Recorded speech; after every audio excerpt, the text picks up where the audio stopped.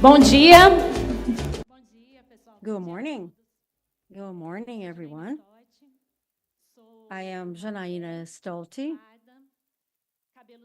I am woman. I am wearing a blue dress. My hair is down to my shoulders, and I am very pleased to welcome all of you that are here with us today, and also welcome to those that are following us online. But even before we start talking a little bit about how this event will proceed, I would like to call our CEO, Tarciana Medeiros, to say a few words.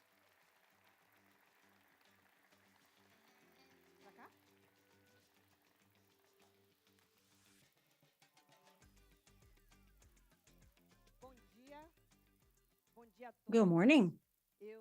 Good morning, everyone. I am Tarciana Medeiros. I am an African Brazilian woman, 1 meter 75 centimeters in height. I'm wearing a beige pantsuit with a blue blouse and a blue shoe. Well, before we start, I would like to say that I'm really pleased to welcome all of you here today to this very unique event. It's very unique for us at Banco do Brasil. I would like to thank the participation of our investors, shareholders, and also the clients, because they are the reason for Banco do Brasil to exist. I would like also to thank the members of the board, our VPs and the CEOs of all of the companies that are part of this conglomerate. I would like to thank the officers of the bank and the 16 colleagues that were invited to join us this morning, because they invested in their education and they have a certification that is very dear to the market. But for reasons of market reservation, we will not tell you who they are because the competition is also watching us. I would like to thank the press. Thank you so much for joining us today. And also, thank you for the presence of the analysts who are here to analyze the bank today. But today is a very special day for us because we have the opportunity to talk about Banco do Brasil, about our way of being Banco do Brasil. I'm here to share with you and to share with the market the way we do business. And our way of doing business go beyond our strategy. It goes beyond the execution of our strategy, because this goes beyond just posting numbers or results. So how do we do all that with the people who help us get to the results every day? And when I'm referring to people, I'm talking about everyone, all the stakeholders, clients, employees, everyone that, that is with us every day during this journey of over 215 years. So let me tell you a little bit about the Banco do Brasil that we are today and the Banco do Brasil that we envision going forward. And there is no one better to speak about the bank than our leaders who lead 125,000 employees and that make our strategy come true. That's why I wanted all of our officers and VPs to be here with us today to tell us about the bank of today and the bank of tomorrow, how we see Banco do Brasil going forward. Banco do Brasil is a young individual of 215 years old. It's a company that reinvents itself every day. I've been with the bank for 24 years, and I must say that I've seen the bank grow, evolve, and transform 24 times. And I am very sure that while we are here, we will certainly witness this transformation every day. This is the way of BB, is to transform itself very quickly and also to do it in a very responsible and sustainable way. This is part of our DNA. Transformation is on our DNA. Today, we've been this company that has been constantly evolving for the past 215 years. And I'm also here to tell you a little bit more about this new management. On January 16 of 2023, when President Lula entitled me to be the head of Banco do Brasil, I think when people heard my name, they were questioning themselves. Who is Tarciana Medeiros? How did she become the CEO? How did she grow in the company? I occupied almost every role in the bank in several different levels, and the bank, educates their employees. So I was almost raised in this company. And it was interesting because when I was being inaugurated as the CEO of the bank, I told everybody about our commitment to have a very disciplined execution of our corporate strategy. And that very day, we talked about how we could do things in a different way. We then, took upon us the commitment to give something back to our shareholders in the society. Because from day one, we believe, because this is the way the bank is, we know that it is possible to be a commercial bank with a very strong social participation. And that very day, it was very clear to me, something that I always knew, but it became even more apparent that the market and society, they respond when we see robust results and concrete actions. So this is how we drew up our strategy, and this is how we've been operating since day one. So with investors, we promise a very strong governance, a very strong and robust strategy and transparent governance. And this is what the market should expect from us going forward. And this is how we are operating. And this is how we intend to continue operating. We are a bank of the present and the future, always operating in a sustainable way. You could also expect to see the results that we promise to deliver, because we will fulfill and deliver to our guidance that we presented about a month and a half ago. And we will also return more and more value to society and to our shareholders, because this is one of the values that we cherish dearly. And I know that all of that, since 2023, resulted in the highest net income, adjusted net income of the entire history of Banco do Brasil, 35.6 billion BRL of adjusted net income. That was through a serious operation and very committed action. And the result of that is Banco do Brasil's highest net income. And this is not, the ceiling, because for 2024, we promise to deliver an even higher, net income for Banco do Brasil. But also, I would like to mention a new look on how we do business, how we operate. And this new look involves how we can do that with people and taking care of what is valuable to them. So we just put into practice our purpose to be relevant in people's lives throughout the journeys of their lives. So whenever I speak about people, I am talking about everyone, all the stakeholders, employees, shareholders, clients, and every relationship that everyone has with the bank and society. So today, at our BB Day, there is one thing that I would like to share with you. Well, we know that diversity is one of our greatest strengths.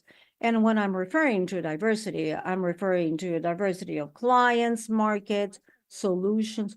We have one of the most complete portfolios in the market, and I'm talking about a diversity amongst our employees. And I'm not just referring to, different knowledge, but also different ethnicities, etc. And we also talk about diversity in our source of results. We have a diversified source of results, and all of these are our strengths. And when we talk about diversity involving the bank employees and clients, I'll give you an example. We have 9-year-old clients, and they use our BB Cash. It's a very simple solution.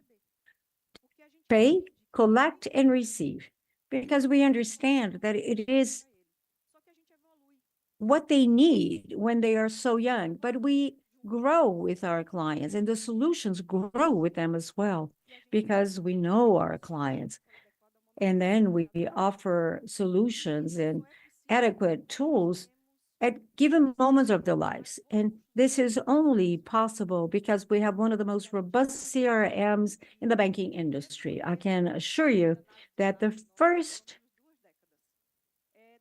data analysis model is at least 20 years old, is an analytical model even before the analytical model existed. We already had a team of experts in statistics that were dealing with our clients' data to allow us to deliver added value, to deliver what clients really wanted. So the bank CRM has been developing and growing for 20 years, and we have several analytical models to get to know our clients better. Therefore, we can, in fact, deliver one bank for every client. We are a bank made for Brazilians whenever and whatever they are. We have solutions for clients whenever they want and in the right size they want. And still speaking about diversity, okay, there where we could see diversity, I mean, this is a live. This is the first time we're doing this live. This is a test. But diversity is now part of the values of the company, together with proximity, innovation, integrity, efficiency, and our commitment towards society. Diversity that is in the core of our strategy is very important to us.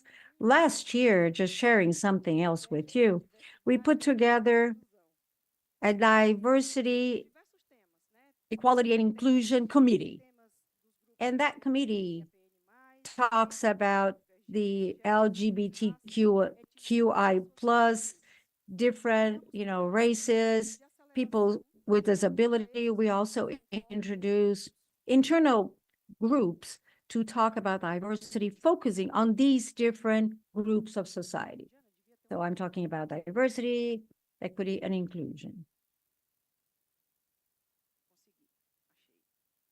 Okay, I found what I was looking for, she says. And just to illustrate the point about diversity, today in the bank's board, 50% of the seats are taken by women. Therefore, I would say it's the most diversified board member group in the financial industry. We have 2 Black women, we have 2 LGBT colleagues in the board. So it's a very diversified board. When we look at the board, we have 44% of women. This is the first time in the bank's history. And this is how we work to trickle down all of this diversity in all of the different levels and scales of the bank. We understand that in order to make a difference, we have to be a role model. We have to be committed. So last year, as ambassadors, we signed 3 areas of the Global Act. So race, priority, we have to take care about these things in the bank, but we have to go outside as well. This has to be, has to impact the society as well. And that's why we made some public commitments. And very quickly, we are trying to reach these goals.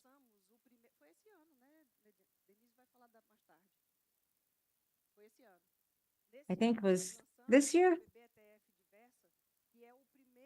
We launched BB ATR Diversa. ETF IGBS is the first fund that takes into account ESG issues. So Denise, I mean, Denise will talk about this later on. We also had another movement called Women at the Top. That's a platform we launched to help women entrepreneurs. And this goes beyond granting credit. We have to give them the necessary tools so that these women have financial independence. And this goes beyond just the mere granting of credit. These are just a few examples of what we did last year. And we also believe that sustainability is our business. And whenever I talk about sustainability, I'm referring to a very broad ESG, environmental, sustainability is social, and governance. We have a very strong governance, which is acknowledged all over the world. We are one of the banks that have received global awards in regards to governance. And this governance is translated into our commitment towards the country, the future, the planet, and our commitment towards sustainable results. And that's why we reviewed our 2030 commitments of PB. And now this new agenda focuses on 4 pillars: sustainable loans, responsible investments, ESG and climate management, and a positive impact in the value chain. And we will talk a lot about value chain here today as well. We also try to get more resources to invest in our sustainability agenda, because we cannot just sit and wait for things to happen.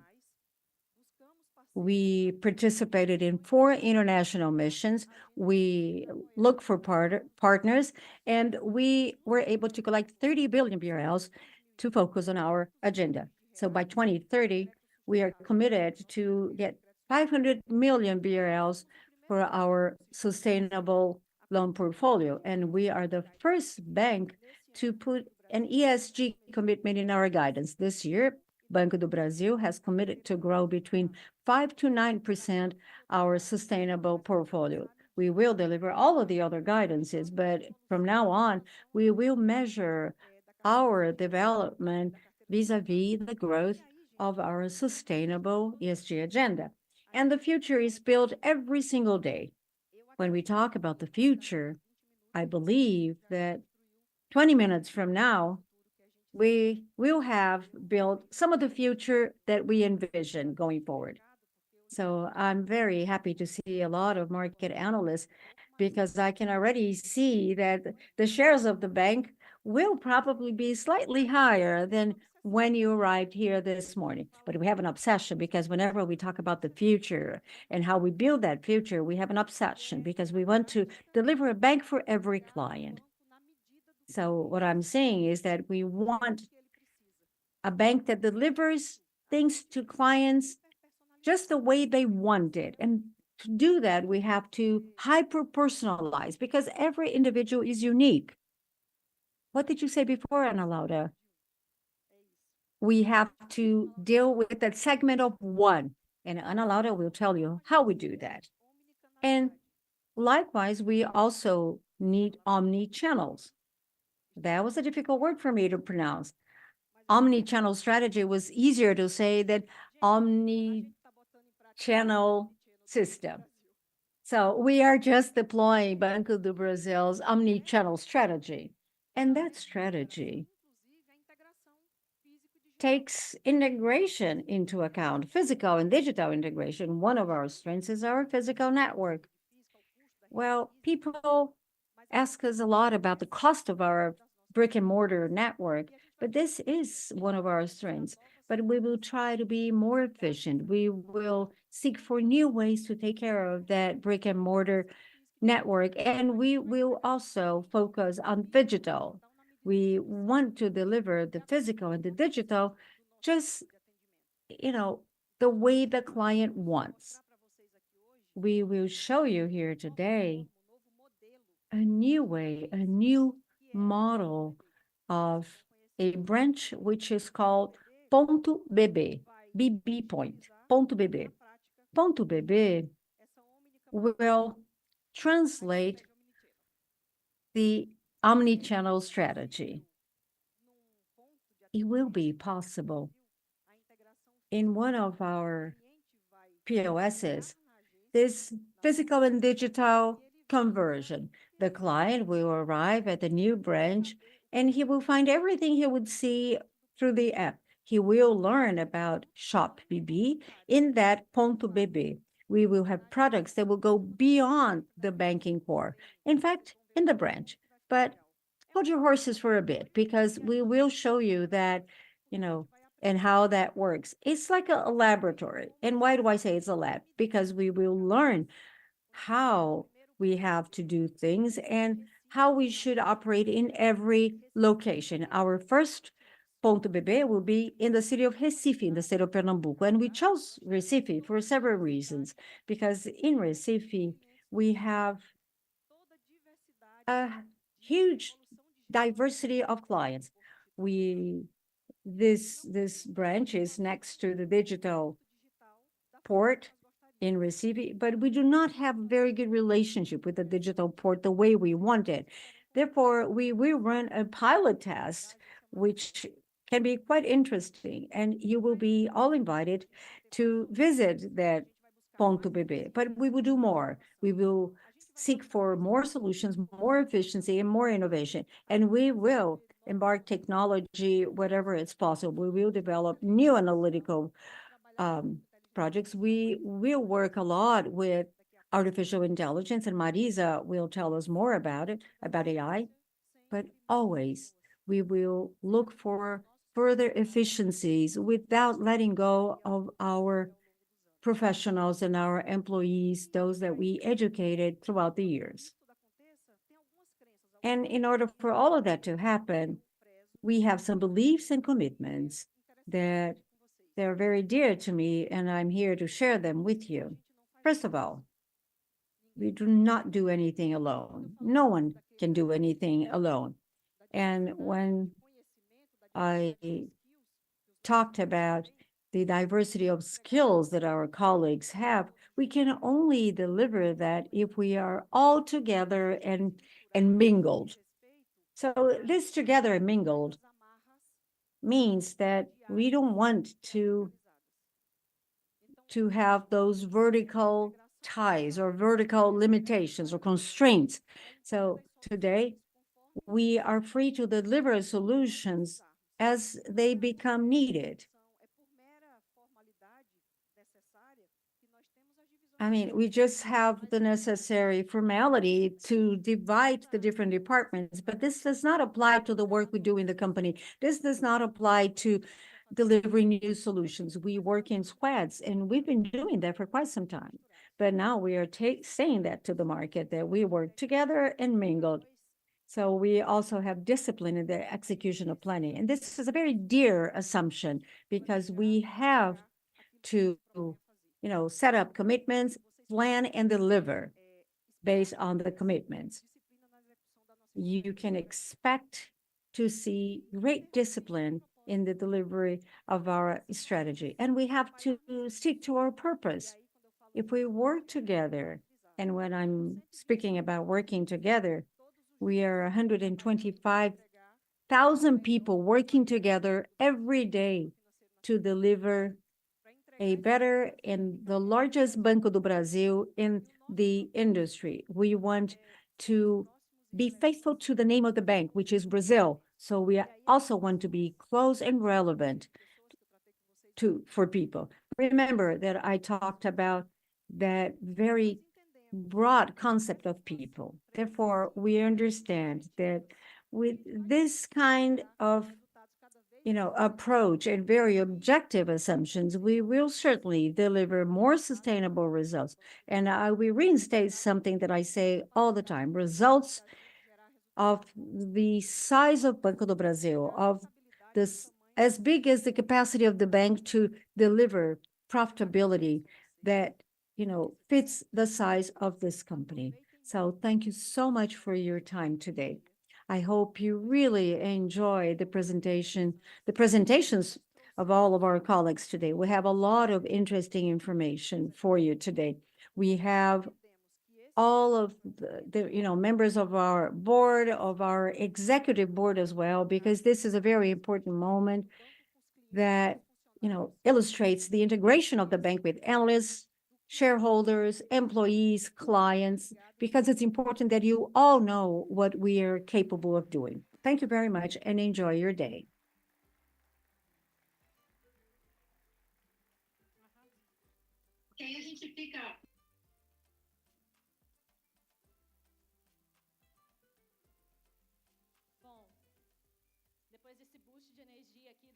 Well, after this energy boost by Tarsi, we'll speak about the dynamic of our event along the day of today. We're going to have an event divided into 3 blocks. 2 blocks before lunch, and the third block when we resume after lunch. And these blocks will be divided into more explanatory panels and some moderated panels when we will count on the participation of sell-side analysts that cover PBAS 3. In order to ask questions, well, if you're here on site, there's a QR code behind your name tags. And if you're joining us online, we'll get your questions through the platform. Here we also have an area to experiment, so you can try and you can get to know more about the bank's solutions and about the solutions offered by our partners. And now, I'd like to draw your attention to one value, which is very important, that was mentioned by Tarsi, and that really represents us, which is diversity.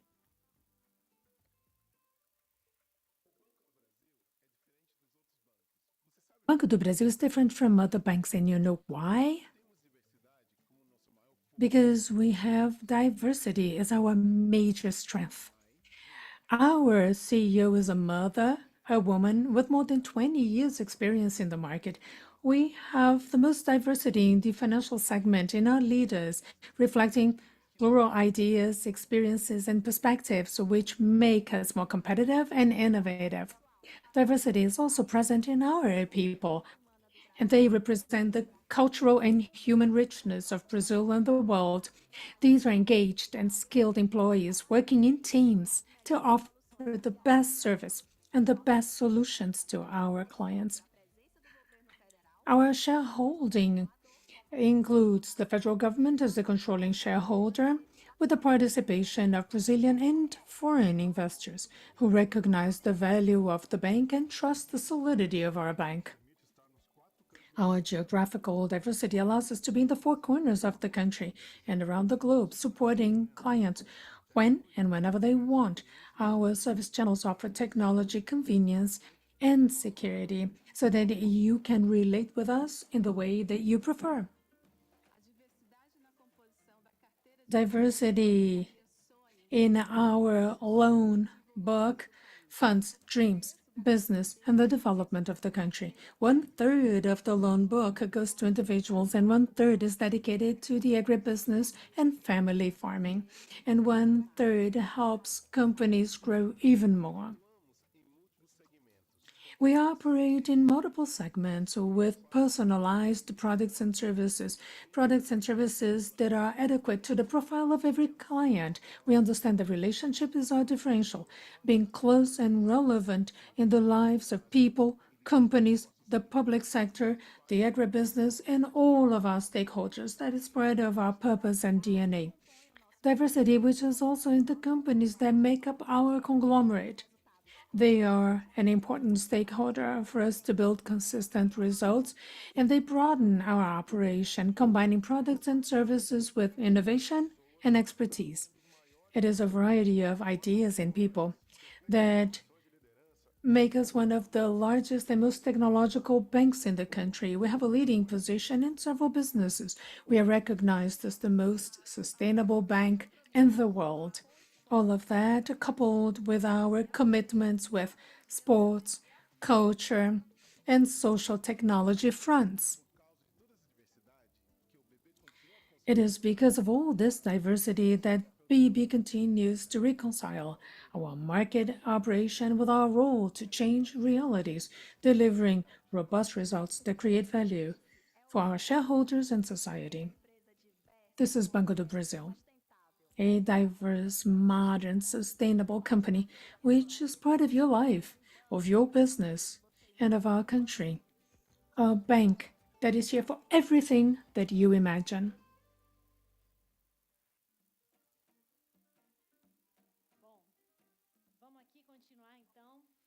Very well. So let us begin. Let us begin with our first panel. And as we heard in the end of the video, we are a diverse, modern, and sustainable company. Speaking about sustainability, I would like to start the first block exploring the important elements for Banco do Brasil to continue to grow and be sustainable in our businesses. So I'd like to invite on stage Thiago Batista, research analyst of UBSBB, to moderate this conversation.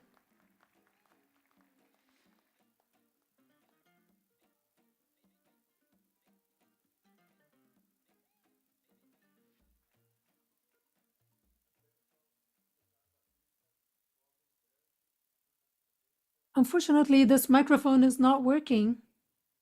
We apologize, we are not getting the sound of the microphone. Please bear with us. We cannot hear Thiago Batista. He seems to be introducing the speakers.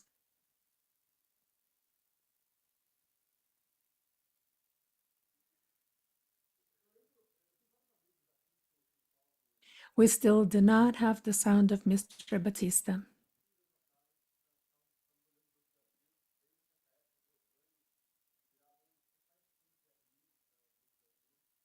Please hold.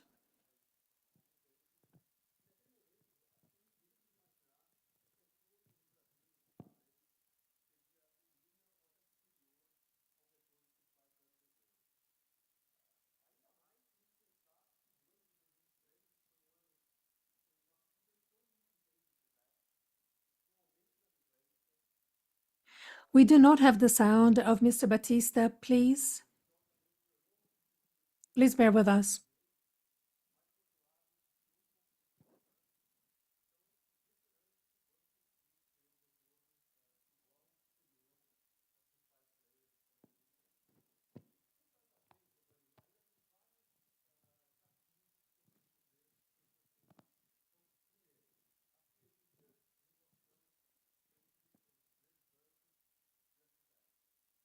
Please hold, we do not have enough sound to translate.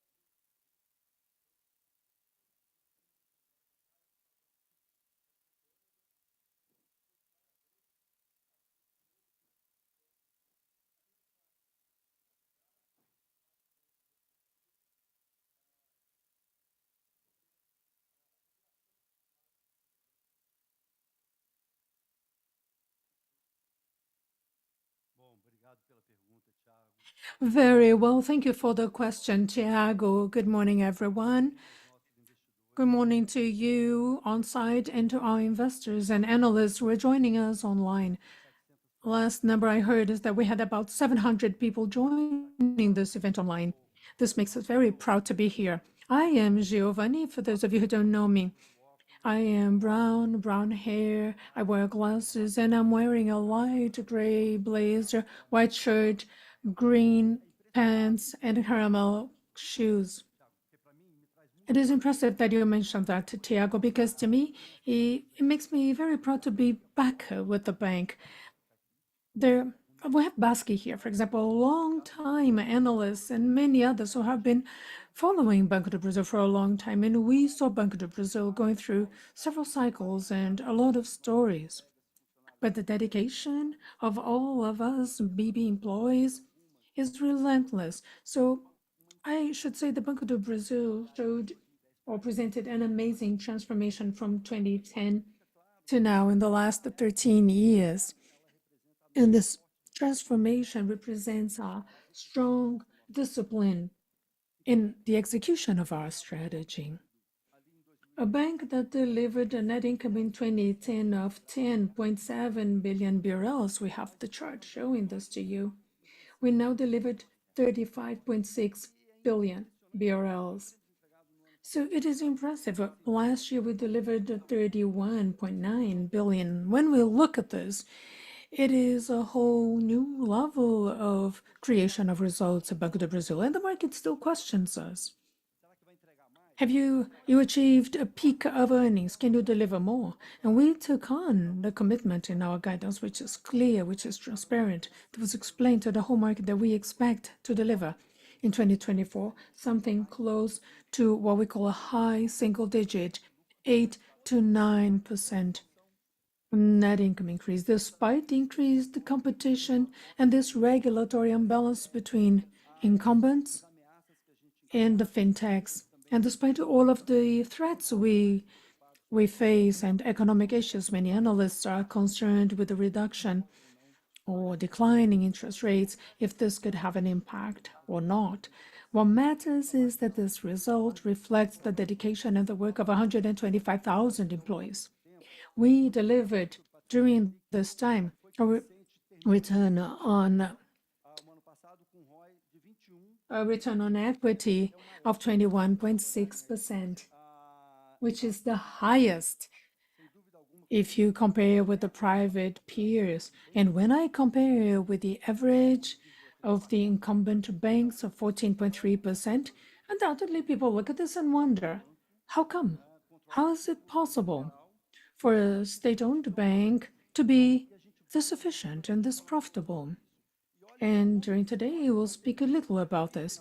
And over time, there were peak moments in the Selic rate, and we also had moments of declining Selic rates. And Banco do Brasil was always profitable because the sustainability of our result, Thiago, is based on seeing the client as part of a value chain. 84 million clients that we try to serve more and more, to engage more and more every day. And this with the goal of delivering value not only to clients, but also creating value to our shareholders and to the whole society. And one of the drivers of this growth is our loan book. Principe will speak more about this, but if you look at the loan book, it is impressive. In 2010, we had a loan portfolio of 388 billion BRL. Now, 1,109 billion BRL. So this is silent growth that happened. Many analysts and some shareholders never realized that the bank continued to focus on the results of our financial intermediation, if we can call it that, and then growing the loan book and also improving the mix. Today, one third is agribusiness, one third is companies, one third is individuals. In the past, the share of loan to individuals was a lot lower. And most of this one third to individuals is payroll loans for civil servants with a much lower risk. Of course, delinquency is something that we always have to pay attention to. Undoubtedly, this allows us to ensure sustainability of our results. In the past, you all know the banks had an increase of default in the last 2 years post-COVID pandemic, and Prince will be able to speak a little about this. But what matters is that we were able to navigate those times, closing the profitability gap that we had between Banco do Brasil and our private peers. We believe that these results, focusing on engaging clients, creating value to them, and as our CEO said, continuing to give credit, because giving credit is believing in people. Banco do Brasil has been believing in people all this time, always with a focus on a value chain, and this is what makes a difference when we deliver results. Thank you, Geovanne. Now to Prince. Giovanni mentioned the importance of granting credit, granting loans. Can you speak about the characteristics of Banco do Brasil and how do you use analytics and intelligence in creating business and analyzing the risk of clients? Good morning, Thiago. Good morning to everyone. I'm Felipe Prince. I'm a white man, black hair and beard. I'm wearing a black suit.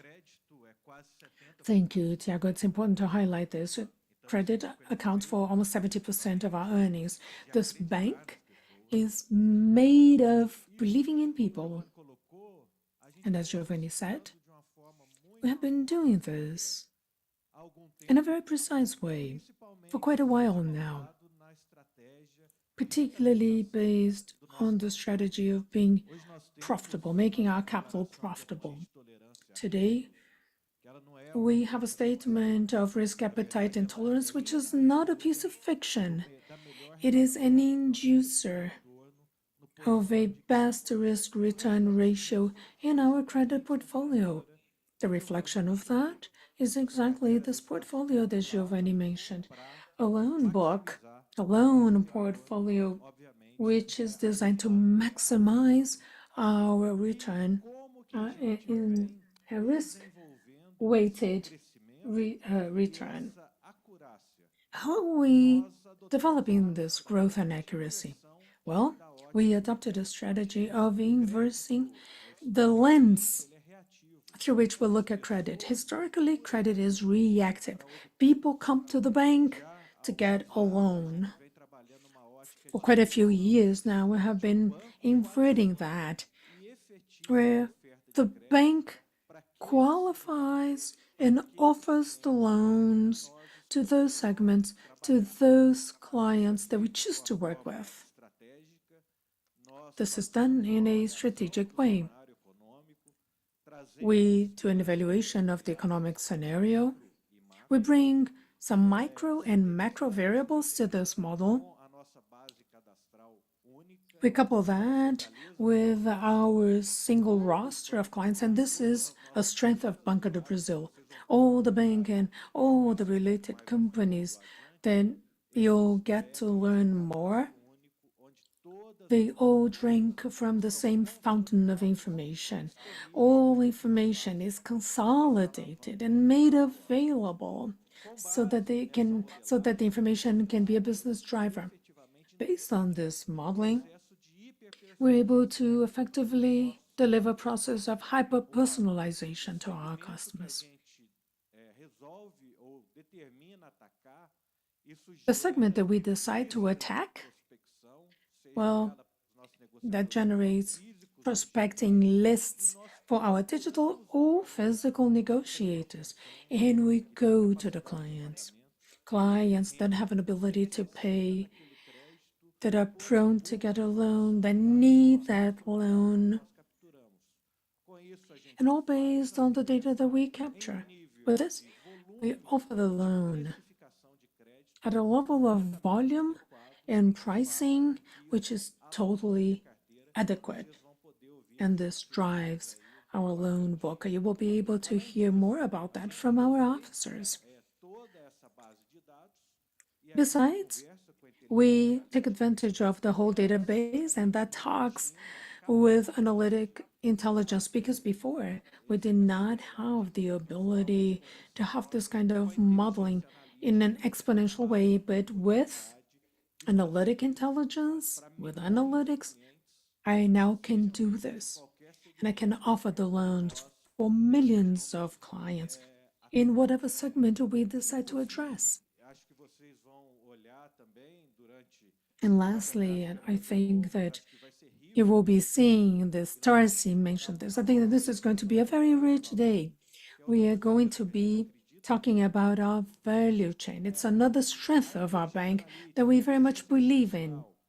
Analytics, AI, and all of these processes that allow us to have an exponential offering of loans. All of this makes us have a more accurate offering. I can give you a more practical information. So to give you an example. So for instance, last year we worked with the production chain of the agribusiness. So what did we do? We looked for transactional data of all of our customers related to the agribusiness chain, from the big drivers served by our large corporate segment all the way to the small farmers.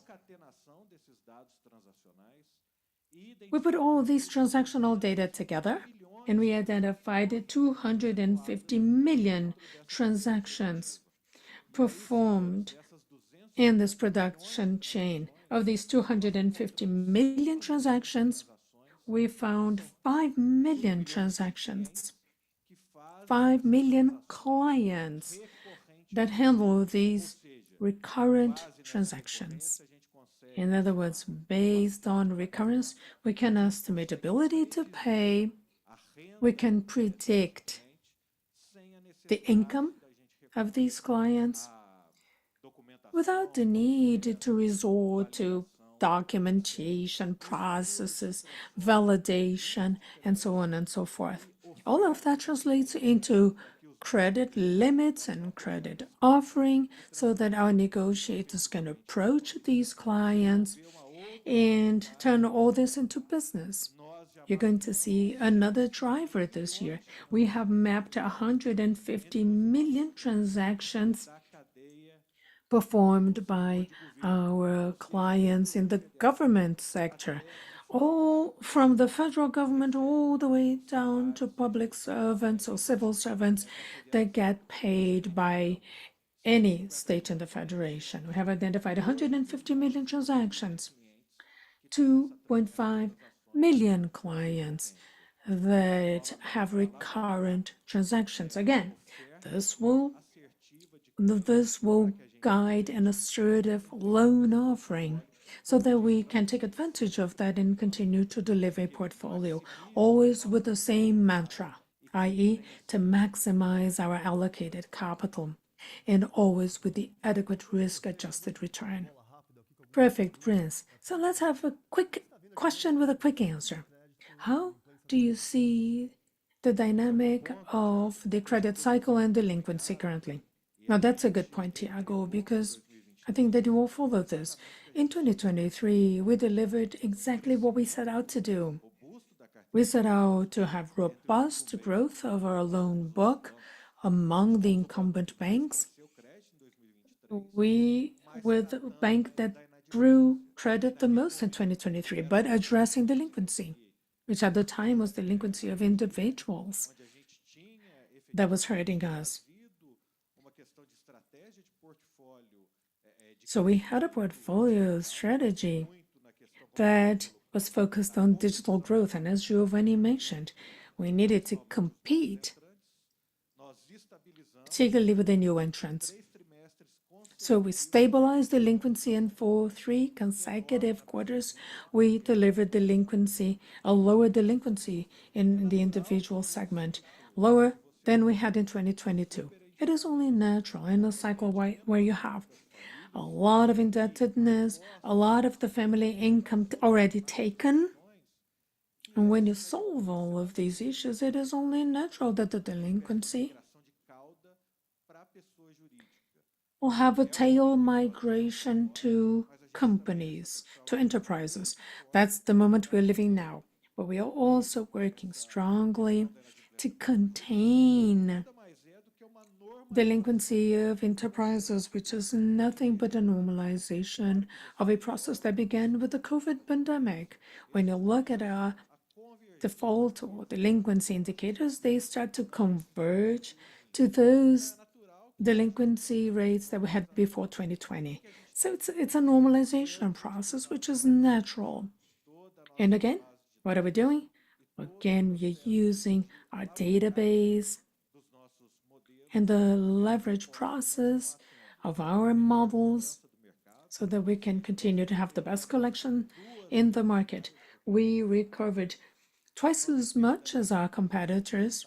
Our net loss was half of those of our competitors, and we always try to do it before the others. That's the name of the game. We have to understand what's happening with our clients so that we can have an offering for them that matches their ability to pay their debts. Perfect, Prince. Second topic, regulatory environment. Can you comment on the regulatory environment that you see today for the banks and the asymmetry, regulatory asymmetry of incumbent banks and fintechs? A lot of what I said here, Geovanne also mentioned this. A lot of the issues come because of that. We had a disorganized growth of loans to individuals, and that was very much driven by a super offering of credit cards in the market. This could have been addressed in a more effective way. I'll give you a number. We had practically 20 resolutions from 2013 to date, when we had the first fintech that effectively started doing relevant business in Brazil. From 2013 onwards, the incumbent banks had to deal with a framework of 18 resolutions, which either changed or hurt our business or made our business to transform in a compulsory fashion. We had the ability to absorb that, to seek this transformation without losing value creation.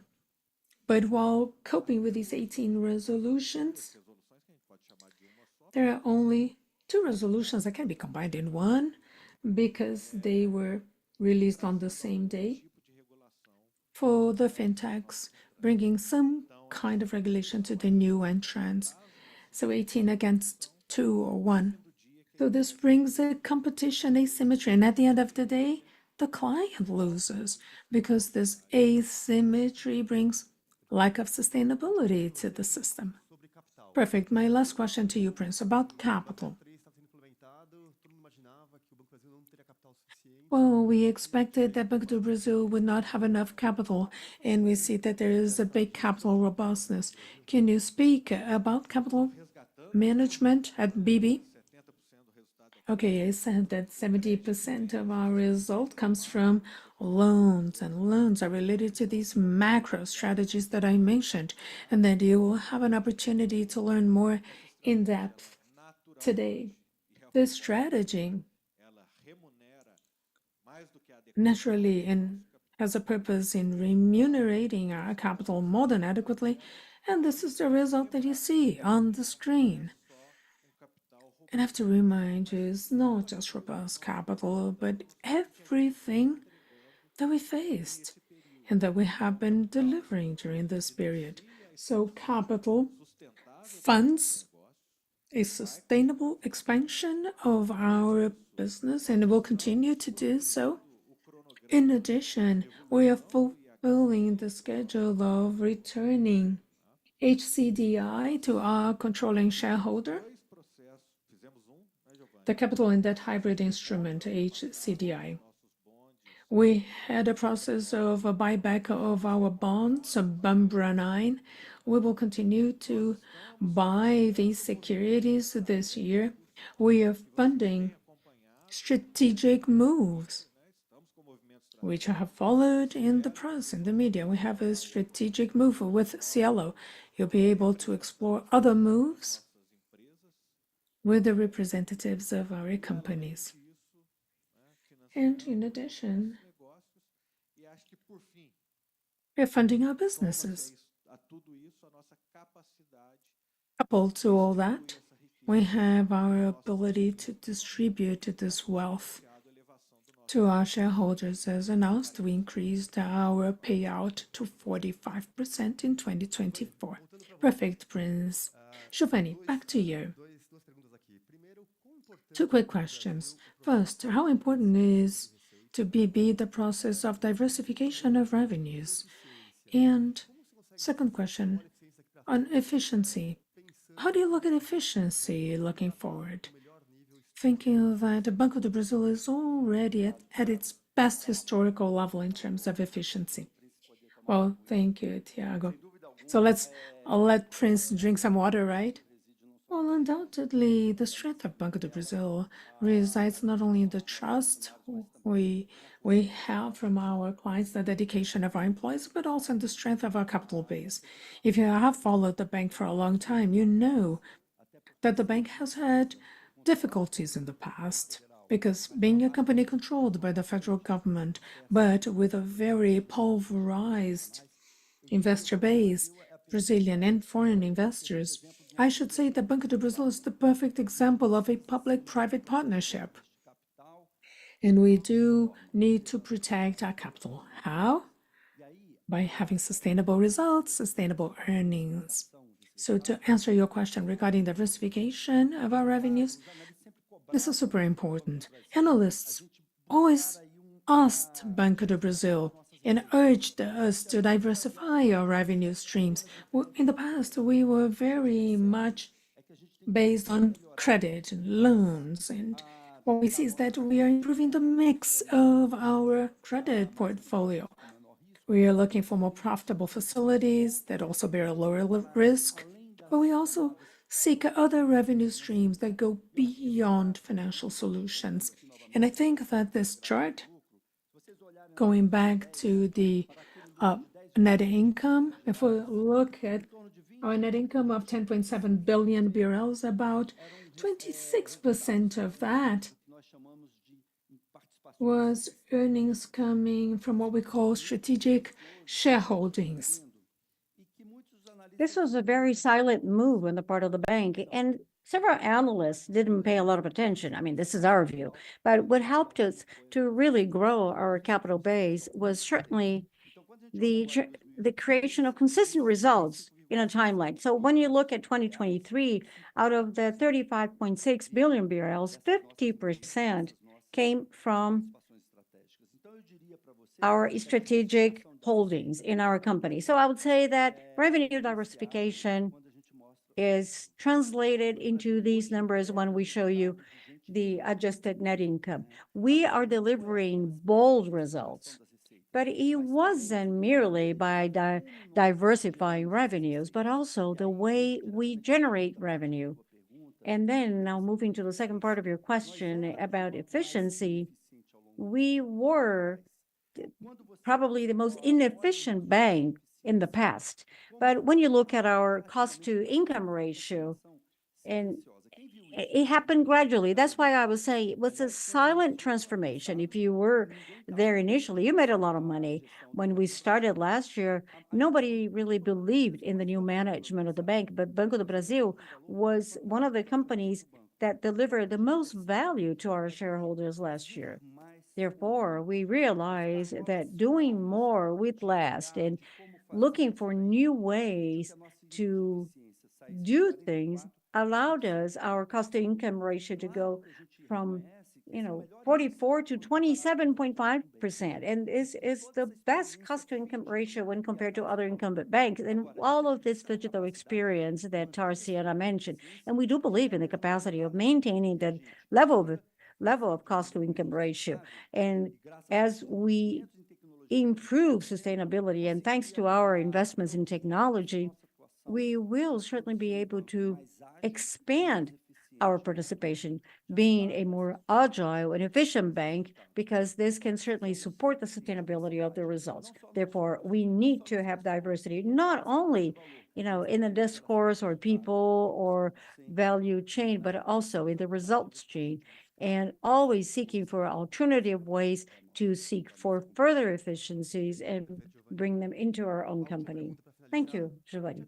The last question, just to conclude, is it over? Well, yes, but you shouldn't sit down yet. Well, the ROE gap disappeared, and maybe in some instances you are above your peers, but we still see a huge valuation gap when you compare Banco do Brasil and the other peers. What is your opinion about that? Thiago, that's a very tough question. I'm going to look at the camera so I can address the question and look at those who are here with us. I mean, to be honest, I don't know what else the market expects from us because, as you were saying, I mean, the profitability gap is closed. Our governance structure, I think, in my view, is one of the most robust among other Brazilian companies, and this allows us to keep a very strong discipline in the execution of our strategy, regardless of who is at the top representing the controlling shareholder. Just look at the history of our operations. Look at everything that we did throughout the years. Everything he said about strategy, risk assessment. This is not something that started yesterday, but it's been built, brick by brick throughout quite some time by all the officers that are here today. These are career employees with over 25 years, of work in the bank. We are the only bank listed in the Novo Mercado at B3. We have, in terms of our transparency commitment, we provide great detailed information and everything that we have to improve and enhance. Janaina is constantly asking people to provide numbers, and we are also releasing, NIM or market NII, client NII. We are constantly delivering growth, more efficiency, better returns, profitability. And even then, the market is kind of suspicious about us. And then comes the market. We don't understand why, because if we look at the bank's multiples, the profitability gap is closed. But when I look at price earnings, the net earnings of the bank, back in 2010, it was traded at 7.24 times, and today is 4.70 times. Therefore, there is a risk perception which is much greater vis-a-vis Banco do Brasil when compared to our private peers. The private peers are being traded, at this multiple price earnings at 11 times. So what is that justifies that discount in my multiple? Is it only because the federal government is a major shareholder? But look at the improvements in the cost efficiency ratio. The other indicator that they look is the price to book ratio. In 2010, that I was delivering 10 billion in profits, it was lower profitability. My price to book value was 178, and today I've been traded below that figure. It's 0.97. So I don't know how to answer your question. I don't know what else we have to do. We even increase our dividend payout.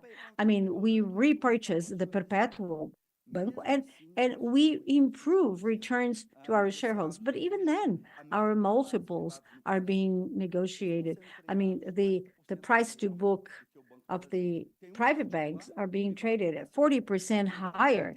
And there is one private bank that is being traded at 80%. And our earnings were even higher than theirs. And maybe there is this question about the sustainability. Can we really deliver that result? And that's why we're here today. We are here precisely because we want to tell you about what we are doing, in fact, what we are doing to produce these results. So if I can conclude this part of the presentation, I don't see any economic reason for you to price the bank at that level. You will hear from those who put this strategy in place, and you will learn more about what we're doing. You will be more knowledgeable about what Banco do Brasil is doing in terms of that value chain. And certainly, we will show you that the main thing is how we manage to deliver these results. And here I'm saying how important it is for us our Banco do Brasil culture, because this is what matters in terms of delivering what is important to our shareholders. It is also important that you see how technology is closely related to our day-to-day activity. We have the best app among all of the banks. I see people talking about super app. We've been super app for quite some time, and we have Marisa, who is our first women vice president to talk about technology. And we also have another specific session that will talk about our strategic participation. And all of our strategic holdings account for 50% of our results. So we have other revenues because there are some regulations that do not allow incumbent banks sometimes to compete with us. They put some limitations, whereas fintechs are navigating in open seas. But despite all that, our results have been extraordinary. And during the break, please look at the other booths because some of our, related companies or affiliated companies are present here today. I just talked to our insurance company. One of the things we did in our agriculture portfolio was to protect that rural portfolio. And we have many solutions. And visiting a farm, you will learn exactly what types of services we offer through our BB insurance company. And I was on a tour this morning, and I thought that was really exceptional. So what else can I tell the market? Well, plus, please, remove that, lenses that you have in your glasses. Banco do Brasil is cheap. That's the reality.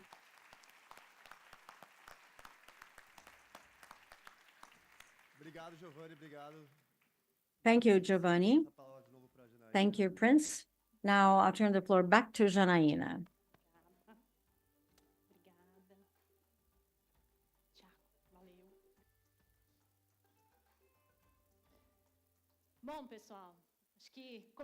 Well, I think we started off very, very well with our first panel, and we talked about sustainability and the results. And this sustainability of results also involves the generation of new businesses and businesses that bring about positive social and environmental impacts. We have concrete commitments towards the future and towards sustainability. So here we have a very quick example for you. So while we finish setting up the stage for the next panel, I will play a video. What is inclusive green economy? It's investing in sustainable projects with sustainable benefits. It's to motivate sustainable production in the field.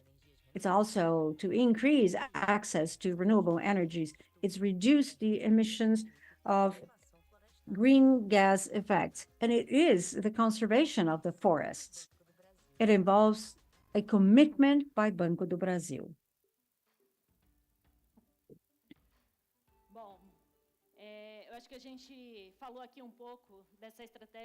And we also talked a little bit about building a bank for each client. This is something that is very much present in our day-to-day work. And in order to get there, we've been developing our way of doing business, knowing the client, the way we analyze data, and all of that allows us to have a fluid journey and hyper-personalized for each client. So to talk a little bit more about this topic, I would like to call Daniel Vaz. He's an analyst from Safra, and he will be the moderator of our next panel. Also, I would like to call Alan Guedes, our Officer for Risk Management, Analaura Gontijo, CRM Manager, and Rafael Rovani, our General Manager for Artificial Intelligence and Analytics Unit.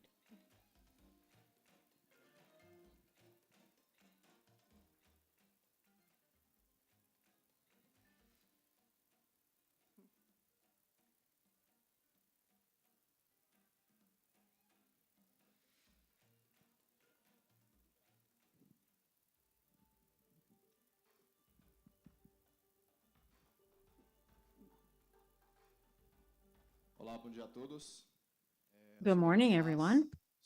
I am Daniel Vaz. I am an analyst at Safra Bank. I am a white man. I am brunette. I have a beard, and I am dressing a white shirt and a blue pantsuit. I think it's very important to talk about the use of data, analytical intelligence, because we've been constantly reinventing ourselves, transforming the way we grant loans, and this hyper personalization is quite important nowadays. So, to begin with, I would like to ask how strategic this is for the bank.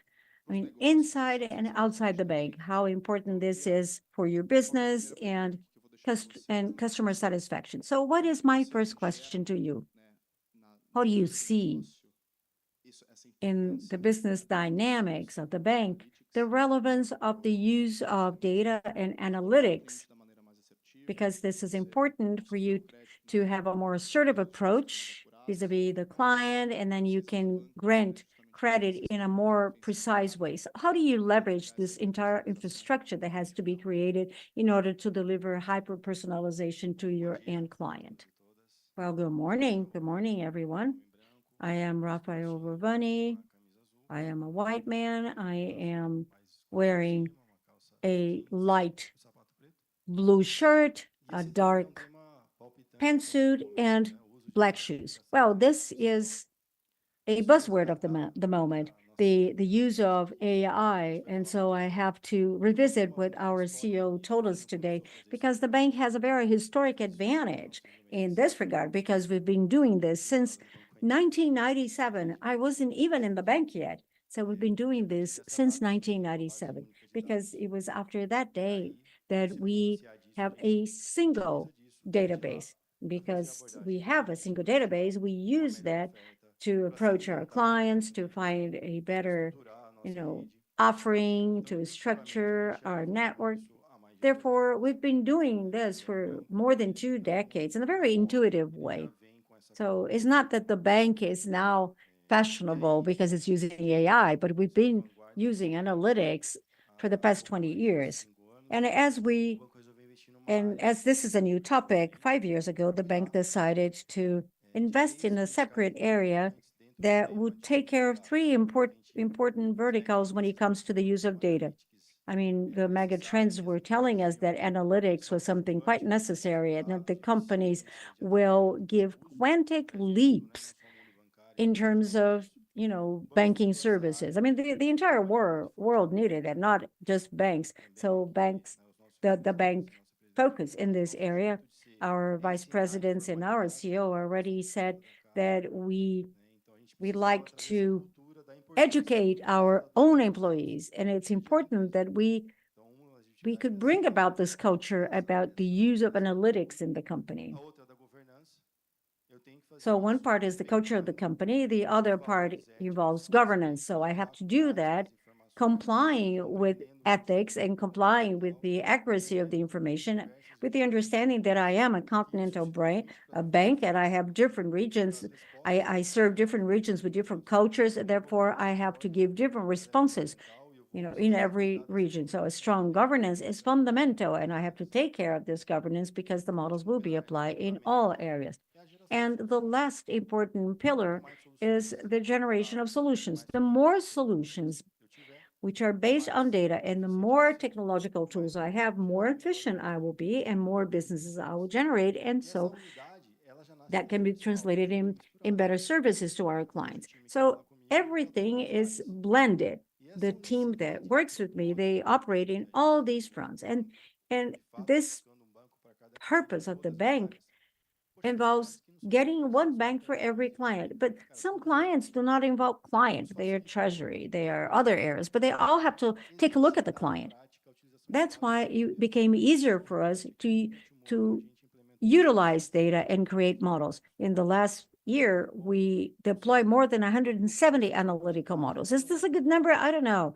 We don't have this concern with the number, but we are concerned with the quality of the response given by the models. Well, it's twice as much as we did in 2022. Maybe this year we will do more, because as we advance in our culture, we have to look for more solutions. And this can be a reality in the bank, because once we understand what the tools are for, we can build more solutions.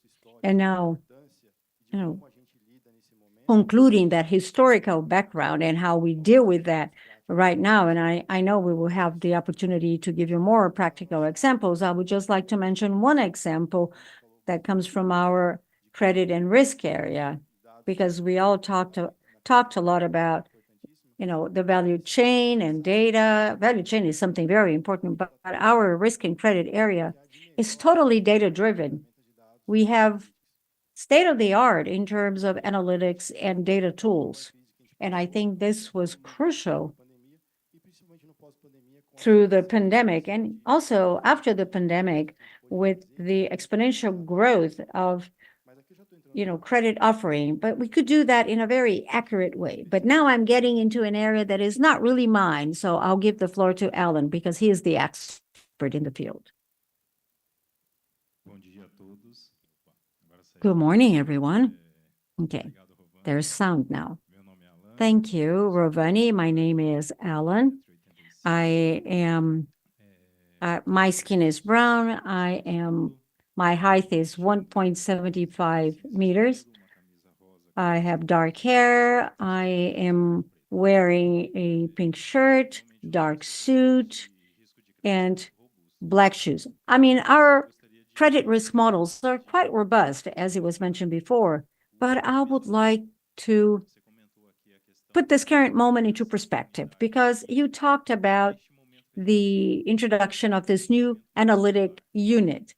And the moment we experience at the bank is quite unique, because back in the past, when we looked at the conditions we had, we were really willing to do things. We wanted to do things, but there were some limitations. And I'll mention two limitations that somehow impacted our desire to do things, or our willingness to do things.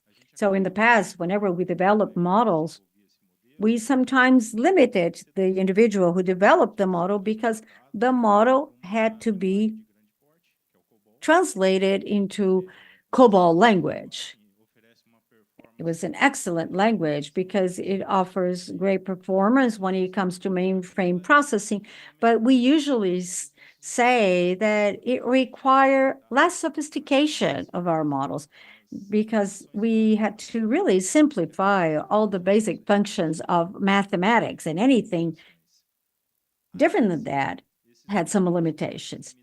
But even then, these models, with its own limitations, were very accurate, and we were able to build a very good quality credit portfolio. And the other limitation we had was the development time of the models.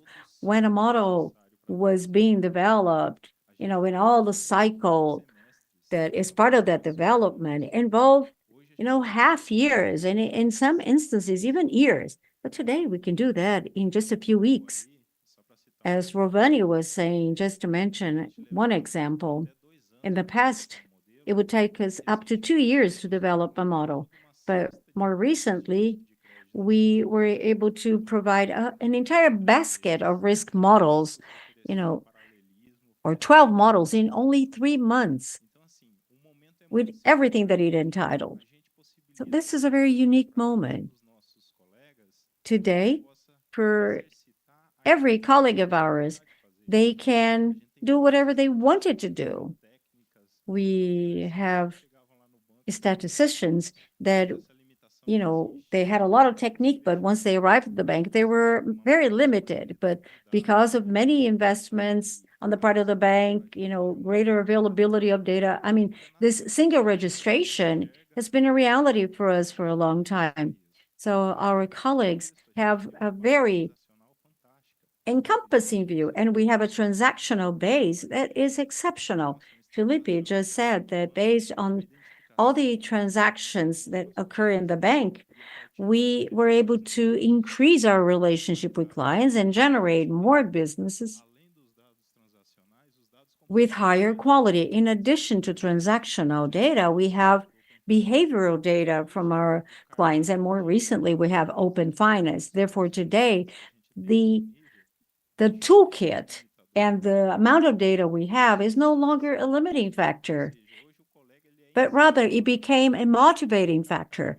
Our colleagues are motivated to make adequate use of all the tools we have at their disposal. This has allowed us to, even during the pandemic years, we were able to grow our loan portfolio with quality. We were able to grow the business, and yet we were able to generate customer satisfaction. But now I give the floor to Analaura. Good morning. I am Analaura. I am a white woman. I am wearing a black suit and a blue blazer. Well, you're right. So we have a lot of data and information. But what is the major difference in terms of delivering a bank for each client? We have to understand. And I think this is the big way of doing CRM relationship and the way we deliver our value proposition. You have to understand that every human being has several facets. I know that, I mean, you can be a journalist, you can be a micro entrepreneur, you can be a farmer, you can be a civil servant. So we have to make good use of all the data we have to deliver the best dialogue with you. This is what we call our 360-degree vision. This is what allows us to deliver one bank for each client. And our architecture is very robust. And because of all of the investments the bank is doing, we are now seeing results. Our sales for more than 125,000 employees of the bank, all of our CRM, I mean, considering the life of our clients, they have available more than 2.5 billion opportunities to negotiate with the bank in 36 different categories. Categories that involve, dialogues that I may have with you. I mean, looking at the present moment of your life and what would be the best choice for you now. So I can talk to you as a civil servant, as a farmer, etc. So the context matter, and this is what brings us closer to our clients. We have relationship categories, business categories and categories that entitle conversations that I have to have, like regulatory conversations. And so everything is based on the omni-channel strategy. The conversation is always the same. When you talk to the manager, to a clerk in the branch, with our affiliate companies, through our digital channels, we perform more than 800 million transactions a month with our clients. But the conversation will be always the same. And this is what I mean by one bank for each client. This generates relevance, relationship, and this is translated into better results and customer satisfaction. We will talk a little bit more about how these KPIs have been, enhanced in a sustainable way, delivering what we indeed need for every client. This vision and diversity, 83 million clients. Our base is a mirror of the country. I'm sure of that. Every time we get an indicator from IBGE, GE, and the census, we'll see that this is a bank that caters to our Brazilian population. It's important that we know how to speak to our clients, and this is what distinguishes us. And this is what allows us to say that we do deliver one Banco do Brasil for every client. Well, I'll try to have a very specific question to each of you, starting with Rafael. Well, we talked about culture, that we think about technology as an investment, software updating, but we have to understand that even before we become a bank for each client, you have to do that internally with a culture that permeates the entire bank. I mean, always trying to reinvent yourself. When it comes to analytics and AI, when you think about the bank internally, what can you tell us about changes of the bank. How did the bank change in terms of analytics and AI? Can you give us some example? The bank has a data lake that is much more robust. How are the areas using that to grow its results? I know that somebody will talk about this at length, but what supports our culture is that, I mean, we have the largest data lake in the entire financial system. I don't know whether this will increase the value of your shares. We are one of the 5 largest consumers of big data in the world, so our technology structure is very robust. We've been recognized in the past by our capacity to process open finance and PIX transactions. Our structure serves, you know, our purpose to be provocative, and this is in line with our culture. We recently, welcome candidates to work in IT. It's important that we have experts working in IT, but we also educate people in-house. This is the way we operate. And in order for us to have successful analytical models and to have them serving a purpose, the organization has to understand what analytics is. And I usually say is a database decision-making process. So working with the culture in the unit of AI and analytics is something very cool because you have the opportunity to work with 125,000 colleagues at different levels, giving the information they need and when they need it. Some people will train to use that knowledge. Some other people already have the knowledge and they will help us to develop it further. But it's also important that they know that we have available tools and enough information that can help us to be better at what we do, to improve our service, and to produce better results. And this is happening. And just to give you some practical examples of education, we educated 4,500 colleagues. So I'm teaching them about what analytics is. There is a program called the Ambassadors of Analytics. We teach them in-house as well, but we expect to train 10,000 people this year. We have another program called, BB Challenge of Leaders. It's going to its 3rd edition.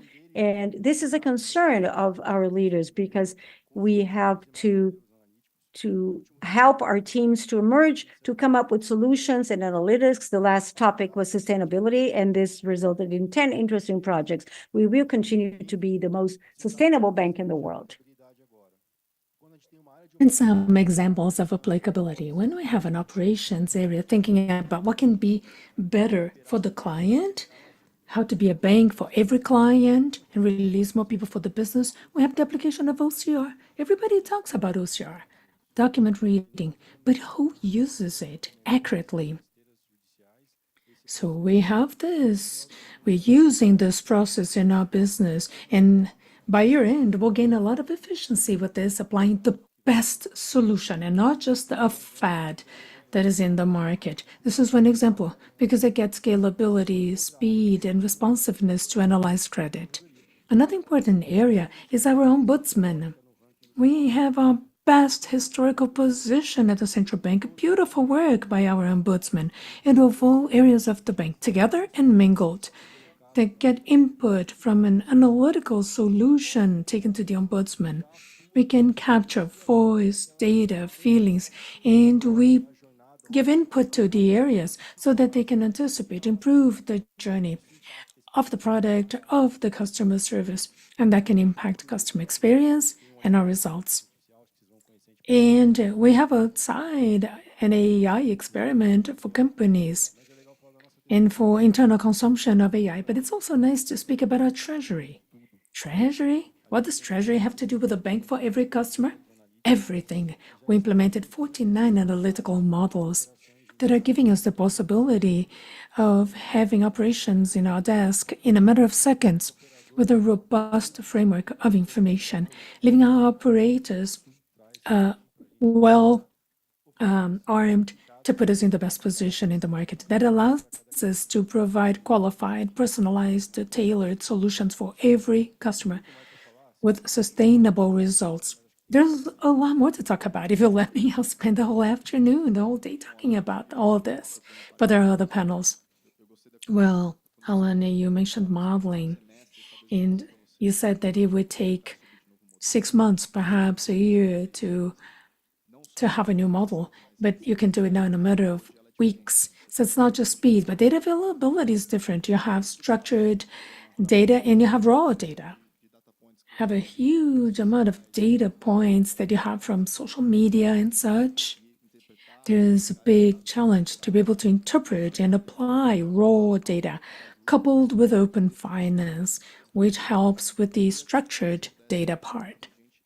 So perhaps you could elaborate on what is the current status of the credit models currently, and perhaps speak a little about governance, because data governance is important when you're working with a lot of data.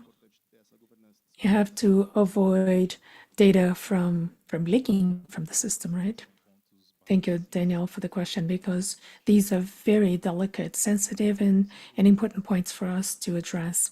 Starting with the end of your presentation, of your question regarding governance, I think that the key point is responsible and adequate data usage. We have that very much in mind and present in our organization.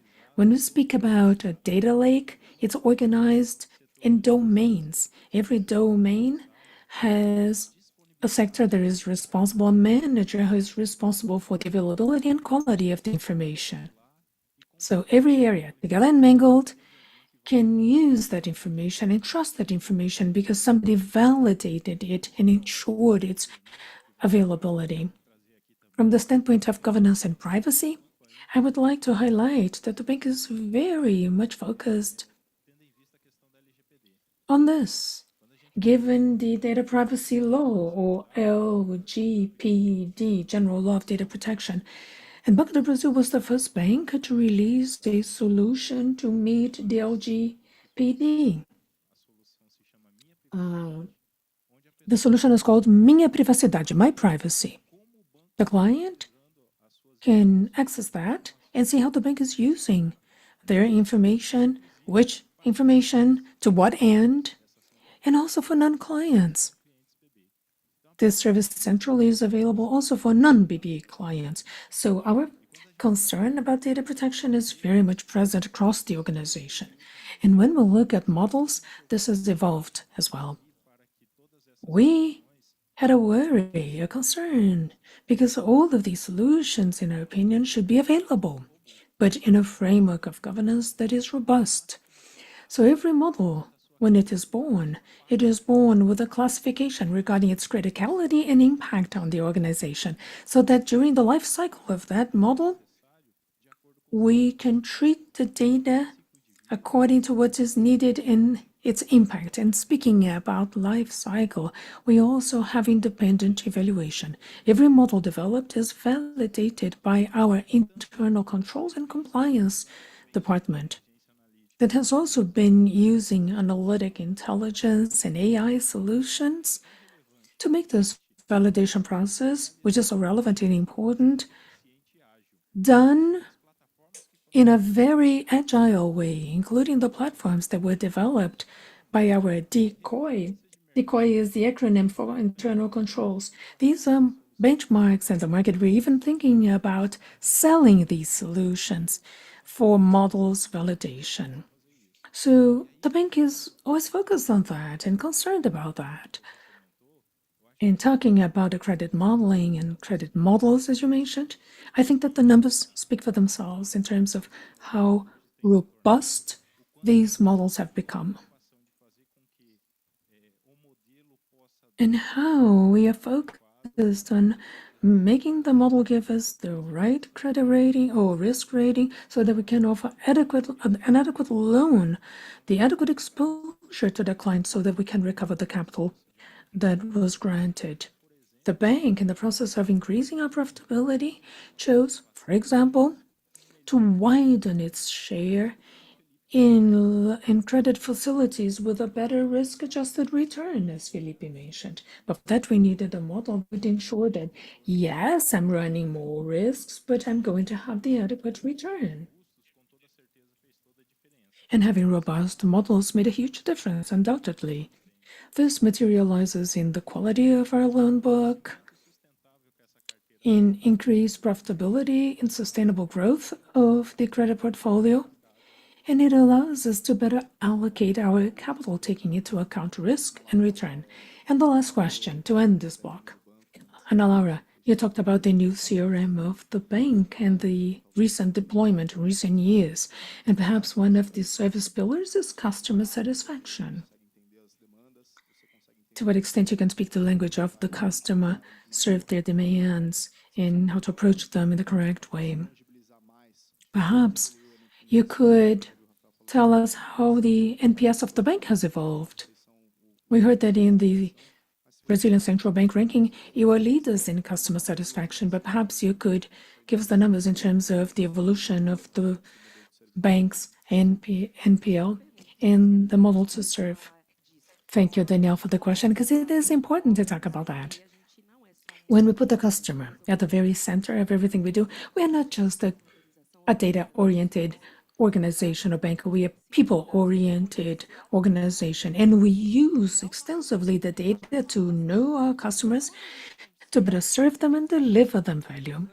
When we are successful, and here Alan and Rovani have spoken about this, such as the speech analytics, which is a success case that contributed a lot for us to enjoy this leading position at the central bank.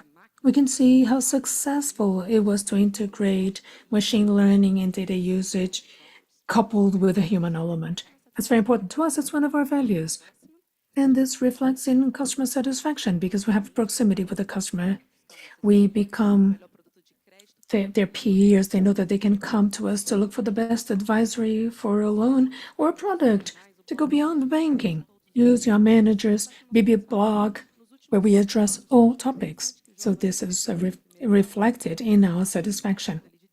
And Geovanne spoke about the evolution of our net income from 2019 to 2023. We had 17 to 35 billion, and our satisfaction grew in the same proportion, 118%, which shows that it's all sustainable. It's about result generation based on the perspective of the customer, robust negotiation models, banking models, and looking out as well, looking at clients, understanding their diversity and what is needed for them. This is translated into satisfaction.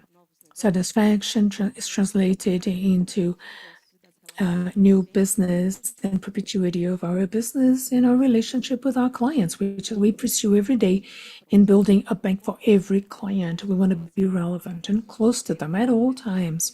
So satisfaction, customer satisfaction has been increasing, our results, our net income is increasing, and I am saying that this is sustainability. This is our BB way to relate with our clients and to provide returns to our shareholders. So thank you very much for joining us, for teaching us everything about data and about customer relationship. BB is indeed a bank for every client. Thank you.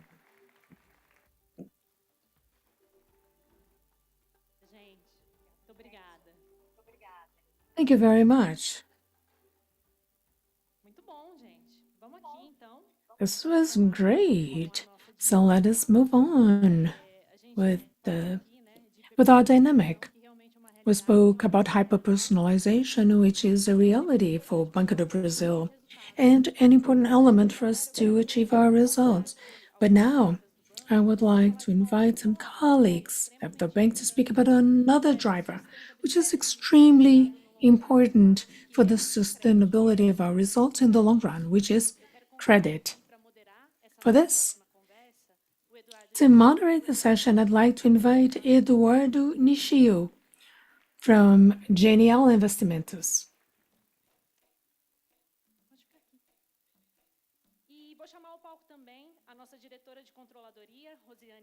And I'd like to invite on stage Rosiane Laviola, the credit officer Luciano Mattarazo, and CFO João Wagnes.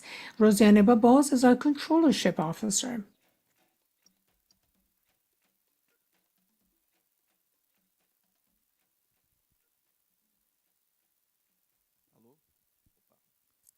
Hello.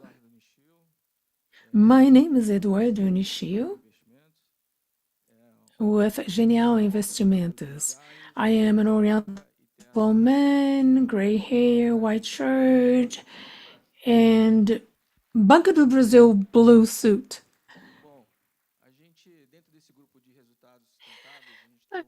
Right.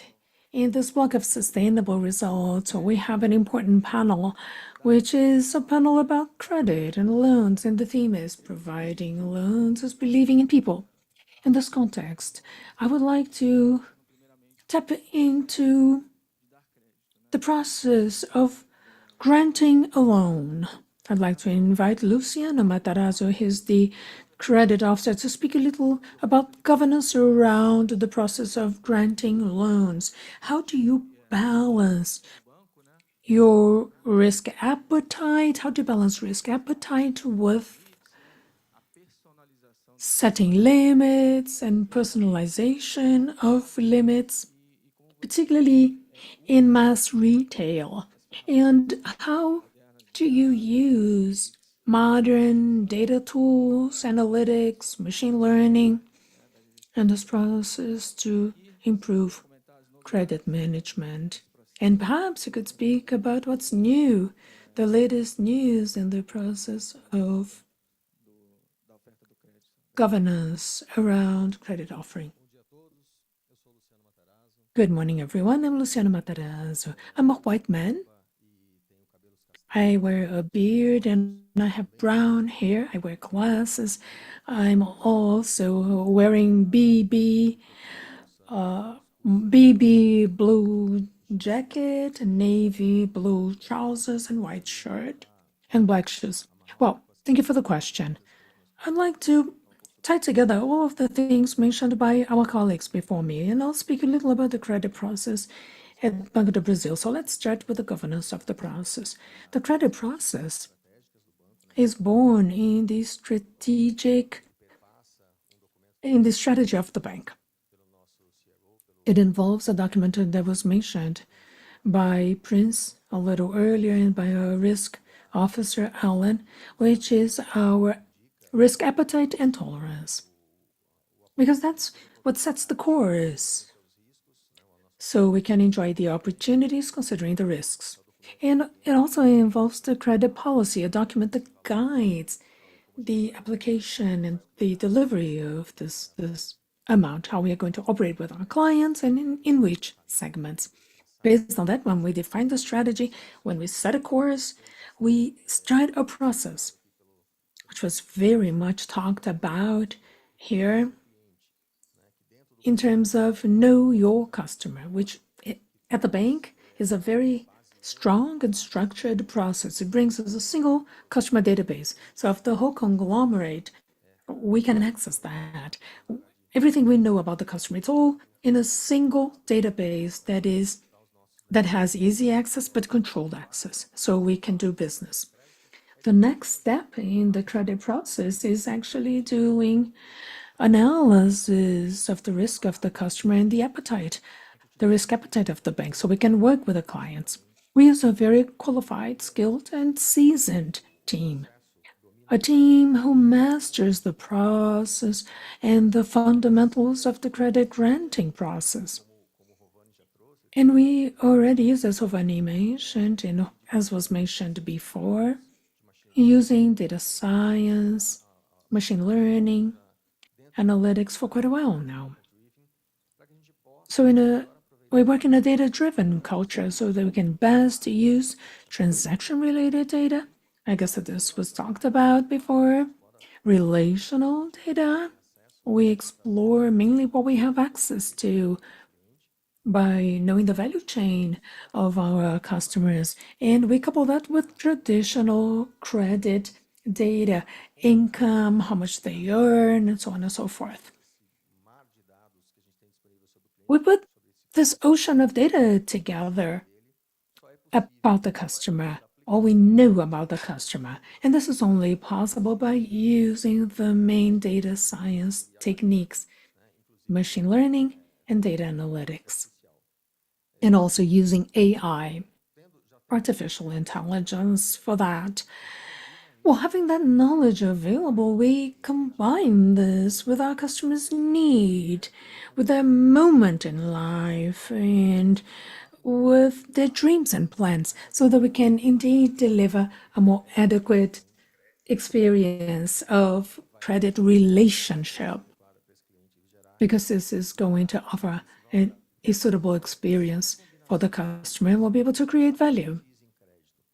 Without combining this high expertise in credit with these tools that we currently have available, particularly focused on technology, some of them that have been mentioned before, we would not be able to offer credit in a super personalized experience to our customers. More than 80 million customers that we interact with. And we need to be able to have this hyper personalization so that we can create value for them with adequate risk and return. In our experience with high risk customers, large customers, we use a credit rating which is more craft like, in a more traditional way to analyze the credit rating.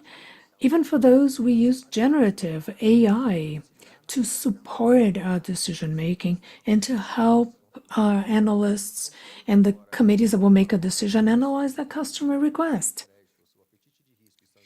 With the credit limits set and the risk appetite being established, we go to the credit granting process itself. That's where we're going to have a controlled environment to offer loans to customers with automated systems, with the whole compliance of the process being done in terms of execution time to mitigate the risks, delivering the loans with agility, with speed, without exposing the bank to additional risks. So everything we talked about, starting with governance, strategy, going through database, credits limits being set, and actually delivering the credit or the loan to customers, it's all anchored on very robust governance processes. Some of our colleagues have mentioned this. We have specific decision-making levels. We have committees formed, committees which are diverse,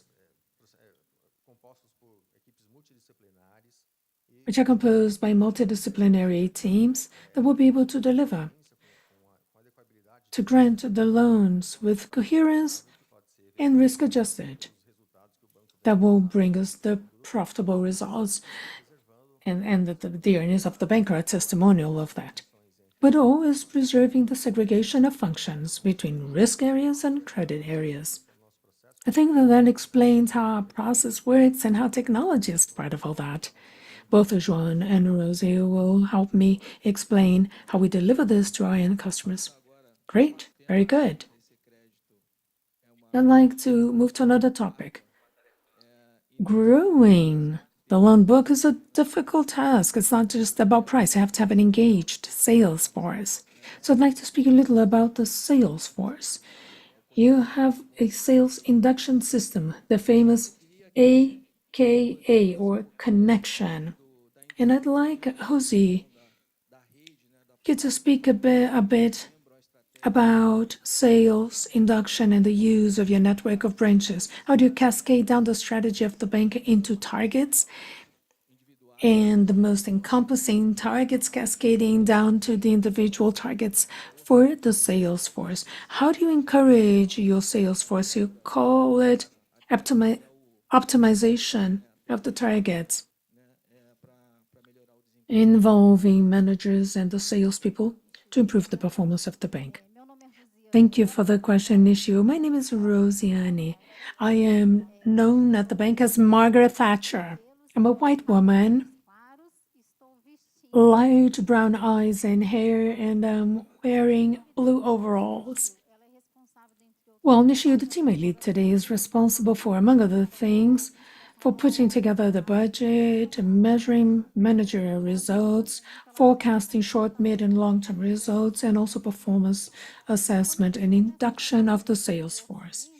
And when we put together our budget, the main challenge is to have our strategy matching our budget. For this, we use inputs from several departments of the bank and also the risk appetite, which was strongly mentioned before. And this statement of risk appetite is very important because it defines the mix of our loan book that we will pursue. And here, I would like to highlight one of the main strengths of the bank, which is our credit portfolio mix. As Geovanne mentioned, 1/3 of our portfolio comes or accounts for the agribusiness, a portfolio with one of the lowest delinquency in 2020. In 2023, the delinquency rate was under 1%. The second 1/3 is individuals, and I'd like to highlight payroll loans, very mature portfolio, delinquency rate under 1.5%, concentration on civil servants, and a great opportunity ahead of us to pursue a fair market share for our bank regarding INSS and the private sector. And the remaining 1/3 would be legal entities, which provide us a very comfortable position regarding delinquency. And this is reflected in the best delinquency rates or ratios of the financial system. When we link the financial result with the sales force, this takes me to three main factors. First, defining the mix. As Prince mentioned, this is a very important strength in forming our results. Second is price. João will speak a little about the main pricing strategies. And the third, last but not least, is the induction model that you talked about.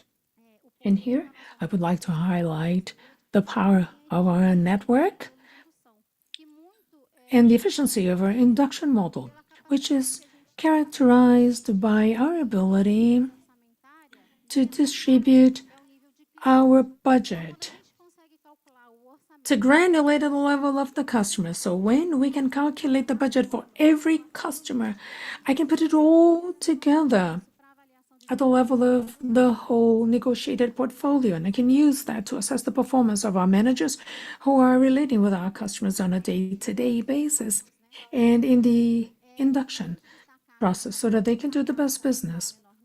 When we speak about atomization to the best level, to give you an idea, in thinking about some examples, the most relevant ones, when we atomize budget for payroll loans, for example, we take into account the peculiarities of every contract we have signed at the bank. And we identify some differentiated assumptions of some contracts, such as delaying the deadline or flexible rates, so that we can consider the reality of that customer when we atomize the goal. When we atomize the agribusiness, for example, we take into account how complex it is in greater detailing in the budget. We consider customer size, such as Pronafi Empresarial, for example. And for every size, we atomize types of credit facilities. So for that, we take into account the culture of every customer, the seasonality of that culture, because we atomize the budget at the level of the customer and also by period. We do a monthly atomization. And we also consider the seasonality of that culture. So we see that this atomization process at the level of a customer is very complex, and it uses very robust data, as Analaura mentioned. One of the main inputs for us to do this kind of atomization is CRM. We can identify how prone to consumption that customer is. We can identify their life moment, and we can come to the best offerings so that we can be more and more assertive. Of course, when we build this bridge between financial result and the sales force, this is a very complex mechanism, but in fact, in essence, what we try to do is hyper-personalization of targets so that we can be more assertive with as much information we can get regarding the behavior of the credit facility and the opportunities for every customer. So every customer has a goal, and the sales force has the flexibility to negotiate the limits, for example. That's correct. Thank you. Now, building on your comment, let's talk about pricing. Prices are very important. When we talk about loan, I'd like to invite João, CFO, to tell us how you ensure the right pricing, because it's not just about setting a price. You have to have sustainable results over time. So pricing is important to maintain an ROE of 20%. That is so beautiful over time. Take into account the individual profile of every customer. And perhaps you could talk on data usage, analytics regarding modeling. That would be very nice. All right, thank you very much. I am João Wagnes. I am a brown man. I'm 1 meter 82 centimeters tall, brown hair, and I'm wearing a gray shirt. It's a pleasure to be here with you all together and mingled, addressing such a relevant theme. The name of this panel is Granting Credit is Believing in People, and that's very important because the engine of results of Banco do Brasil is believing in people. And that makes this panel very interesting. And to speak about pricing, well, that's something that in my career of more than 30 years, several times I was leading discussions and modeling about pricing. Going back and look at the evolution of this theme, in Banco do Brasil and in the market, we can see a clear and strong evolution over time. If we look at the literature, we'll see that there are several pricing models. The most traditional one is based on costs, where you observe the several price variables: cost of opportunity, risk, expenses, variable costs involved, taxes, everything I want to gain, and then you define a price and you put it to the sales force. It used to be that. A lot of people still work in that way. Banco do Brasil used to be like that. But things evolve, and there was a competition-based model when you observe the prices of your several competitors, and you can see where you want to position yourself, and you define your price. It's kind of a lazy model, but it also works. Things evolve, and we started having value-based pricing models based on attributes of products and solutions. And you believe that the client will perceive a value and you can charge perhaps a premium price. That also works in some situations, not in all of them. When you're dealing with commodities, it doesn't work. And then the models start evolving and we get to a model that we call dynamic pricing model. That's when we observe a number of other factors. For example, supply and demand, the moment, and the profile of the customer. So in this case, the client becomes very important in this equation. I mean, it took some time, but this this is the time now. I mean, client in the center. But for us, the client has been in the center for quite some time. We just evolved a bit more. The robust database and the amount of information that we collected and all of the analytic tools allowed us to grow our model. And today, our pricing model is what we call smart pricing, where you put everything I said in one basket. I mean, you have to have all your costs very clearly mapped out. You have to be knowledgeable about the competition. You have to know the value of your products to take advantage of it. And also, you have to have a lot of information on your clients' data, their consumption patterns, models that indicate what is the likelihood of them accepting the price structure you have for them, and what will be the right moment for them to, use a product or service. And we evolved a lot in the past few years. We already talked about analytics, but in our pricing models, our modeling utilizes analytical intelligence, where we simulate situations that indicate to us that there is a big likelihood that the client will accept the price we are offering. This is how we do our pricing for clients. This allows us to optimize prices. We can serve clients according to their needs, and this also improves our profitability. So this is our pricing model, and this is how we are operating today. Perfect. Thank you. Now I will talk to Rose about the mix. Mix is important to set the direction of the bank. The mix has been about one-third agro, one-third individuals, and one-third companies. So how do you see the evolution of this mix? Do you think this will change with time? I mean, the the ratio of the mix will change one-third, one-third, one-third, and even if the general composition doesn't change, what segment you believe will grow more or less in the next coming years? So still, I mean, speaking about the mix, as I said before, this this segmentation of one-third for each area is one of our strengths because this contributes to the stability of our spreads. And also, it helps us to control delinquency because risk is spread around several segments. So our idea is not to change this scenario. We intend to grow our portfolio in these three areas. But of course, that within each area, we will prioritize the most profitable lines, because with that, we can optimize spreads, and we can also enhance the credit mix in every area. In fact, we intend to maintain that ratio of one-third for each segment. Perfect. So you already got into the next topic, which is the spread. I just want to learn from you, how do you intend to optimize the spreads? There are several variables that impact the spreads. You have competitive forces, regulatory forces, drop in the Selic rate, liquidity. So what is your view in terms of the spreads going forward? Okay, let me talk a little bit about that. But even before I give you a direct answer, let me put things into perspective.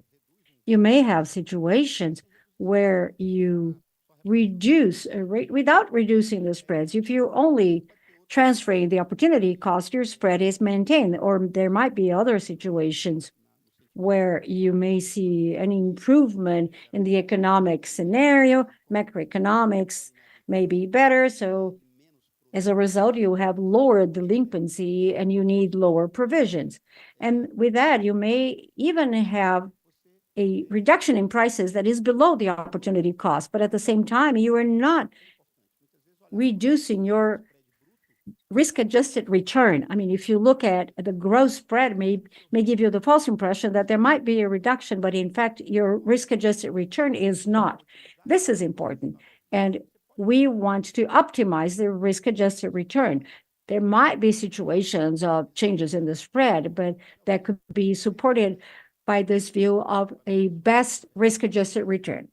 But just to give you a more precise answer, we see that for 2024 now, we do not see a situation of spread reductions, and I'm talking about the entire group, but maybe in the mid-range with improvements in the economy, with better conditions, with lower delinquency and lower provisions, part of this efficiency could be transferred to prices.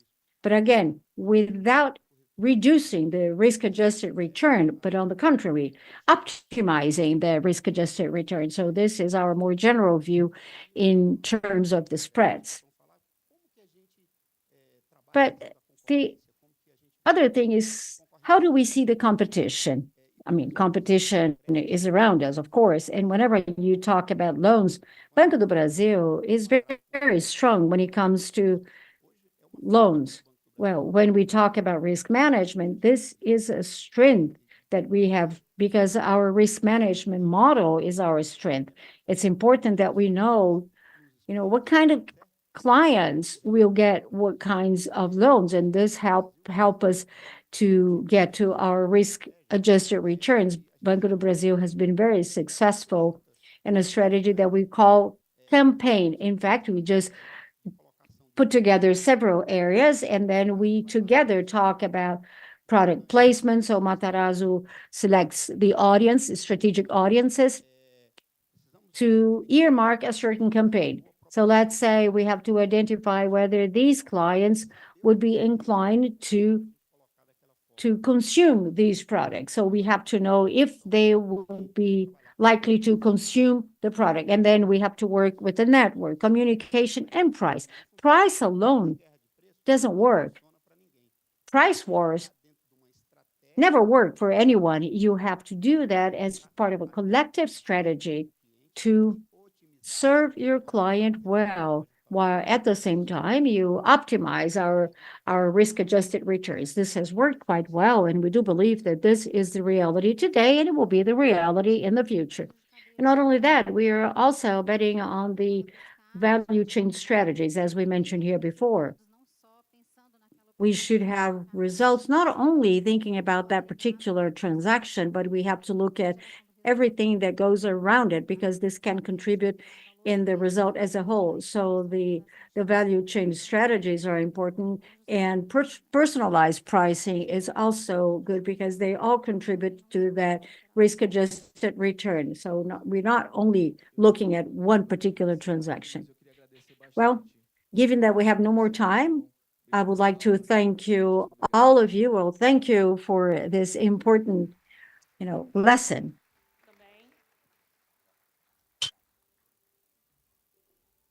Very good then. I always choose what's best for me. Well, money back into my account. My points will become investments, and I can check that every day through my app, cashback investments or points. I can exchange points for products. And last month, I got my yoga mat, but next month, I can get something else. Auto card. Choice, change, use.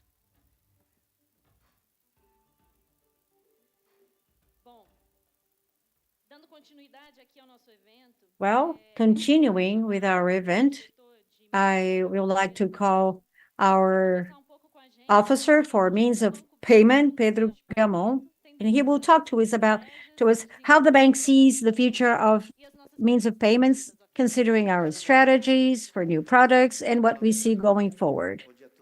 My name is Pedro Bramont. Good morning. I am a white man.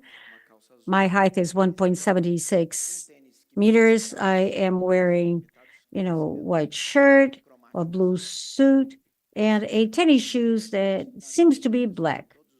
But to be close and relevant in the lives of people in every moment, very few business segments can be translated into what we do with the bank. These are products that are frequently used, being close, products and services that oftentimes are really important for the day-to-day operations of a company. So we are relevant, and solutions that even an adolescent, a child, an adult, or micro and mid-sized companies, they utilize. So we are present in every different moment of their journey. That's why this segment is strategically important for the bank. First of all, because the entry way is that over 96% of the clients, when they initiate a relationship with a financial institution, they start through an account or a credit card. And so after the relationship starts, if a client starts using the credit card of Banco do Brasil, they start offering a contribution margin over 86% vis-a-vis clients that do not use the card. And if a company begins using our cashing solutions, or that sales receivables, they also deliver over 60% of contribution margin when compared to other companies that did not use it. But these solutions are not just a thermometer of the financial health of a client, but they also indicate satisfaction and the loyalty degree. Almost 40% of our NPS today is determined by the customer experience that the client has with the current account and the credit card. But this knowledge generation and the relevance also is translated into results with lower capital requirement. Even in our credit card portfolio, the capital requirement is lower than other lines that are unsecure, and almost 10 billion in in fees alone in 2023. Well, it's quite interesting, and this is very strategic for the bank, but how is the bank positioned in such relevant segment? Do we have the same strength that we have in other markets where we are traditionally known for, like agribusiness, payroll loans, and other lines? But to be honest, when we produced this slide, I had to check the numbers 2 or 3 times, and I even thought that there was some mistake in the numbers. Almost 4 million in PIX payments, 1.4 trillion in settlements of payment slips transacted by the bank, almost 400 million of spending through credit cards. I mean, agri customers, companies, small businesses, and all of these numbers indicate that we are a very relevant player in this industry. And number two, customers give us something very valuable, which are their payments and receivables. And number three, we have an amazing, amount of data. Well, okay, we are relevant in this industry. This is a relevant industry for the overall results of the bank. But how is the market behaving? What are the main trends and some of the movements that we've been noticing in the market? Well, there is a very intense regulatory agenda focused on innovation, and this has been present since 2016, identified in 2019, PIX, Open Finance, and Drex more recently. And this agenda is promoting the launching of new companies. Three-fourths of fintechs in Brazil in the last 3 years are related to means of payment. So this certainly has been a very successful agenda. But this also brought about new competitors with different business models that were not common to the financial market. I mean, freemium or beat and hook. These are very efficient strategies to help you grow your client base. But the strategies then pose a challenge of enhancing that base. It's easier to offer an experience when compared to cases where you have a much broader portfolio. And these competitors led to a multi-banking service.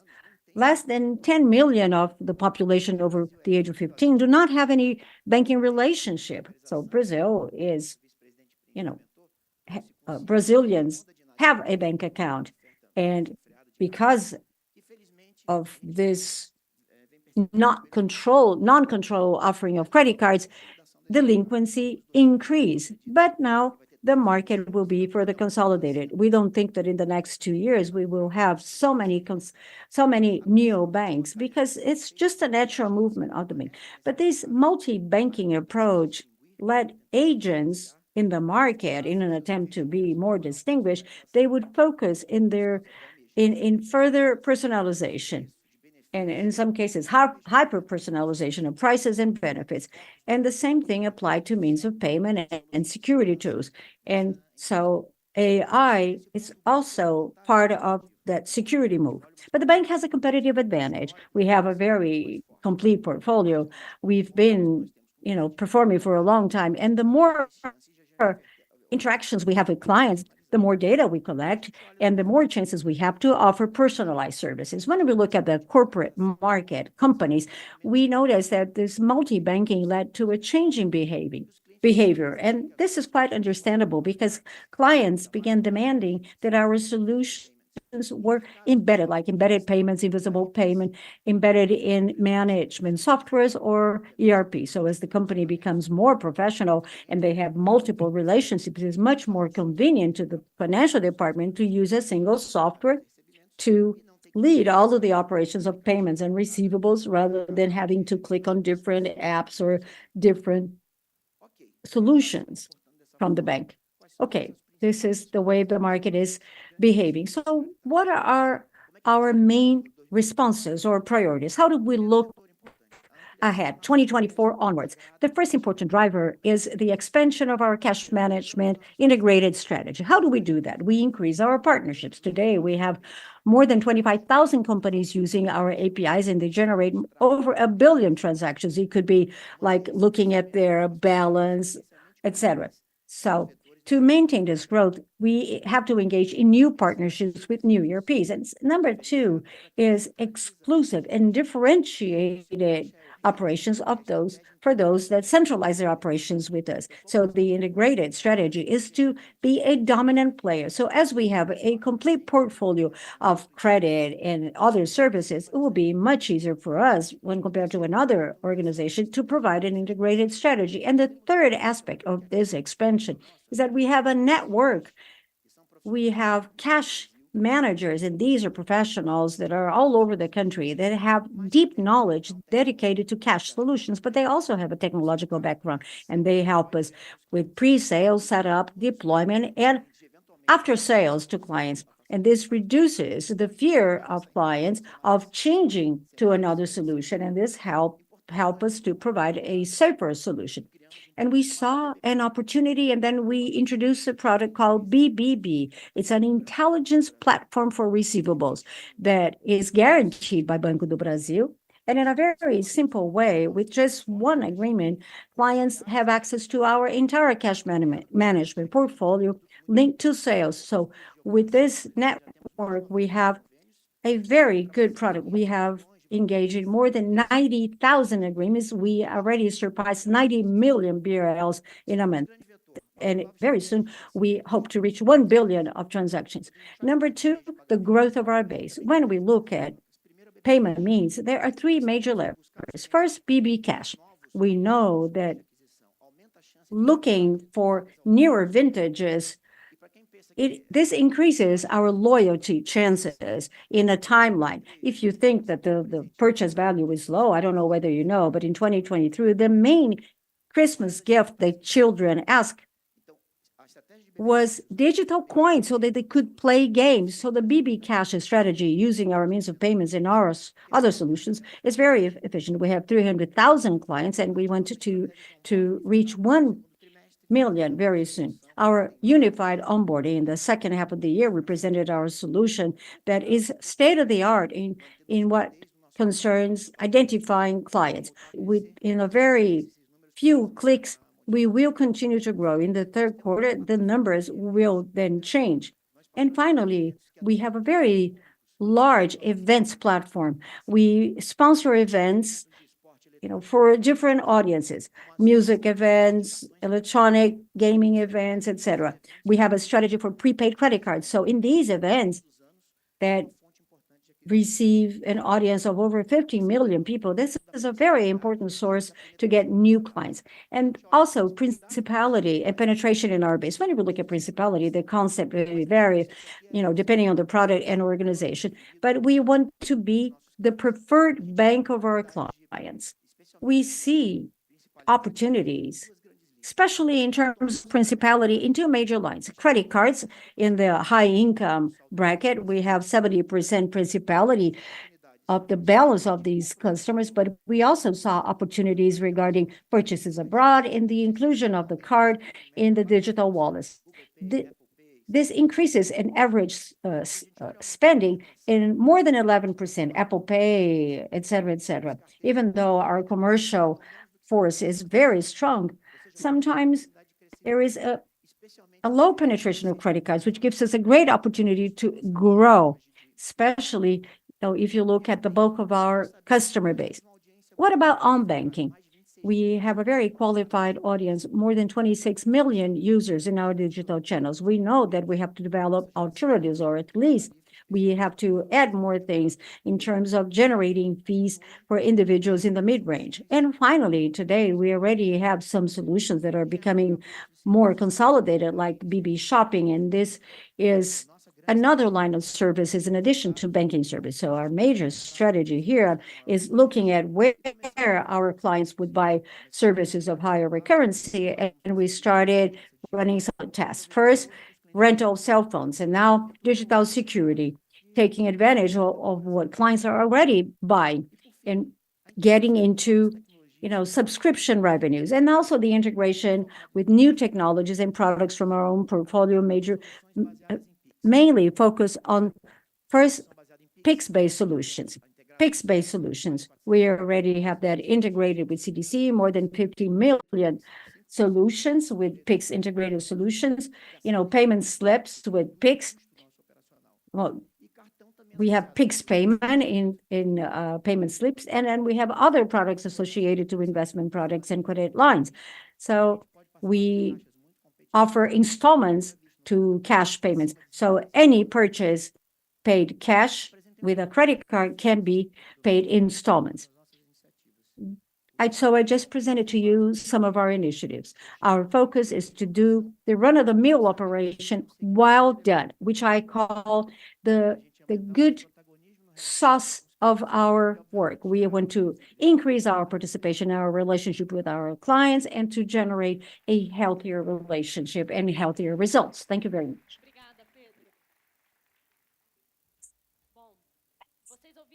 Thank you, Pedro.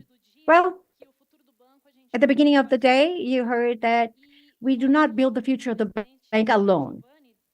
And our VP, Marcos Geovanne, also talked about the importance of the businesses that are generated by companies that are part of our conglomerate.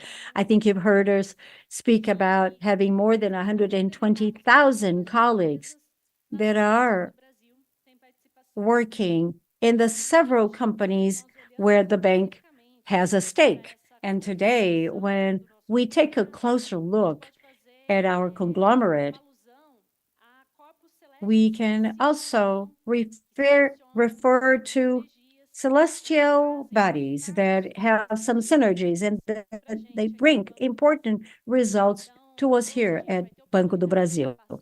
Today, we'll have the opportunity to tell you more about some of these companies.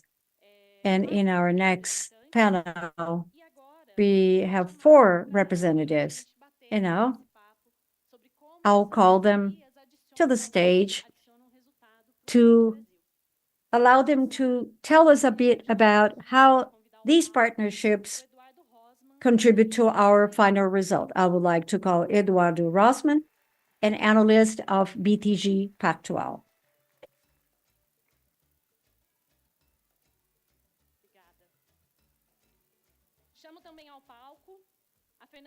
Also, I would like to call Fernanda, Commercial Director of UBSBB,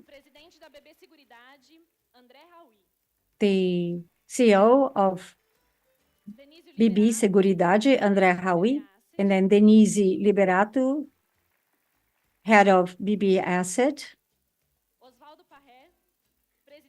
Osvaldo Parré, Head of Banco Patagonia, CEO Banco Patagonia, and Gilmar Vanderlei, General Manager of our Strategic Partnership Unit, Business Unit.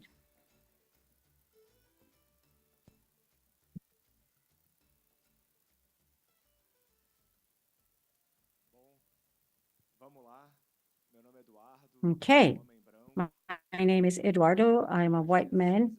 I'm wearing a dark gray suit, a white shirt, and I have brown shoes. It's a pleasure to be here. I think to start this conversation, I would like to call Gilmar. Oh, Gilmar is right in front of me. We talked a lot about partnerships, and Geovanne showed how relevant these partnerships are to the results of the bank. It's important to talk about governance, but again, it's good to talk about that mindset of owners, that it's part of Banco do Brasil's approach. And this is also important for other private companies that are probably not as successful as Banco do Brasil. Good morning, I am Gilmar.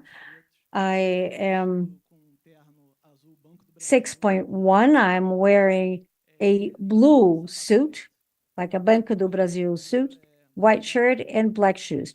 Rosman, first of all, thank you for your question. It's a pleasure to share the stage with you. I know you are an analyst that covers Banco do Brasil for a long time. It's also nice for me to sit together, other colleagues, Fernanda, André, and Parré.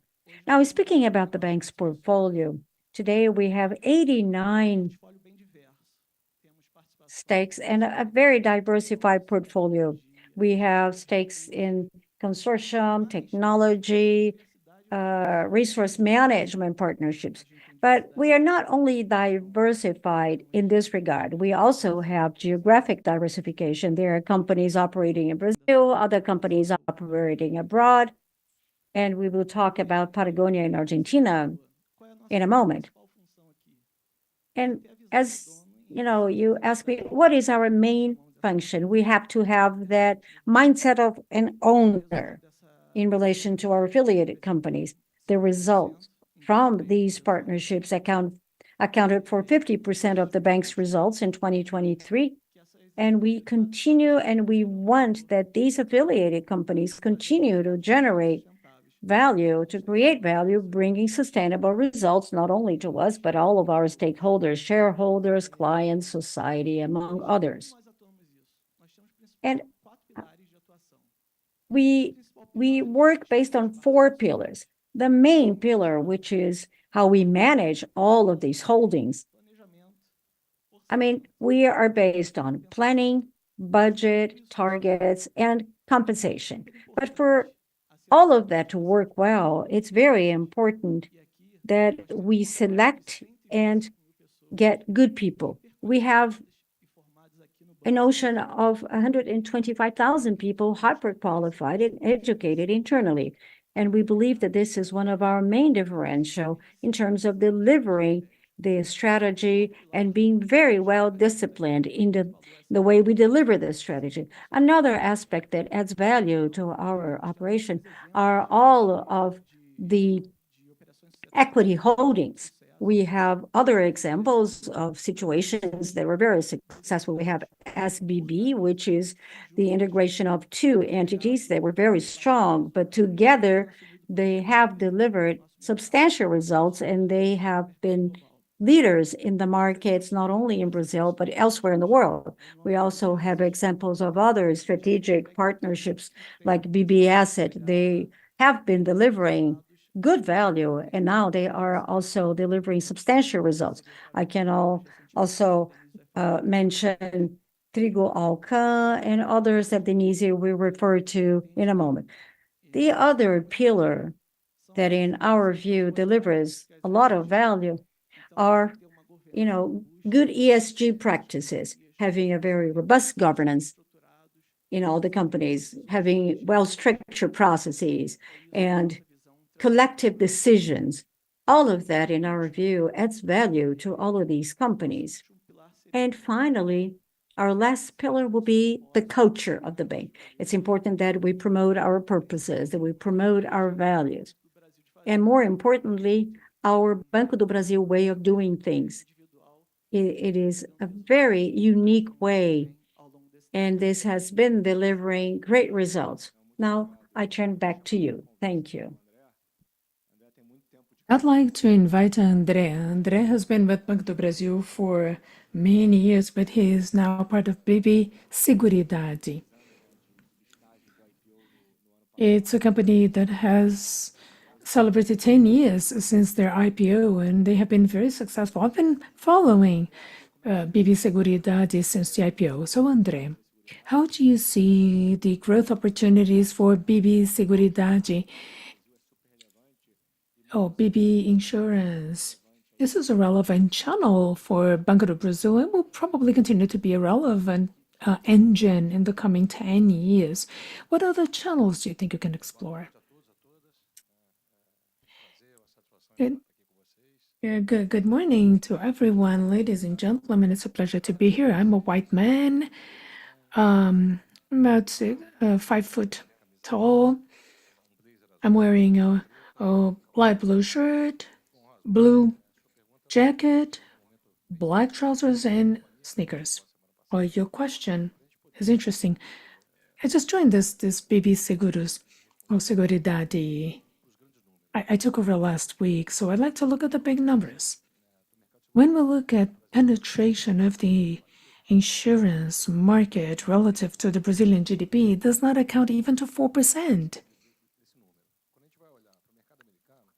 When we look at the US market, it accounts for 12% of the GDP, in China 10%. So we have an avenue of growth, an avenue to develop this market. It's almost like a brown field, but when we look at our relationship with our controlling shareholder and our penetration. Today, we have about 20% of our checking account holders is having insurance. So our goal is to obviously have every BB customer having more products of BB Seguridade. And this is a fundamental alignment for the growth of the company because at, at the branches, that's where we try to generate more revenues. But we are not going to stop there. We're looking outward at new distribution channels. In terms of premium generation, we have about 12% in alternative channels other than the bank, but their share in the results is very shy. So as part of our strategy as a growth company, we'll look a lot at digital transformation, we'll look at improving customer experience. But of course, we look at expanding strategic partnerships and having other distribution channels. We have to understand there is a physical channel and a digital channel. We're still very shy in our digital channel. We see a lot of growth of the whole technology infrastructure, not just in what's already established, but other consolidated startups. I believe we have a huge growth avenue.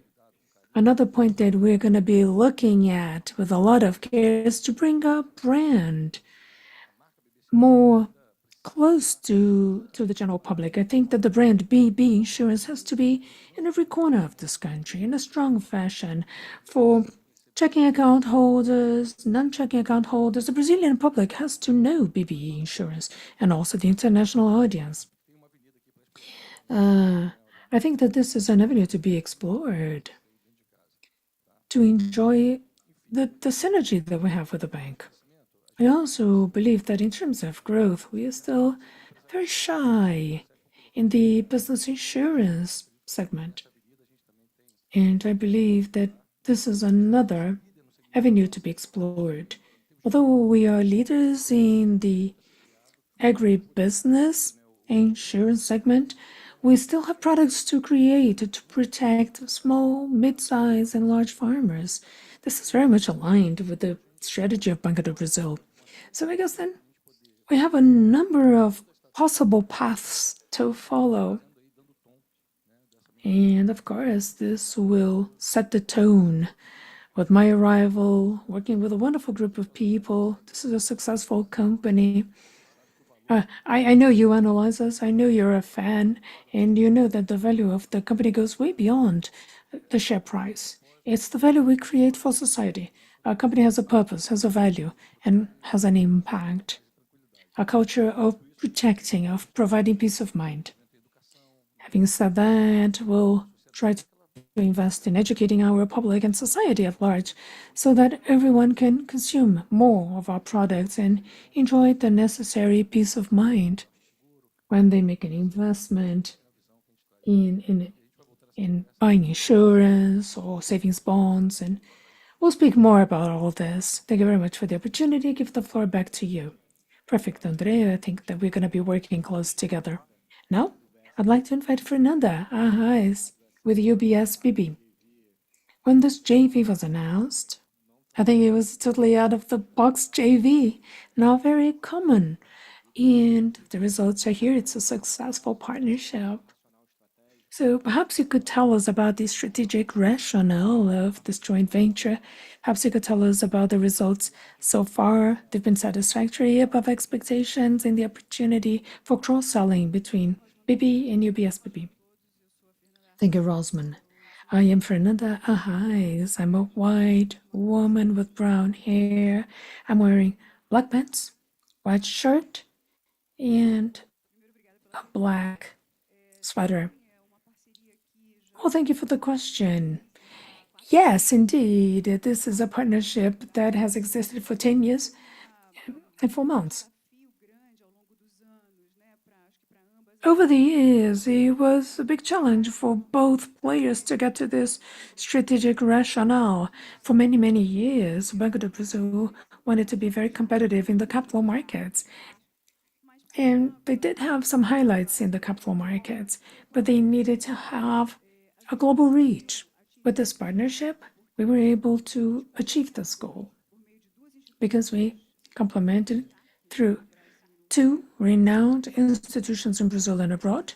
Banco do Brazil, with its capillarity, its huge balance sheet, long-term relationship with customers, and knowledge of the local credit market, with its retail network and distribution, which are unparalleled in the Brazilian market, and its biggest asset in Latin America, matched with the global reach of UBS, which has a platform of services that encompasses the whole world, with an institutional broker in Brazil, which is a market leader. So the strategy of the group, this was a big differential because BB lacking this broker made us less competitive in the ECM market. So this positioned in a unprecedented way because this UBS, our broker, is a market leader with a big distance from the second ranked one.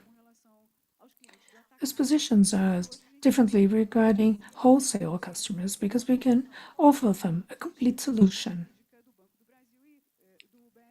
A complete solution to legal entities that are customers of UBS and Banco do Brazil. Over these last 3 years, we learned to live with this model that did not exist in the Brazilian market. I think you all know that our main competitors in the Brazilian market have a verticalized structure with their investment bank as part of their structure. But we were able to implement a model where there's a commercial bank, an investment bank. They're not the same structure. One is controlled by UBS in a different model, and we were able to put together a winning strategy. So what can we highlight since then? Not 10 years, but in 3 years and 4 months, we had more than 550 transactions. One transaction every 2 days, which is a significant volume for such a recent partnership.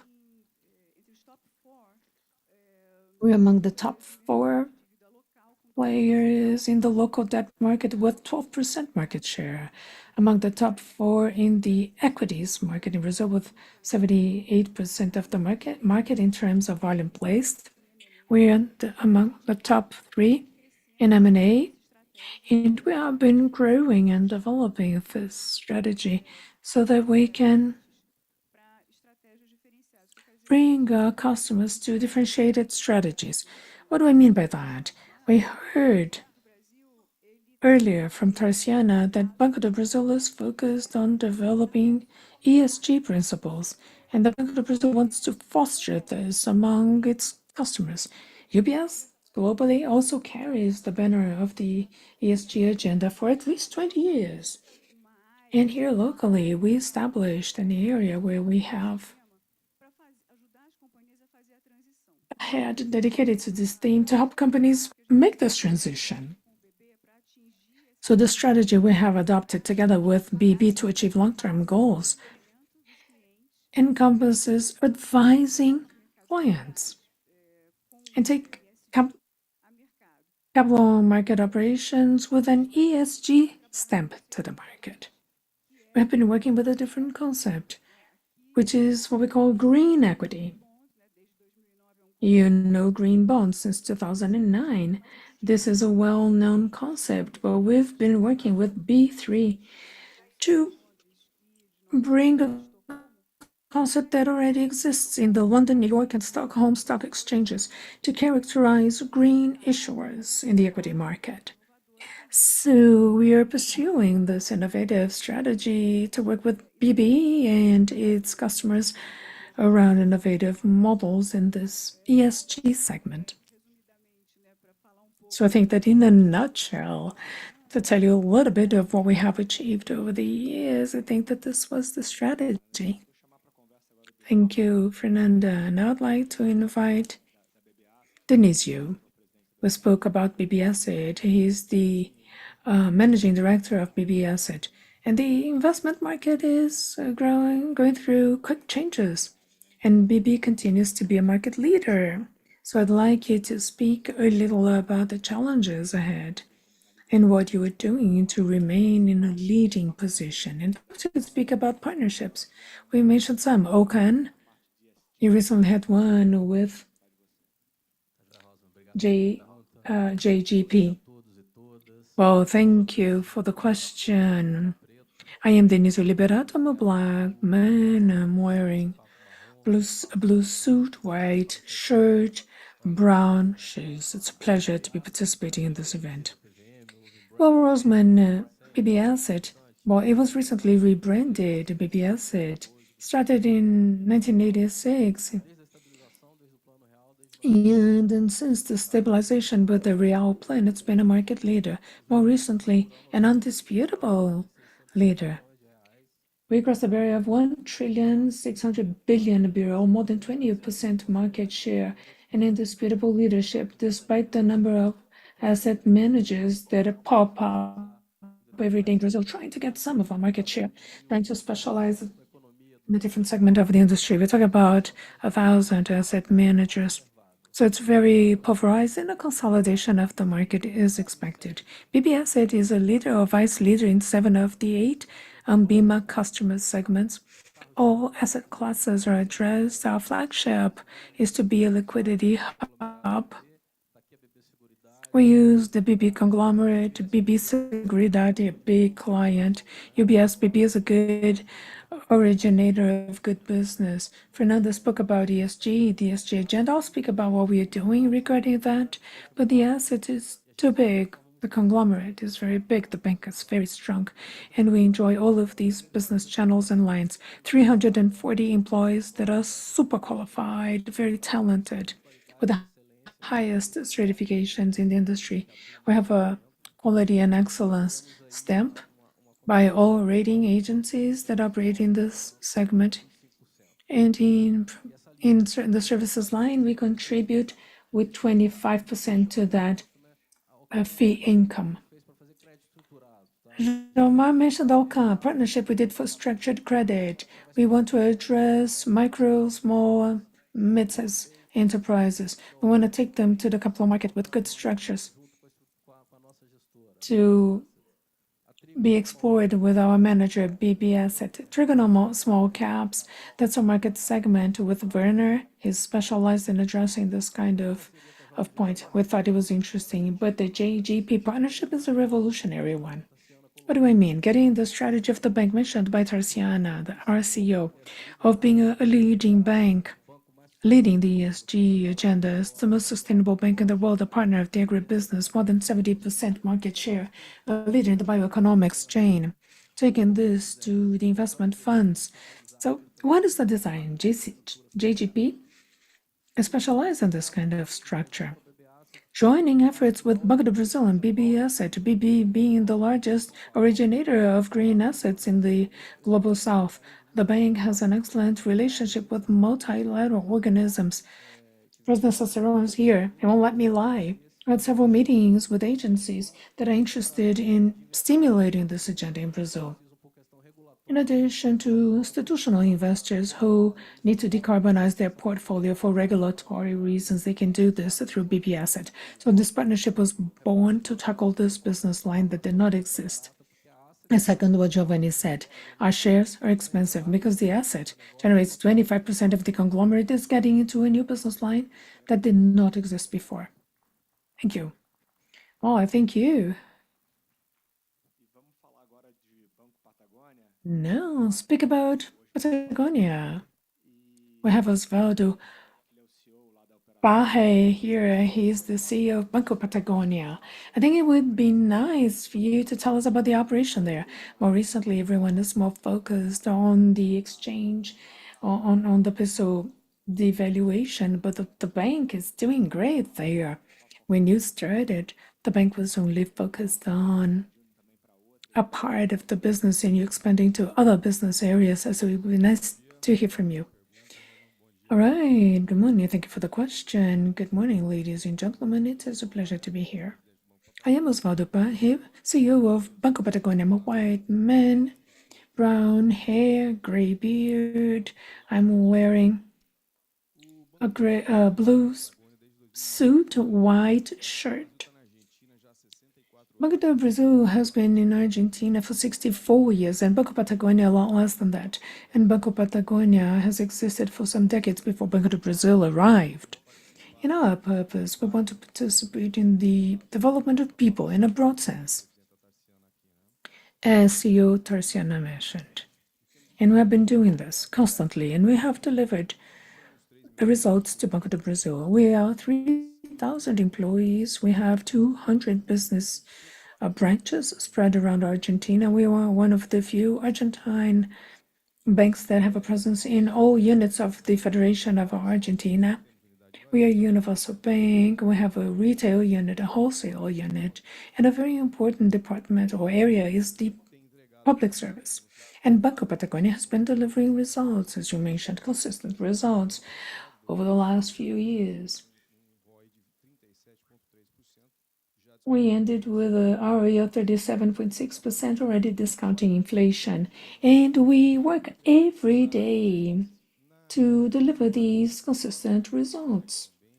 Speaking a little bit about the business so people can understand Argentina, because we speak a lot about macroeconomics and you probably don't know Banco Patagonia, but in the business lines I talked about, we operate in all segments. In retail with SMEs, with adequate products for this segment. In the corporate world, we work with large corps, and this is one of the areas that we did not serve before until BB arrived. This was developed by Banco do Brazil, with Banco do Brazil operating with us, and it is an important business pillar. And Rosman, it is an important pillar for synergies with Banco do Brazil. We are there, we are a Brazilian bank with mostly Brazilian capital. The shareholding of Banco do Brazil is more than 80%. And this group of clients, the corporate world, has a lot of Brazilians living in Argentina or Argentine groups with interest in Brazil. We operate a lot in foreign trade. We are leaders in having import financing lines. And it's a big business. And we are among the top 10 banks in Argentina in a group of 77 banks. So speaking a little about the business, in the public sector, we are very operational. We are agents of one of the provinces in Argentina called Rio Negro. Many of you know the city in that province, which is Bariloche. So what does this mean? All businesses of the province go through Patagonia, the Banco Patagonia, not just payments, but all province accounts. It is an important source of results, an important way to attract customers. We are leaders in another important segment that is explored by us in Argentina, by us and other banks, which is the segment of public universities. Argentina has a little over 50 public universities. We're leaders in this segment. Many of these universities work exclusively with Banco Patagonia. So not only do we have budget resources, which are independent, these are independent government agencies with their own budget, but the universities also work with us, and we can tap into their client base, the students, thinking about changing the profile of our clients, looking for younger clients. Regarding that, it's also important to highlight that our whole marketing campaign structures are geared or directed to music. The big shows, the blockbuster shows in Argentina, we were sponsoring most of them, practically all of them. This rejuvenates the brand quite a lot, and it brings to us clients with the adequate profile, those who are digital natives. The Taylor Swift concert, for example, in Argentina, we launched a new product called Patagonia One, directed to this segment. And again, we talked about synergies here. João spoke about synergies. Well, we have been working in sync with the governance of the bank. We are a publicly owned company, but we have a very solid governance. We have been awarded for 2 consecutive years, given our report we privilege transparency and quality of information in our reporting. So basically, this is it. I just would like to add one point that João also mentioned. We work in sync with the other subsidiaries. So we have business with UBSBB in Argentina. Fernanda knows. We discuss opportunities with André. We've spoken with Nishio. So you see, there's this integration that helps a lot. We took to Argentina very good things that were done in Banco do Brazil, technology, for example, and new business, new segments to be explored. Perfect. This is great. I think that given the relevance of our topics here, the shareholdings in the subsidiaries and companies, we could spend hours, but unfortunately, we'll have to end this module. To end this panel, I'd like to thank the presence of all of you because our time is up. We ran out of time.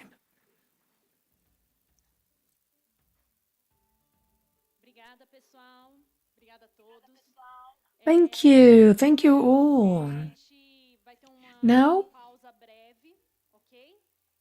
we're going to have a quick break, but we'll resume in 10 minutes to start the second block of panels, okay? 10 minutes.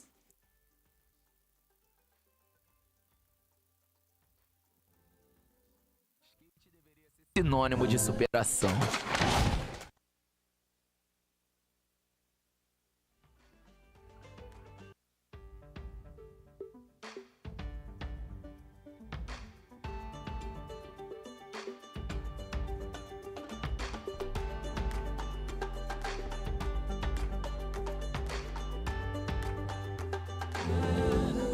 Skate deveria ser sinônimo de superação. Calma que você vai me entender, meu irmão. Tudo que um skatista quer é um obstáculo para enfrentar. E ele não vai parar até conseguir conquistar. Maior que a mega rampa, que o Ralph ou qualquer desafio, é insistir por anos e anos a fio. É um esporte que o brasileiro abraçou pra valer e que também conta com o apoio do BB, o banco que entende os obstáculos de todo brasileiro, que tá sempre ao lado do esporte e da cultura. Seja na quadra, na areia, no mar, na água, nas pistas e até mesmo nas ruas. O skate não tem idade, nem gênero. Agora, junto com o BB, vamos continuar a crescer e inspirar todo mundo a buscar tudo o que imaginar. Que venham os próximos obstáculos. Banco do Brasil, para tudo que você imaginar. Governo Federal, União e Reconstrução. Skate deveria ser sinônimo de superação. Calma que você vai me entender, meu irmão. Tudo que um skatista quer é um obstáculo para enfrentar. E ele não vai parar até conseguir conquistar. Maior que a mega rampa, que o Ralph ou qualquer desafio, é insistir por anos e anos a fio. É um esporte que o brasileiro abraçou pra valer e que também conta com o apoio do BB, o banco que entende os obstáculos de todo brasileiro, que tá sempre ao lado do esporte e da cultura. Seja na quadra, na areia, no mar, na água, nas pistas e até mesmo nas ruas. O skate não tem idade, nem gênero. Agora, junto com o BB, vamos continuar a crescer e inspirar todo mundo a buscar tudo o que imaginar. Que venham os próximos obstáculos. Banco do Brasil, para tudo que você imaginar. Governo Federal, União. O maior desafio do surf não é ficar em pé, é se levantar quantas vezes precisar. E é aí, meu irmão, que o brasileiro voa. Porque na boa, a gente não fica no chão, nem debaixo d'água. No surf ou na vida, o BB é apoio pra gente levantar a taça ou a cabeça. E juntos vamos inspirar todo mundo a buscar tudo o que imaginar.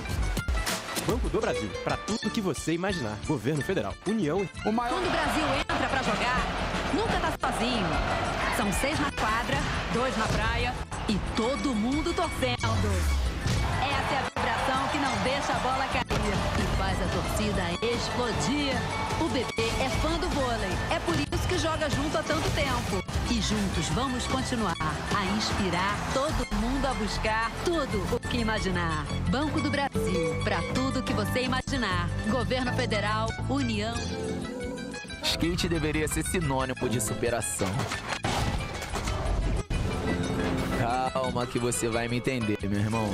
Tudo que um skatista quer é um obstáculo para enfrentar. E ele não vai parar até conseguir conquistar. Maior que a mega rampa, que o Ralph ou qualquer desafio, é insistir por anos e anos a fio. É um esporte que o brasileiro abraçou pra valer e que também conta com o apoio do BB. O banco que entende os obstáculos de todo brasileiro, que tá sempre ao lado do esporte e da cultura. Seja na quadra, na areia, no mar, na água, nas pistas e até mesmo nas ruas. O skate não tem idade, nem gênero. Agora junto com o BB, vamos continuar a crescer e inspirar todo mundo a buscar tudo o que imaginar. Que venham os próximos obstáculos. Banco do Brasil, para tudo que você imaginar. Governo Federal. Skate deveria ser sinônimo de superação. Calma que você vai me entender, meu irmão. Tudo que um skatista quer é um obstáculo para enfrentar. E ele não vai parar até conseguir conquistar. Maior que a mega rampa, que o Ralph ou qualquer desafio, é insistir por anos e anos a fio. É um esporte que o brasileiro abraçou pra valer e que também conta com o apoio do BB. O banco que entende os obstáculos de todo brasileiro, que tá sempre ao lado do esporte e da cultura. Seja na quadra, na areia, no mar, na água, nas pistas e até mesmo nas ruas. O skate não tem idade, nem gênero. Agora junto com o BB, vamos continuar a crescer e inspirar todo mundo a buscar tudo o que imaginar. Que venham os próximos obstáculos.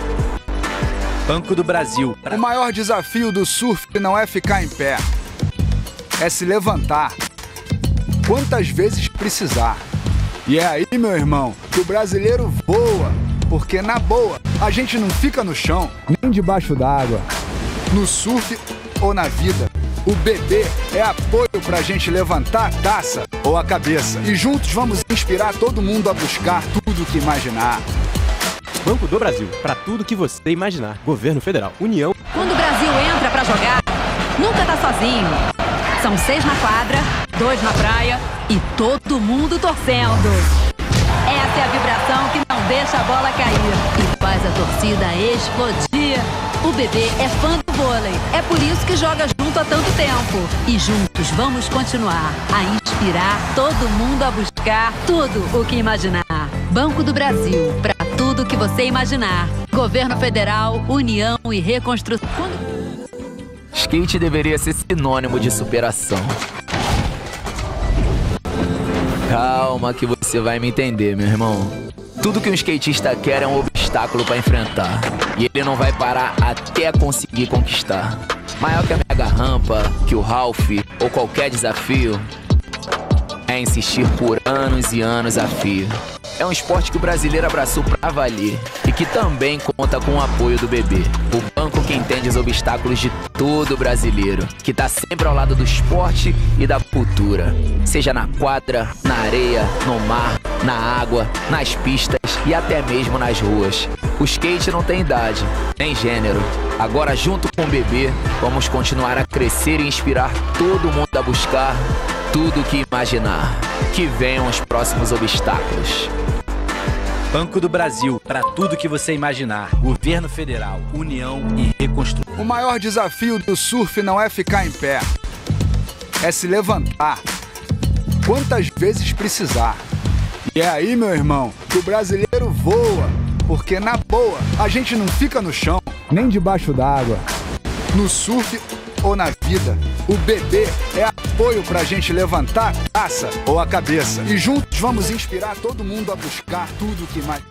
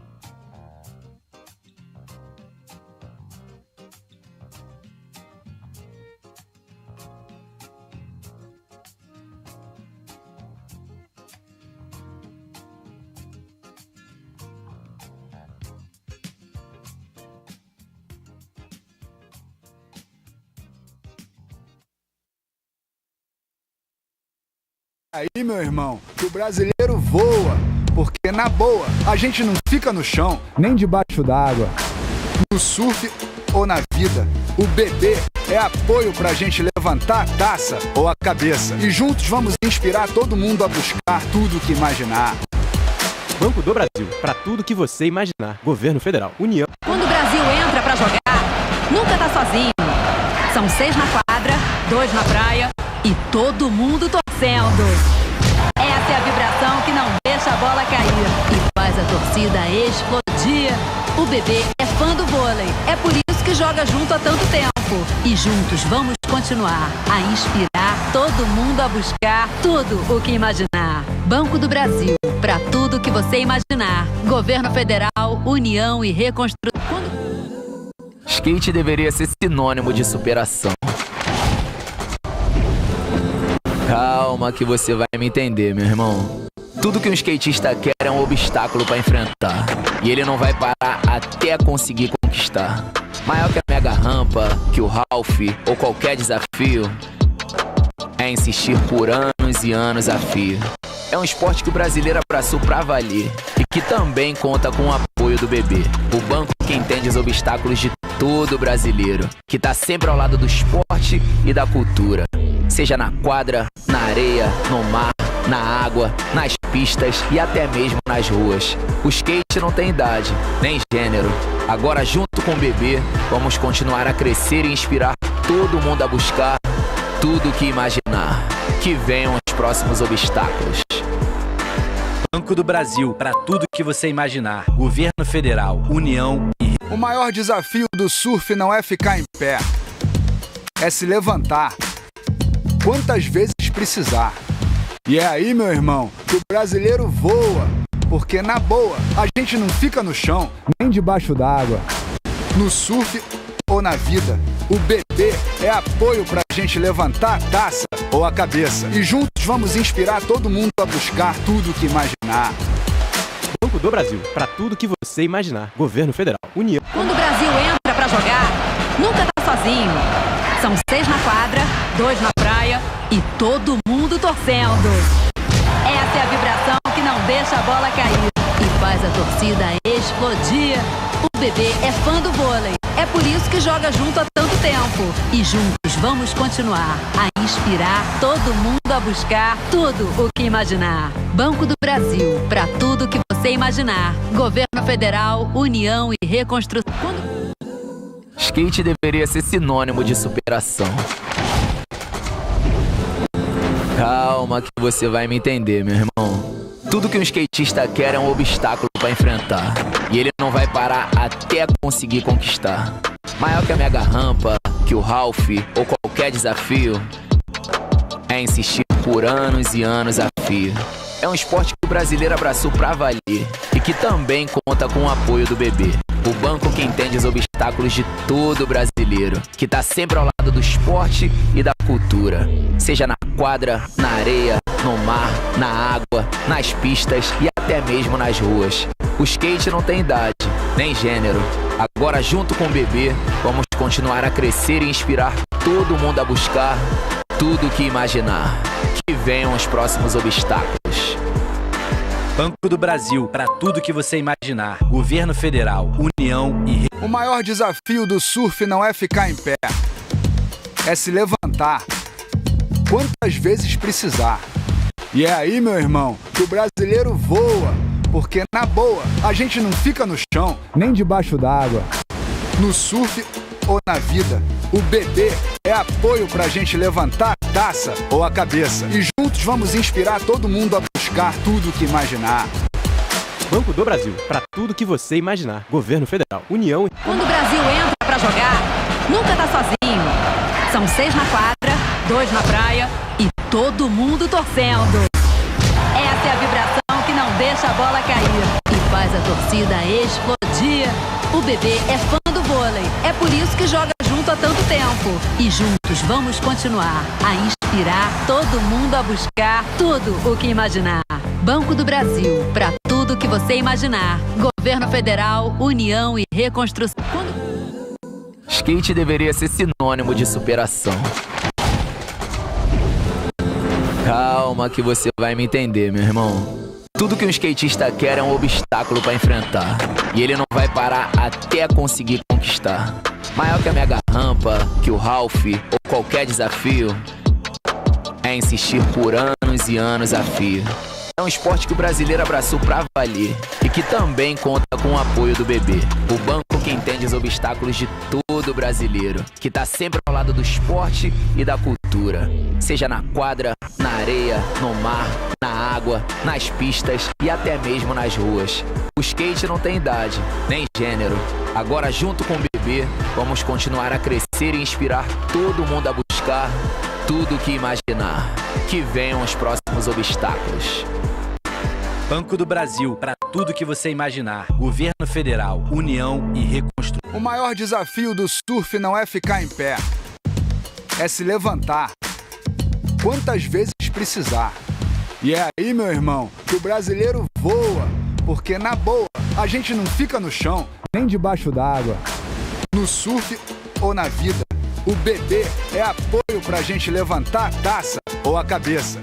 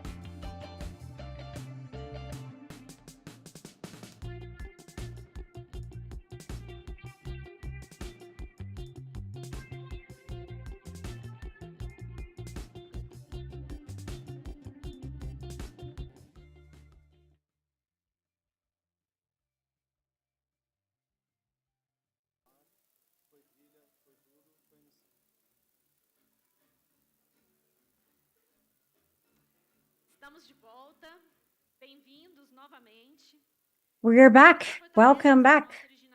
One of the strengths of our business origination is integration.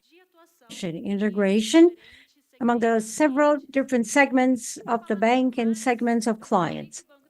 And to talk a little bit more about Banco do Brasil's way of doing business, I would like to call the retail business VP, Carla, VP for agribusiness and family agriculture, and the wholesale VP, Francisco La Salva.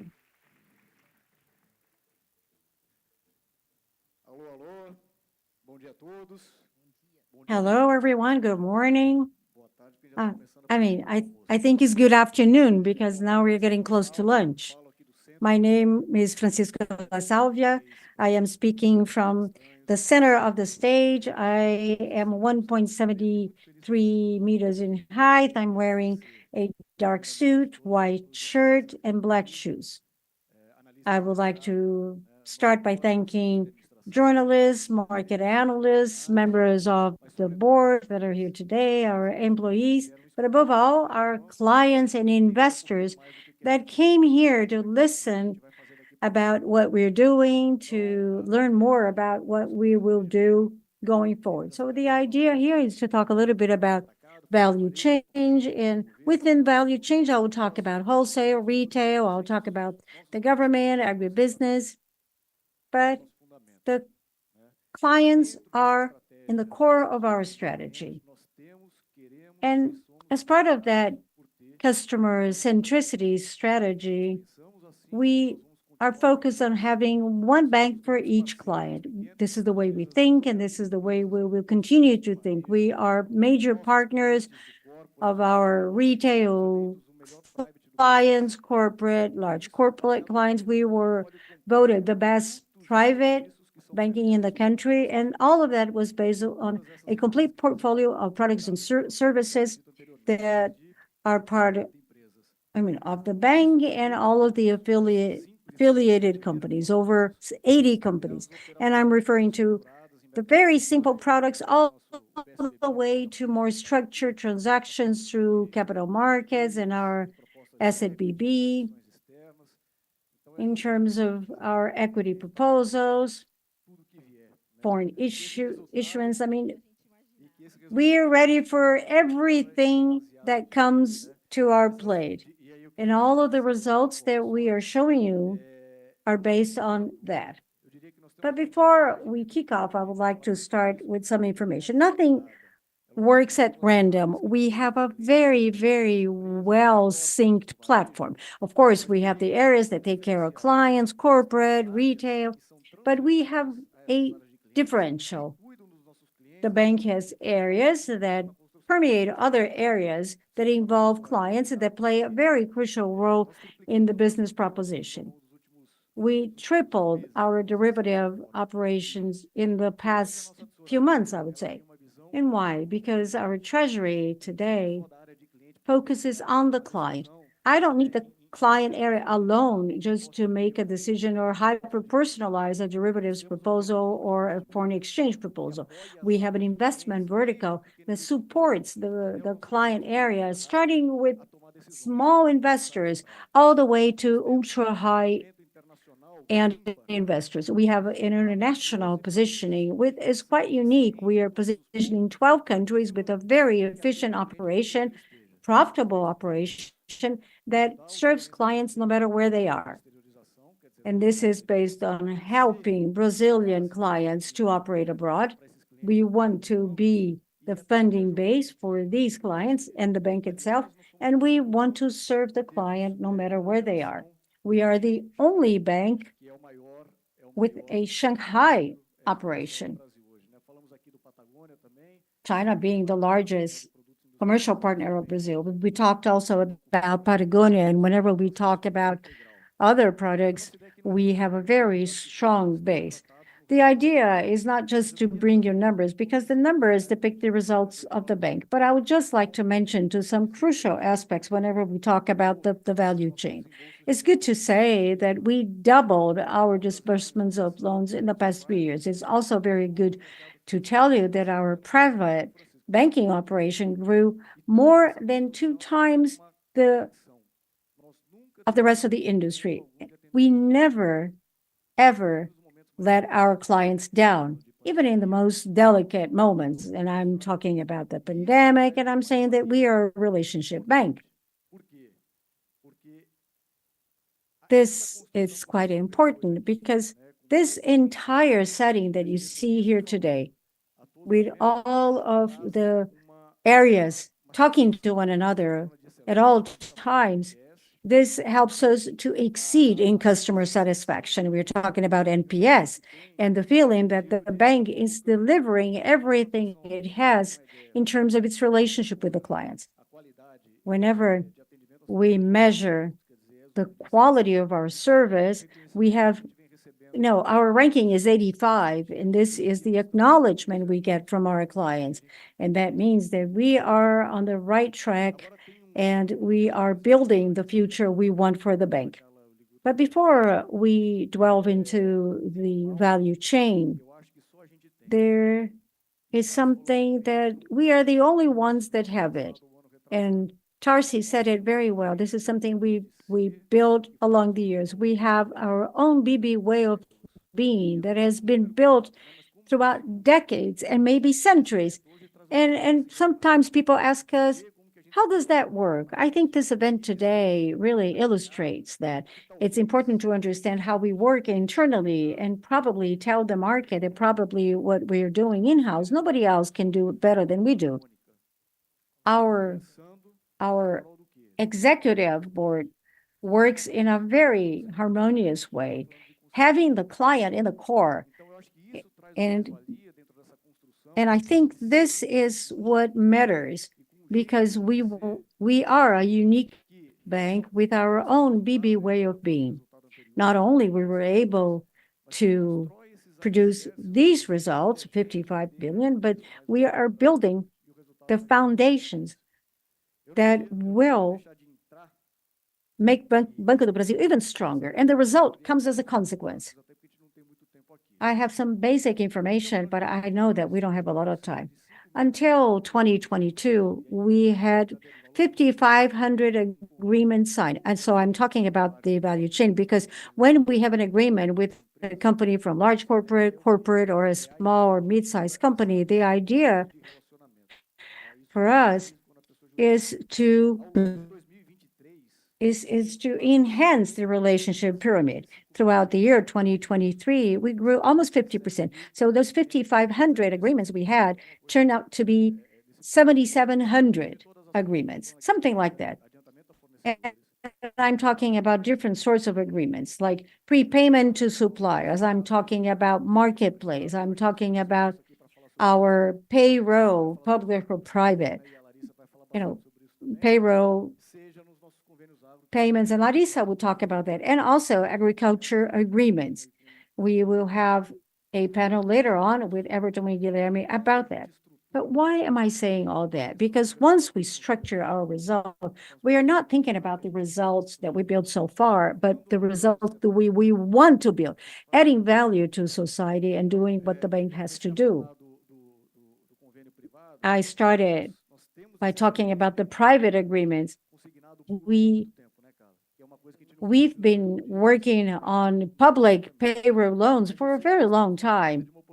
And I know that we have an enormous opportunity to work with private payroll loans. And we are doing that. We will produce great results, because I'm sure we have a lot of expertise with the public payroll loans.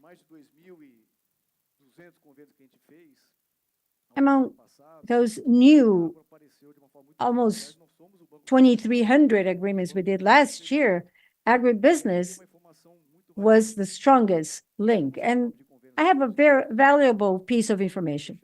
2 of the largest agreements that we signed with 2 protein companies last year served 20,000 clients. What I'm saying is that they serve large customers all the way to very small customers. And when we talk about loans, well, of course, we have to believe in people. I mean, we have to grant credit, but believe in people. But there is a whole range of services that are linked to these loans. So we want to grant loans, but there are lots of other businesses that ran in the background. And all of that builds a kind of relationship that only this bank can do. And we're talking about 4 billion BRL. And I want now to give you the floor, because agribusiness is so important to us, that your input will be very valuable, because this value chain that includes agribusiness is quite relevant for the bank. Well, good afternoon. My name is Luiz Gustavo Lage, but people call me Liguta. I am better known as Liguta. I am a white man, black hair, I have a beard, I wear glasses, and I'm wearing a navy blue suit. As Francisco was saying, rural agreements are quite strategic for the bank,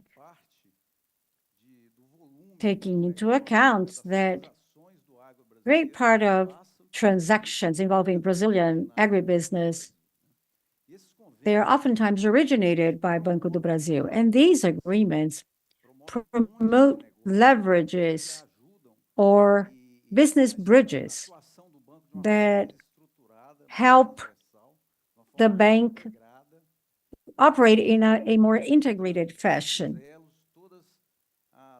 participating in all of the phases, all of the segments and moments of the Brazilian agri chain. And this chain, as Francisco said, gathers a whole set of stakeholders and a lot of bank clients. And I am referring to small family farmers,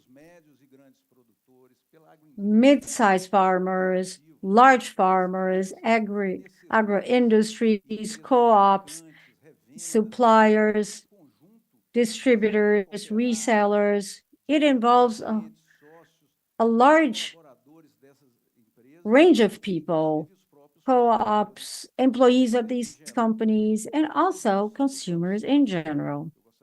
And in the execution of the Safra plan, or the crop season plan, with our own funding and funding from the government, every day and every year, the bank,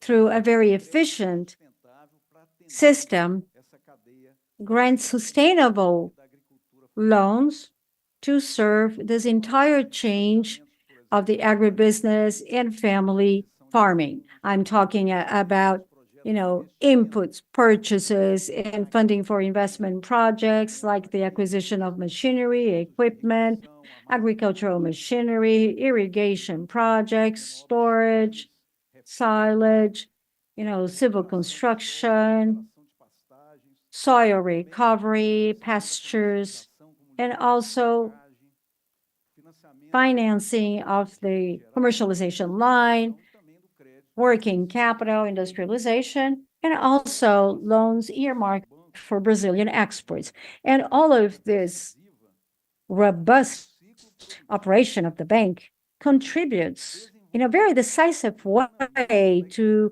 the productive sector and the development and dynamism of this economy in the over 5,300 municipalities where Banco do Brasil has its reach. So we grant credit to small family farms all the way to business agriculture, while at the same time we generate more income and food security to population. We are also providing further growth and providing, improvements to the agricultural sector. And another strength involving the bank's operation is the fact that we have a deep knowledge of the agribusiness industry. We've been there for centuries. And throughout the years, we've been operating very closely to men and women and families and co-ops that operate in the field.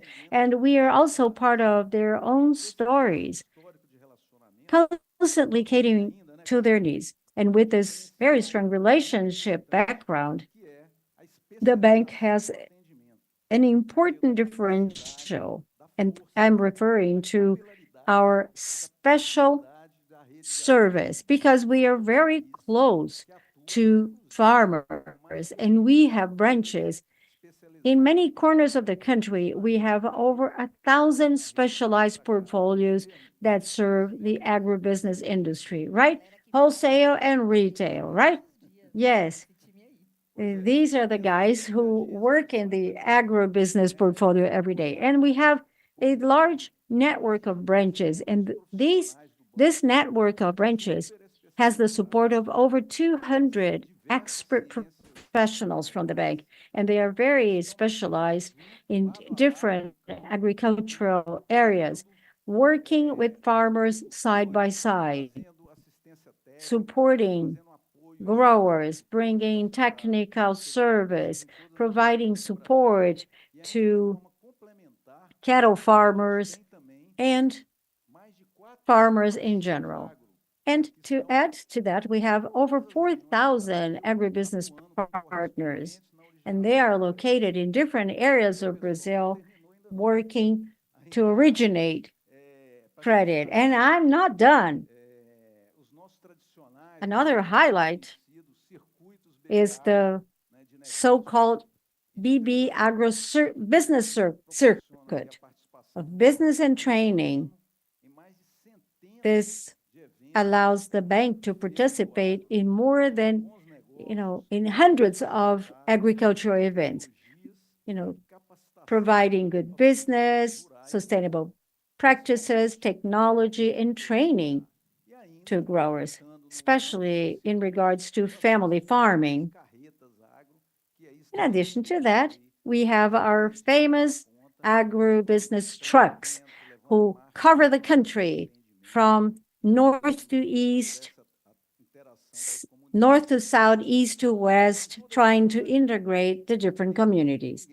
And with all of that, we have something that nobody else does. BB is the bank that is the most knowledgeable and the one that can provide the best solutions to our agro clients, because we have proximity, we provide specialized service and a complete portfolio of solutions, products, and services.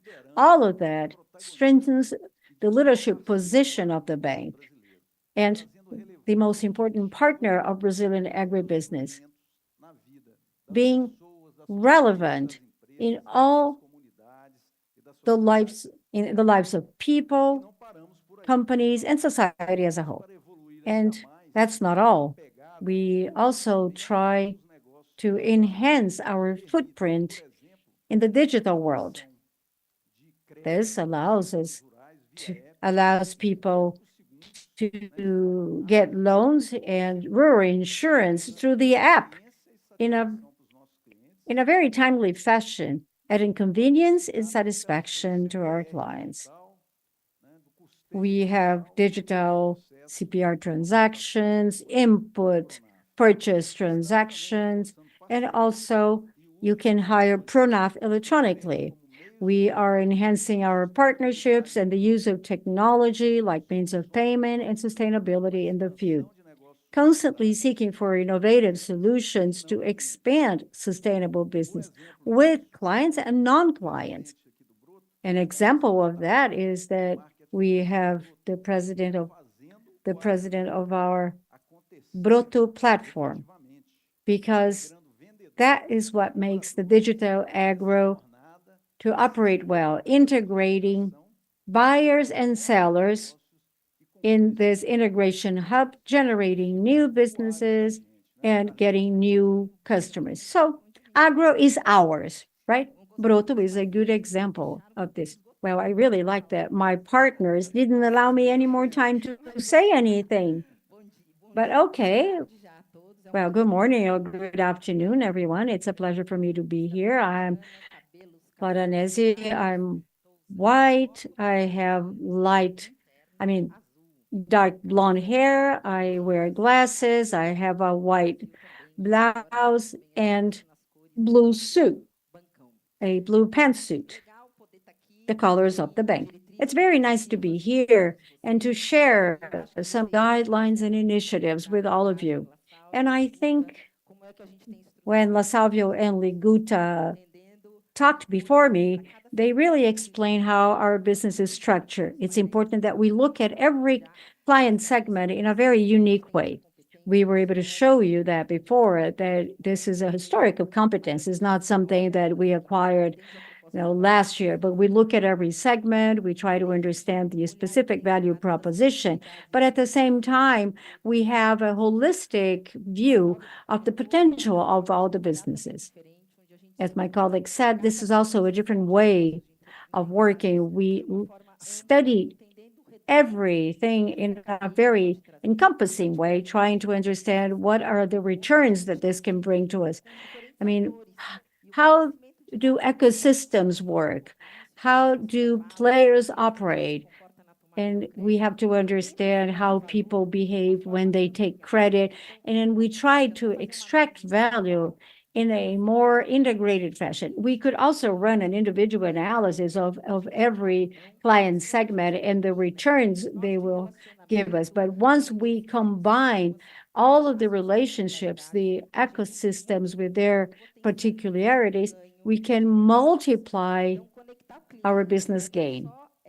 Connecting clients doesn't mean that we are only looking at their internal relationship with the bank, but we go beyond that. We look at the society and where they are inserted. And this is what matters when we're putting together our strategies. I mean, you talk a little bit about wholesale, and he talked about agro. And I like to talk about the government because this is a very strong relationship. And soon we will have somebody else to talk more about it. But I would like to give you an example on how we approach like a city hall when we want to deliver Banco do Brasil solutions. Well, in addition to talking about collection, loans and resource management, we start by trying to understand the ecosystem, that community, and maybe trying to exploit some possibilities that go beyond their relationship with the government. Like when we look at civil servants and their capacity, the capacity we have to offer retail services, like a network. I mean, our commercial strength working in an integrated fashion. And not only that, when we look at our supplier network, like I have a small company that supplies to City Hall. So let's understand their relationship. Not only that, have other assets, culture, sports, the role of the Banco do Brasil Foundation. We have to look at everything in a very holistic way, trying to extract value out of the individual relationship that we have with each segment. And also, we build an integrated strategy that is also collaborative.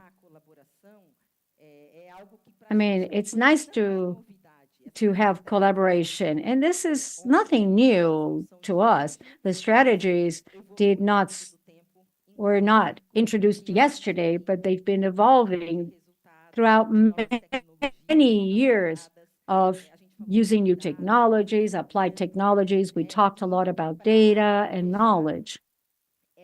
And to conclude, to wrap up the opening of the second block, I will refer to something that maybe is our major competence, which is the BB way of relating to people. And whenever we talk about relationship, we're talking about client centricity. And we talked a lot about that in our first block, in our first session. We are modeling in a very specific way the way we deliver the bank. How this relationship with the Banco do Brasil brand happens. And we believe that there is no other way. The future of retail has to go through digital. It has to go through our capacity to combine, human and digital interaction at the right measure. And knowledge is necessary. For that reason, I have my digital, Salvia has his. So it's the digital of each client. And escalating that is our mission. Every time we do it in a more specific way, integrating the right interaction in the right context. And we could talk about, mid-sized companies, small-sized companies, extrapolating into other segments, having this capacity, but in great scale. This is the future of retail, and it involves more than that. We are constantly answering questions about our physical network.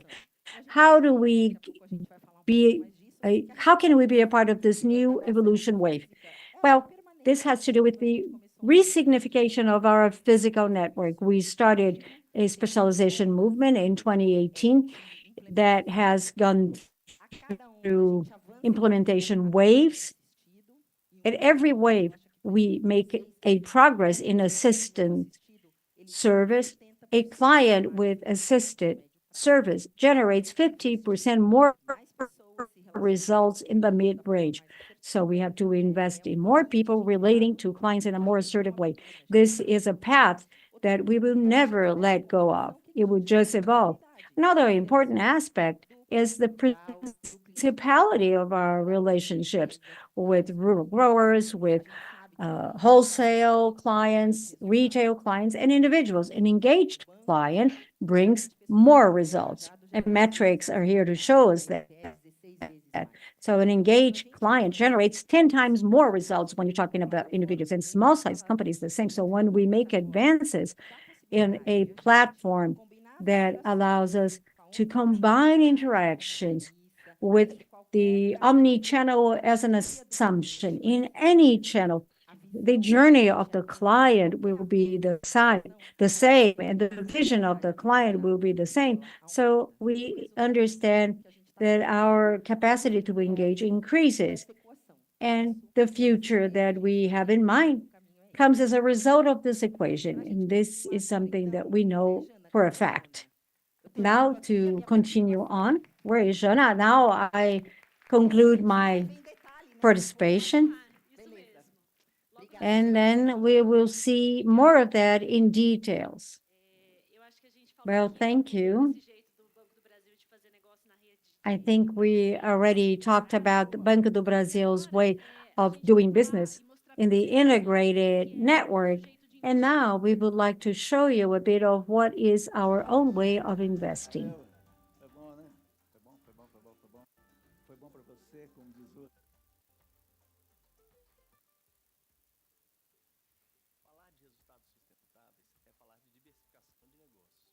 Speaking about sustainable results is to talk about business diversification. And here at BB, advisory investment is important in terms of creating value. We work with different profiles, and for us, the assumption that is behind relationship is the investor experience, investor coming first. That's why we have a very encompassing portfolio.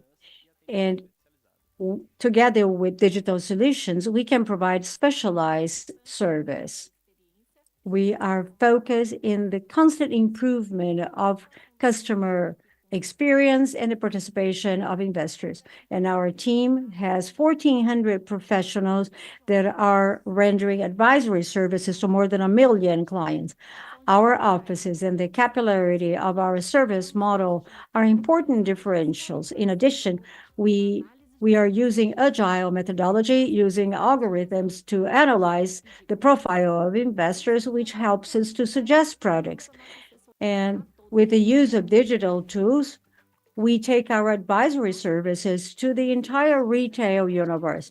Another important step that allows to bring more diversified options to our clients is the use of an open platform with 63 funds from other managers, and this is extended to other assets, trust, debentures, and funding options from other organizations. But that's not all. We also provide funds and products that emphasize ESG or sustainable assets, integrating sustainability to the best governance practices. This responsible investment reached 11 billion last year, and we also have agricultural notes that really focus on low carbon operations and other credit facilities that cater to ESG. We were able to reduce emissions of 6 million tons of CO2 into the atmosphere. We grew our value proposition of offering a complete omni-channel platform. In our app, you have zero brokerage fee and custody fees.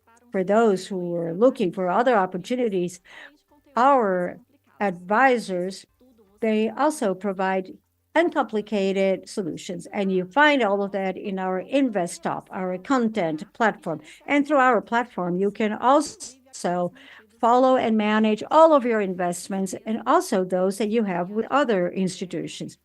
So we have the most modern platform in terms of open finance.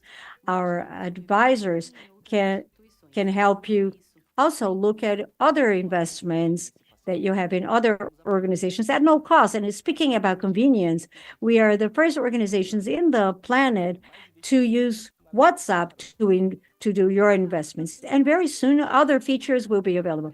If we can make things easier for you, we will. For instance, over 56% of credit notes from BBI were done through the automated contact via WhatsApp. Our challenge is to deliver the future so that our clients can invest better today. We are also making progress in delivering hyper-personalized offerings and a complete portfolio and specialized service. So we invite you to learn more about our actions. Access app, the investment app, and experience our way of investing. At BB, anyone can be an investor. That's it. At BB, anyone can be an investor. There was a certain delay in the video. You probably realized that there was some kind of lack of sync between the voice and the mouth movement, but I guess that we were able to convey the message. How we have been operating in such an important segment that generates business. So, to continue our panel, I'd like to invite now the managers who are executing the value chain strategy on a day-to-day. I'd like to invite Gustavo Schroden from Bradesco BBI to moderate this panel. And I'd like to invite on stage Gisele Pessoa, General Manager of Loans and Financing for Legal Entities, Euler Matilles, Government Business, Júlio Pesaro, Corporate Banking, and Marcelo Gomes, General SME Manager.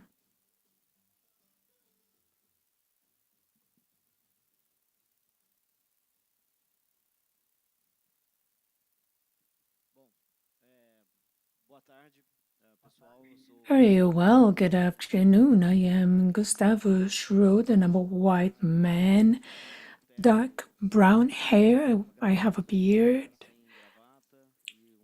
light blue shirt, no tie, and navy blue suit. I'd like to thank the IR team for trusting me to help you moderate this panel.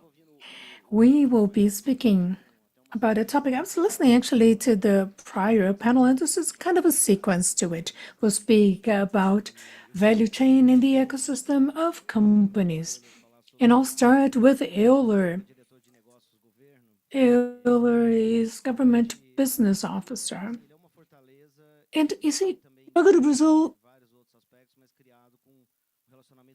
is a strength that was created through a strong relationship, not just with the federal government, but also with state, municipal governments, the legislative, the judiciary branches, at all levels of business. So could you share with us, how does the bank enjoy this relationship, not only in corporate credit, but also, if you could elaborate, given that the bank also handles the payroll of all of these government entities. I'm talking about consumer credit and also payroll loans. So if you could give us some color on what you're thinking about all this, whatever you can share with us is useful. Thank you. Good afternoon. I am Euler, white man, gray hair. I'm wearing a white shirt, a navy blue trousers, and black shoes. Schroden, thank you for the question. As the panels were unrolling, we heard about many strong points about Banco do Brasil, and I am sure that relationship with the public sector customers is one of them. And it's not something that happened overnight. This is work that was done over the years so that we could really play a leading role and could become the main partner of the federal, state, municipal levels of the legislative and judiciary branches as well.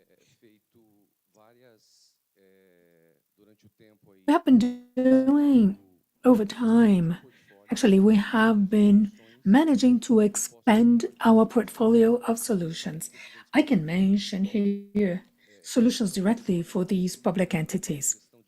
Payment and receiving solutions, fund management, pension plans. We can speak about some credit operations, pass-through of funds. But in order to do that with a lot of quality, one of the differentials of our bank is being close to customers. Even CEO Tarciana mentioned earlier today that Banco do Brasil has good capillarity, good footprint, we have a physical presence. And this is for the retail market, in serving companies, right, Marcelo? And it is not different in the public sector. So today, our team is specialized in providing consulting and advisory to public agencies and branches. And in all states, we have a specialized team to serve these clients. The 5,570 municipalities of Brazil, all of them, have a manager responsible for this kind of service and advisory. So everything I mentioned here is almost like we were speaking the language of these of the public sector agencies. I spoke about solutions directly to the public agencies, but in addition, I want to mention the chain we have. In addition to everything I mentioned, payment to suppliers, processing of the payroll of civil servants, and so on and so forth. And I have to mention payroll loans that were mentioned before. We're going to have a panel about this as well.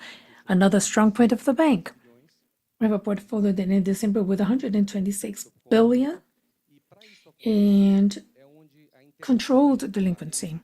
And for that to happen, that's where retail, public sector, and wholesale integration works really well. We have about 8,000 agreements of payroll loans, considering companies and the public sector. And maintaining these partnerships, these agreements as active, is a daily challenge.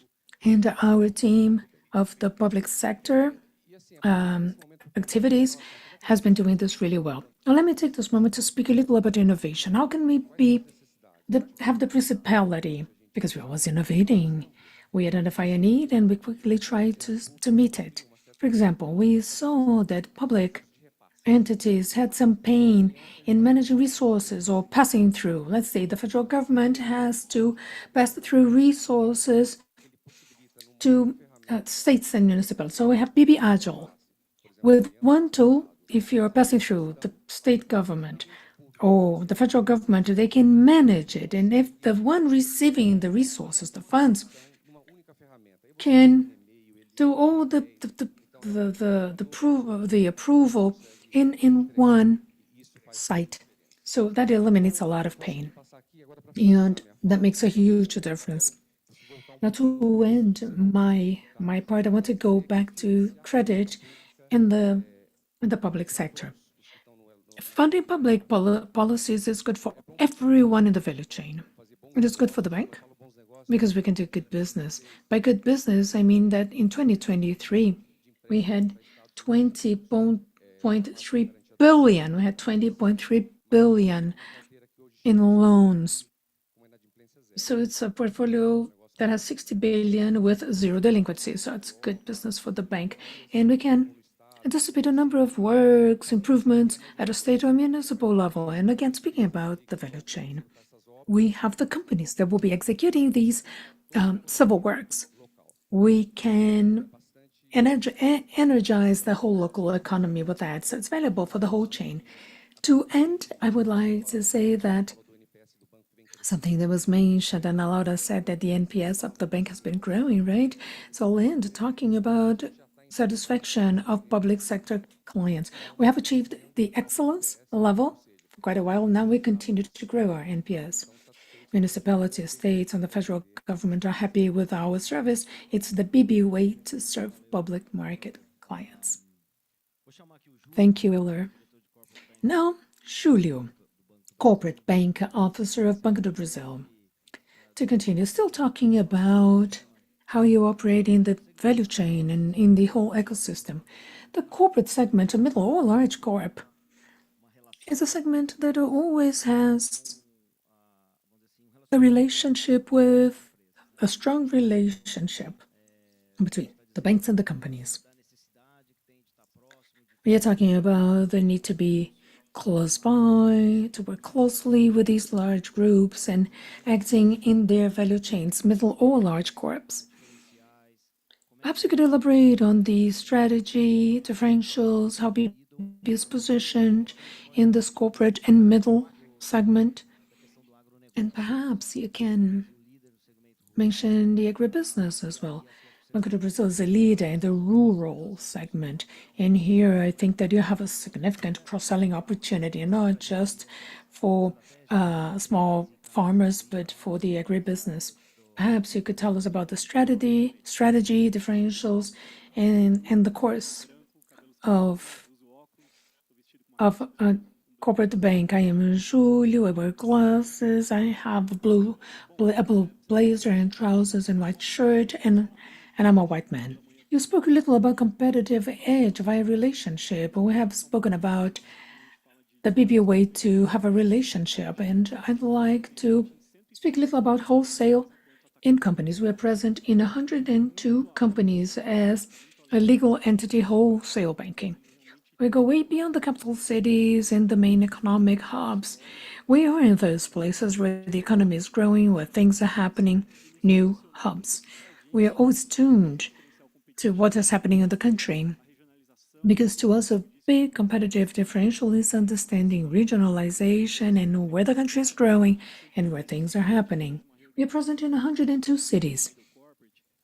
We had a recent reorganization in the middle corporate where, without increasing one single BRL in expenditures, we were able to increase by 20% the number of offices and increase by 15% our officers dedicated to these customers. So having proximity is a competitive differential. It is intentional on our end to be close to them and phygital, as Carla mentioned, respecting the characteristics of each client. In addition to be close to clients, we need to be relevant. This is declared in our purpose. To be relevant for companies means being relevant during the life cycle of a company. A company has cycles of investments, ups, downs.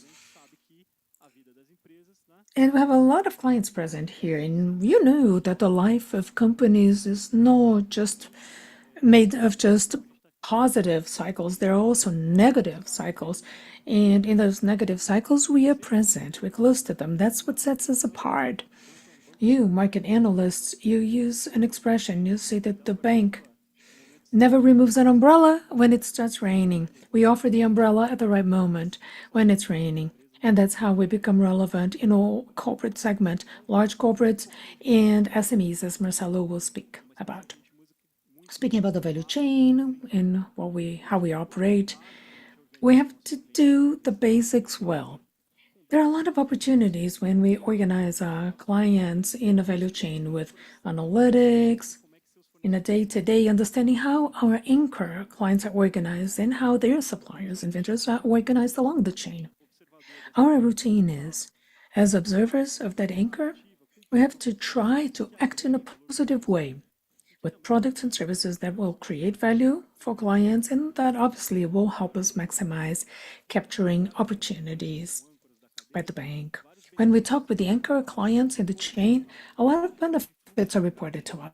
For example, cash flow management of those intervening in the chain improves with our solutions, our cash solutions, payment interrelationships. This becomes a lot clearer for the players in the chain, and they can help one another so that cash flow management will be better. We also get reports that we are improving the markets where we operate, improving our relationship with suppliers, making them more loyal. That's a very common report we get. In terms of benefits we offer for the anchor clients in the chain. And when we think about the benefits for the bank, there are many. The obvious ones being new clients, because every day we are gaining new clients. I believe that analysts follow this up close. It's impressive, the number of new clients we get every day, individuals and legal entities alike.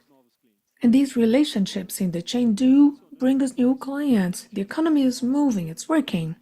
Every day, new companies arise, companies grow, develop, and we are there, capturing new clients for our base. And the whole analytics we bring for the value chain in terms of risk management and credit management also potentializes us.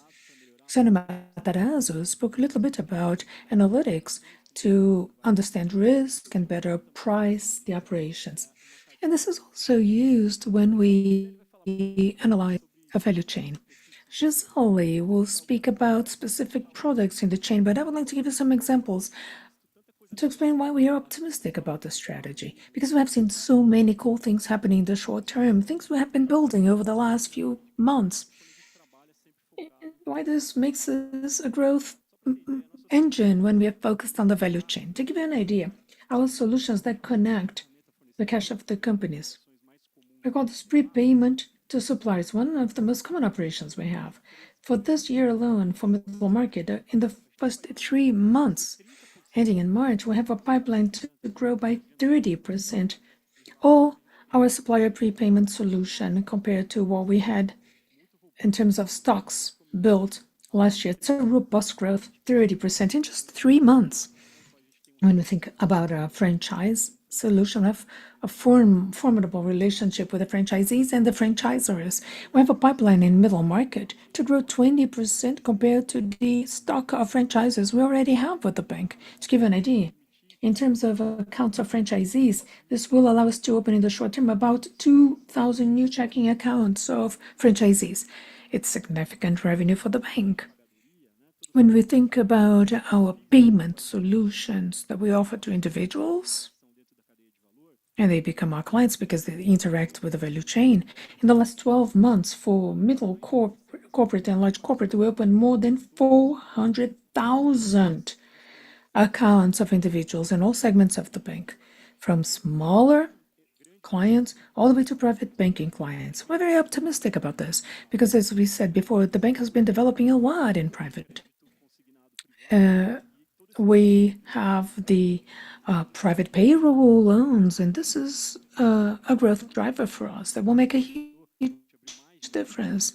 The agreements that Vice President Francisco mentioned, we signed more than 2,000 partnerships in 2023, and we continue to forge these partnerships. We're talking about production support, mortgage support agreements, and a lot of services can be offered in these agreements that come together with credit. Services have a huge space to grow. In the space of accelerated growth of agreements that we saw, we continue to see this year. We're very optimistic to believe that we'll continue to grow at this very same pace. At least this is what is atomized in our behavior induction tools. To end my part, you mentioned, well, what about the agribusiness value chain? Speak a little about that, he said. Well, this is a wonderful value chain. It is one where we play a leading role. Historically, we have. Think about a simple example of a company that provides inputs, agricultural inputs. We can offer a number of solutions to connect them with the resellers. There are thousands of resellers in agribusiness spread all over Brazil. We have possibilities to make connections among them. Giselle will speak about this. At the moment that you're in with a reseller and you can sign agreements for our growers, our client growers, to do business with these resellers, to buy their inputs, we can expand the loan book with two super positive points. Number one, whenever Banco do Brasil enters an agribusiness value chain to one way or another provide funding, in there we have a credit sustainability policy.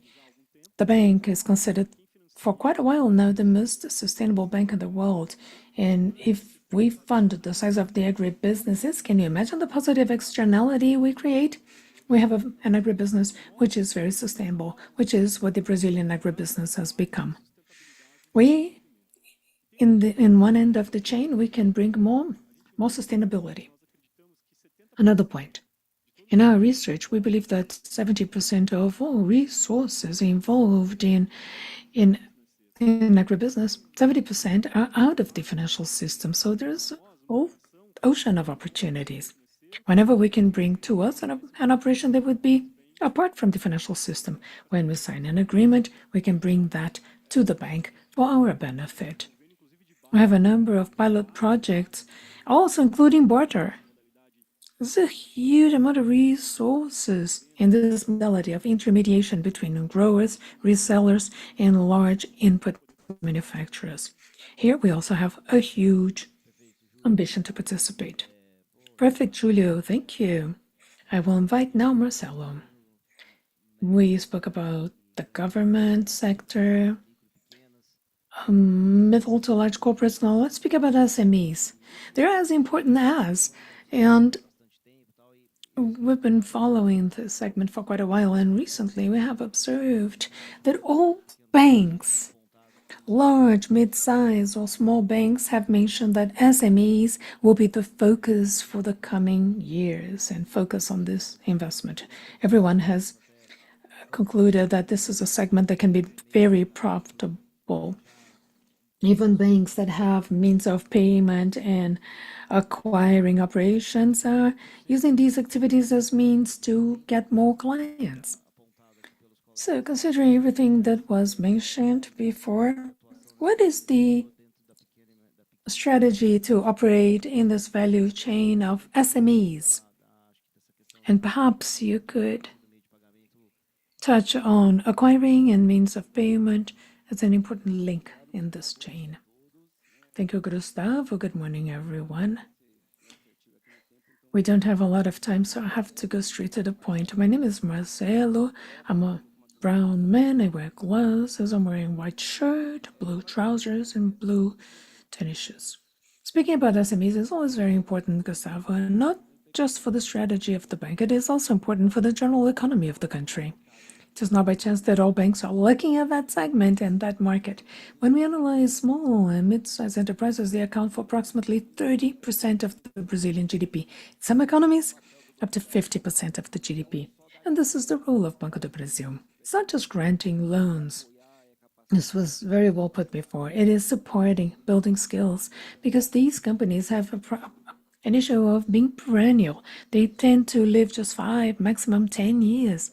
And this is what the bank has been doing, and we are training them to improve the productivity of these companies, their effectiveness, efficiency, and thus perpetuity and sustainability.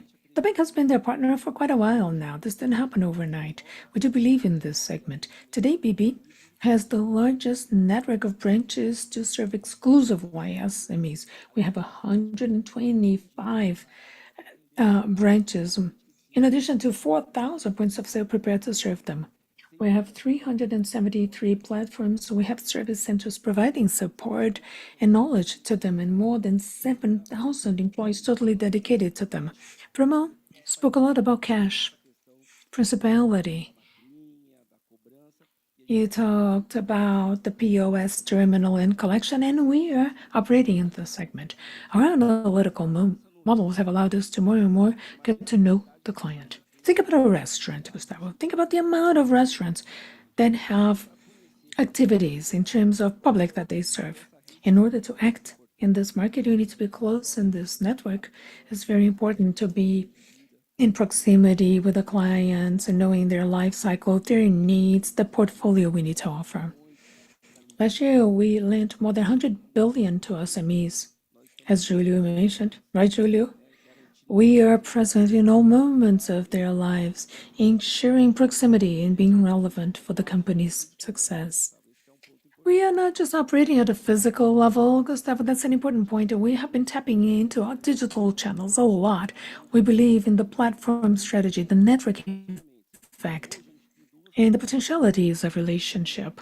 We have today 2 platforms that provide a lot of support to SMEs. One is Liga PJ, our portal of exclusive and free of charge content for entrepreneurs, supporting them along their journey.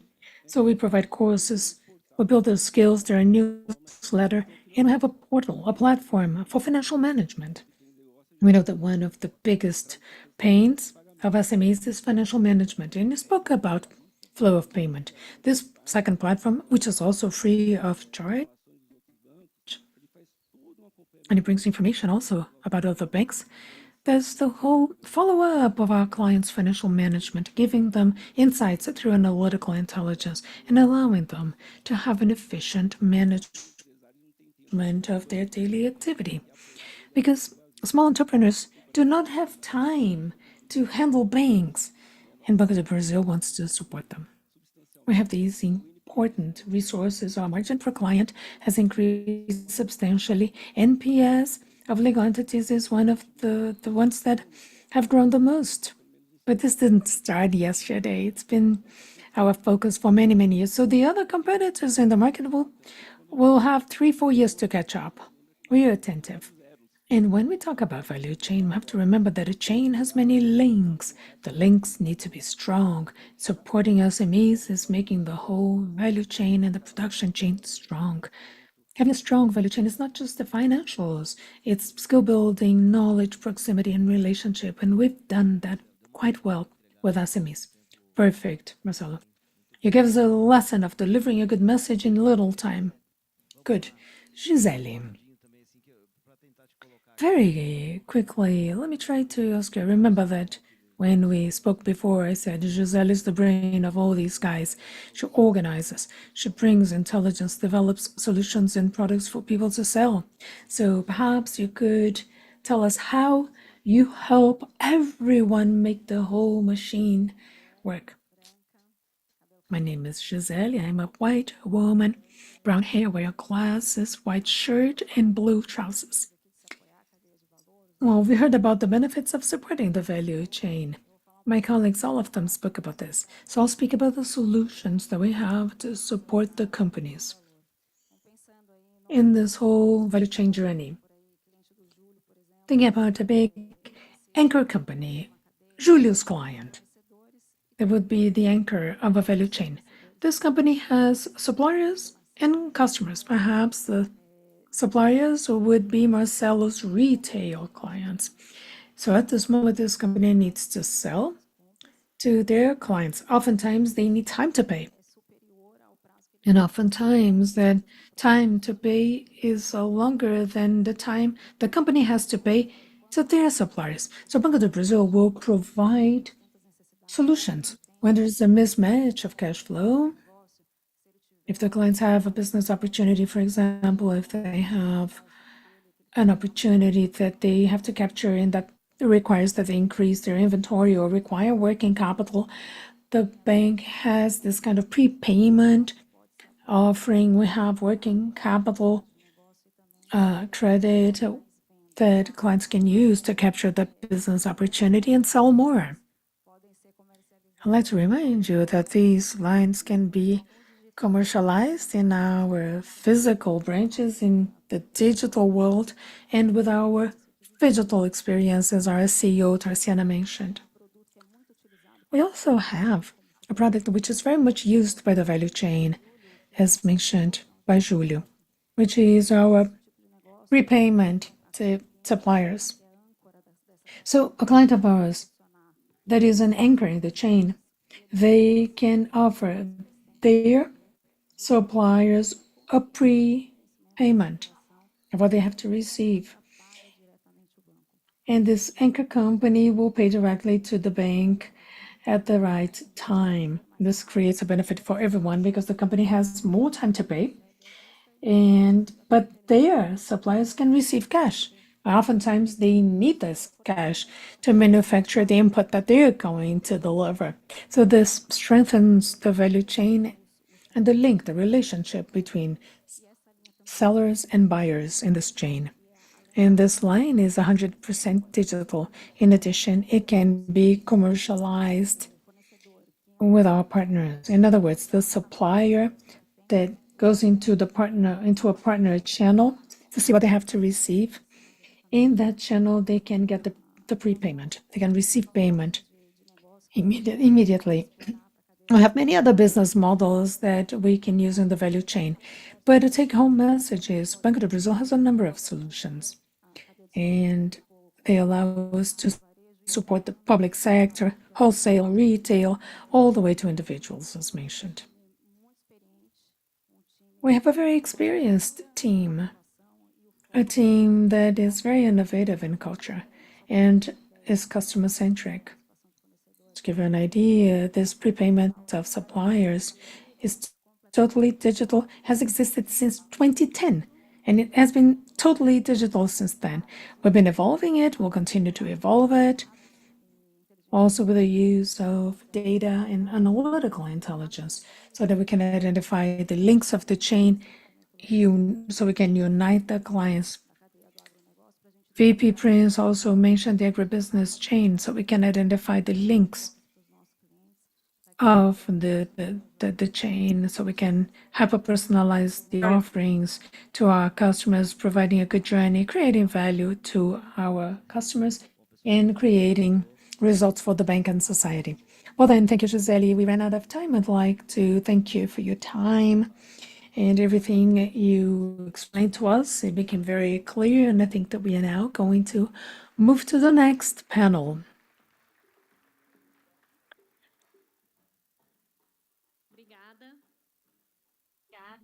Thank you. Thank you. Well, this integrated This integrated approach also happens when we serve the entire chain and the exporters, and whenever we support people and companies in their international business. And in order to be close to our clients in Brazil and abroad, Banco do Brasil is present in some relevant geographies. Let's learn some more about the international businesses of the bank.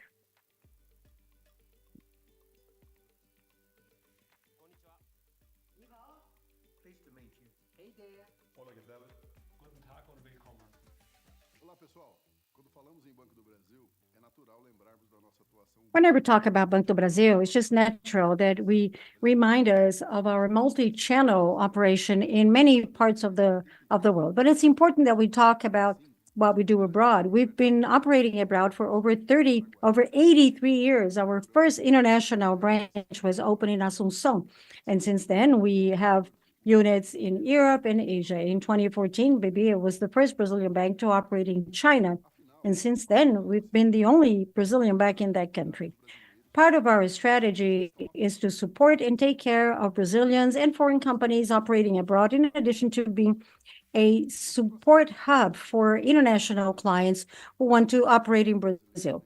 And we are based on some important pillars: supporting the Brazilian foreign trade, integrated service between Brazil and abroad, with an important focus in improving customer experience. And finally, funding in foreign currency, which are so important to finance international business. Brazil is world leader in exports of soybean, corn, and coffee. And we are also present in several other upstream segments. And BB is the largest partner of our exporting clients. And we provide several loan opportunities for import, exports, and like foreign exchange and hedging for exports. And we have some advisory services, which are very encompassing. We provide personalized and physical service in addition to a full digital experience. We have ACC and Digital FINIP, through which the client can simulate financial transactions, send documents, monitor the proposal, and everything through the screen of a computer or a cell phone. When we talk about our operations abroad, we have to mention Brazilian agribusiness. We also look at the ecosystem of our clients. And one example is BB Credit and Export, which caters to the entire value chain. We provide credit to those who operate in the domestic market, but also have access to some distinguished loan transactions. We are here to help clients who want to go international. Last year, we launched a strategic partnership with Tax Brazil for small and micro-sized companies who want to export their products. So Banco do Brasil is well known for serving segments that are sustainable and cause a positive impact to the environment. So in addition to renewable energy, sustainable agriculture, the recovery of degraded areas, bioeconomy, and the generation of jobs in Brazil. In 2023, BB funded over 300 million in partnership with international and multilateral organizations and investment banks like the World Bank and the Inter-American Development Bank. This reduces the general funding cost, making prices more attractive for both the market and clients, motivating the adoption of social environmental practices.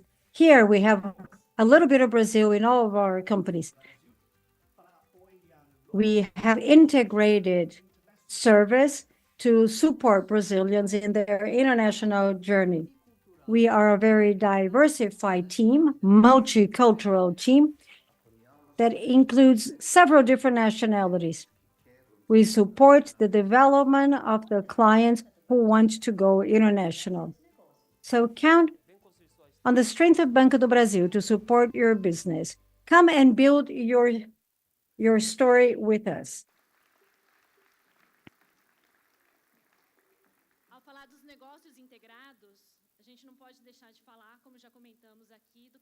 When we talk about integrated businesses, we cannot put aside payroll loans. And Banco do Brasil is an expert in payroll loans. To talk more about our differentials in this market, I would like to call now Larissa Novaes, our individuals director for individuals. Good morning, everyone. I'm Larissa Novaes. I am a white woman. I'm wearing a black outfit with a white blazer. Thank you so much for joining us today. I lead the individual client segment. I've been with the bank for 23 years, and I know that many of our clients have been around for much longer than me. So thank you very much. I would like also to thank the analysts who are joining us today.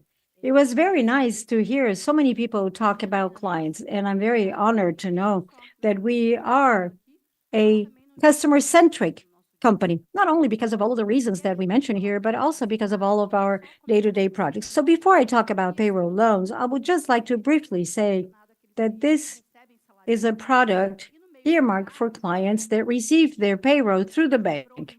And in the banking sector, we call those civil servant retiree clients. And to give you an idea of the magnitude of this market at Banco do Brasil, today we have 11 million civil servant retiree customers.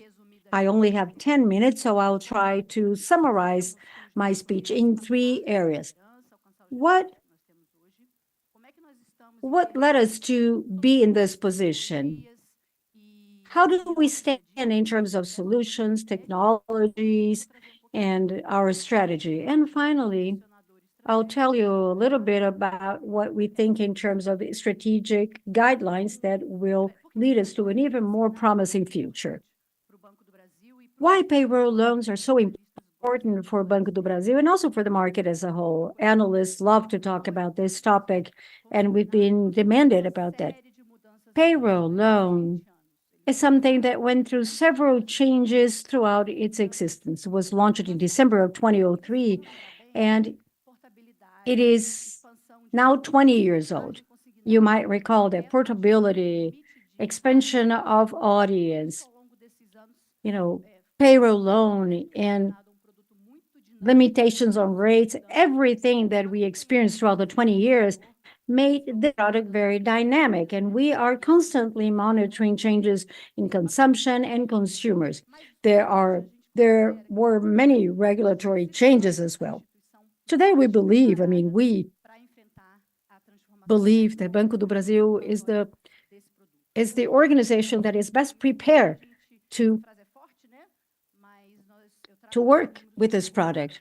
I know that this is a very strong statement, but I have here some numbers that support what I'm saying. We are leaders today in payroll loans, and I think we will continue to be leaders.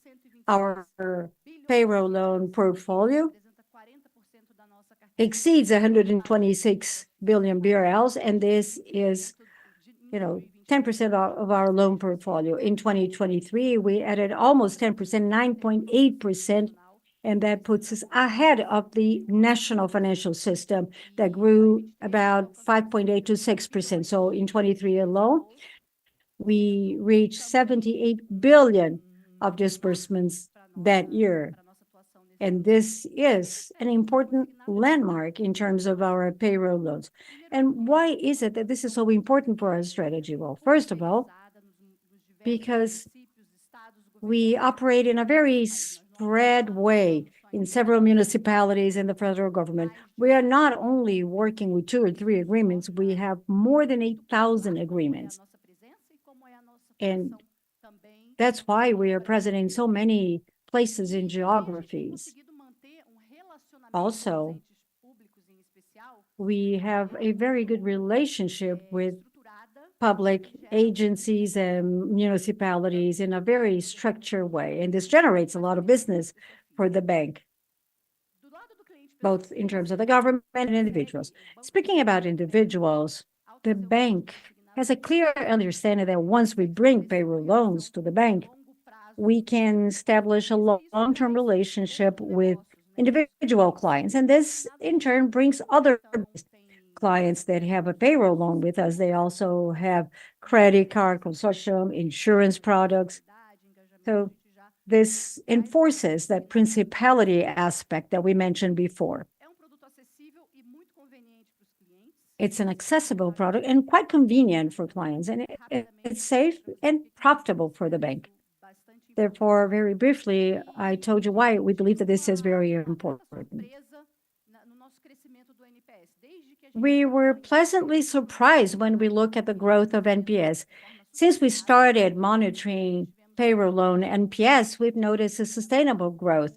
In 2022, we grew over 10 points, and this stems from a very close relationship with our clients. And also the fact that we've been modernizing the product throughout the years. And then let me tell you how the strategy happens. Well, in the morning, we talked about CRM, data, and analytics. And today we have an online interaction engine. And I often say that this is a communication machine because our communication is very personalized, intelligent, and we have a gigantic accuracy. We identify the profile of the client, we look at the payroll margin, we do some financial profiling whenever necessary, and sometimes we even anticipate any salary increase. Then we put a trigger in that machine, and that allows us to be very agile in terms of our offerings to the client. And agility is one of our trademarks. We've been pioneer in everything we launch. You might recall that some 4 to 5 years ago, a retiree, when that person would go for a payroll loan, it would take 3 to 4 days until that answer was sent to the user. But everything happens online today. It just takes seconds for the client to have a response. That shows how agile we are. And we are very agile also in terms of communicating our new technologies. And so here we talk about our analytical intelligence. I'm not going to take a deep dive, but the mix of our channels is quite important. This segment involves digital, email, app. There is another part of it that is through WhatsApp. That's why it's important to have a mix of channels for our cross-selling as well. Intelligent applied to the offering. And another interesting data about this has to do with digital experience. We talked a lot about the use of different channels, and today 87% of our disbursements in payroll loans already uses this digital experience, sometimes digital or sometimes with the advisory services of one of our employees or through WhatsApp, but 87% comes from that digital structure. And engagement in principality, this is something I briefly talked about before. All of our CRM technology and analytics is what allows us to have a very good performance associated with the strength of our network of branches that generate principality. Carla also talked about what is the contribution of an engaged client. And principality, I know that this is a topic that analysts like a lot. I mean, how are things happening right now? Therefore, I would like to show you that our technology, together with our data lakes, allows us to have a very agile and integrated, track in terms of retention. Every 3 clients that do portability with us, only 1 leave. So we are quite prepared to operate in portability. And open finance, this is a very new data. This number was reached yesterday, meaning that we got 1 billion of portability with the use of data sharing. Right when open finance was launched, People were saying, what about the incumbents? They will lose results, etc., in margin. But in fact, for us, this is opportunity. And we are showing that with this number that I'm bringing to you today, that means that from our intelligence and the way we treat information and with the entire, bucket of information we have, we can reach out to clients at the right time, and we can also translate all that into results, which is important for our strategy. And again, we already announced it, but I have it on the screen for you. We do portability through WhatsApp. I think everybody has WhatsApp. WhatsApp is something that is used by all Brazilians. We are all pioneers with this solution. We launched it last year, and the client can bring loans from other banks into Banco do Brasil in a very easy way, everything done online and through WhatsApp. I think I am approaching the end. I know I don't have any more time. But very briefly, I already told you what allowed us to get this far. I mean, in payroll loans and our performance. How are we operating today? What about our analytics track and the strength of our network? And finally, I have these strategic drivers that will allow us to grow and post good results in the future. First, we start with the regionalization of the public payroll loan. We are already very broad in terms of our strategy, but we look at some particular ecosystem or geography. This is mentioned in a previous panel about value chain, but we will continue to grow in public payroll loan. We also have protection strategies. I briefly talked to you about portability. What are the systems and solutions we have? We will certainly grow our protection strategies to protect our customer base and the margins and results and expansion. We know that we still have room to grow in terms of, INSS. We don't have yet the large chunk of this segment, and we are also launching some specific solutions for INSS. This year, in February, we launched the possibility of clients, a retiree doesn't have to open an account, but he has access to credit. Some clients like human relationship, and some others prefer the digital channels. The INSS clients, they stem from a very close relationship. So we have, we are in the excellent zone, over 75 NPS points. So the client knows us in terms of relationship. And finally, speaking about private payroll loan, we will grow in this segment, bringing on board all of our experience that we already have with public payroll loans, also using the solutions we have to attract clients, to get new clients, and to retain clients. To conclude, I would like to say that we want to grow and retain our customer base, and also we want to grow our payroll loan to ensure the sustainability of future results, innovating, and in everything we do, we want to imprint our own way of being Banco do Brasil. Thank you very much.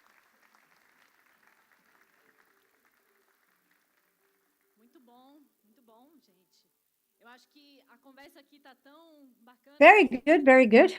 I mean, the conversation is so fluid that time went by and we didn't even notice. So now we will break for lunch. And for those who are here with us in person, I don't know if you noticed, but outside we have a panel being put together by a new generation artist, Asthma. And this work of art symbolizes innovation. And by the end of this event, this art installation will be concluded. You can take part of it with you because I know that all of you are part of our event. So now we will have a quick break, 50 minutes, and then we will resume. Thank you.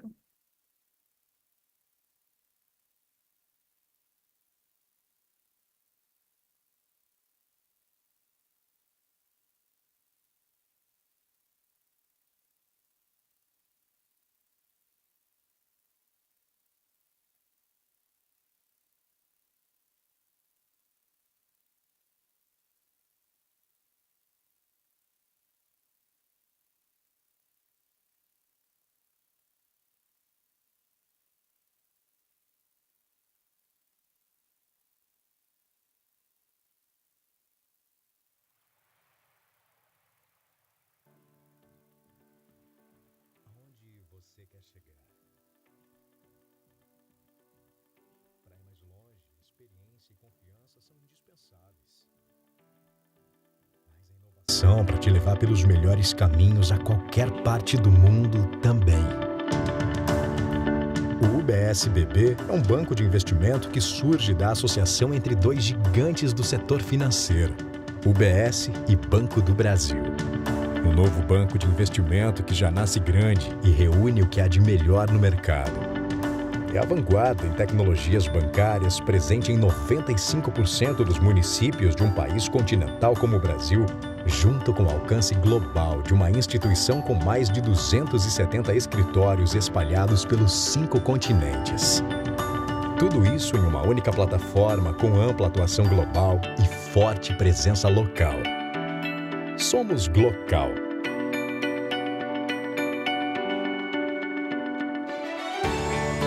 O UBSBB inova com uma combinação única entre a proximidade com seus clientes e o conhecimento global.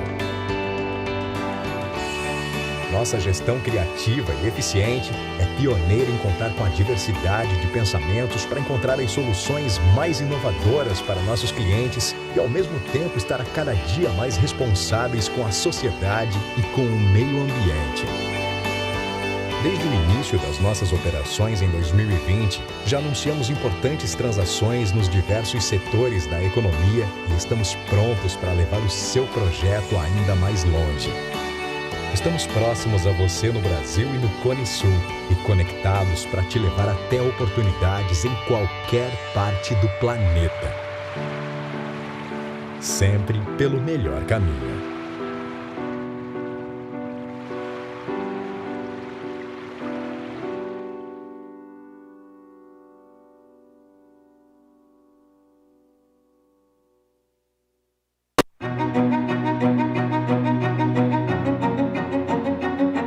Certas para cada acorde. Força, ritmo e precisão. O UBSBB apoia a OSESP para a conexão das pessoas com a cultura brasileira. E apoiar a cultura é sempre o melhor gesto.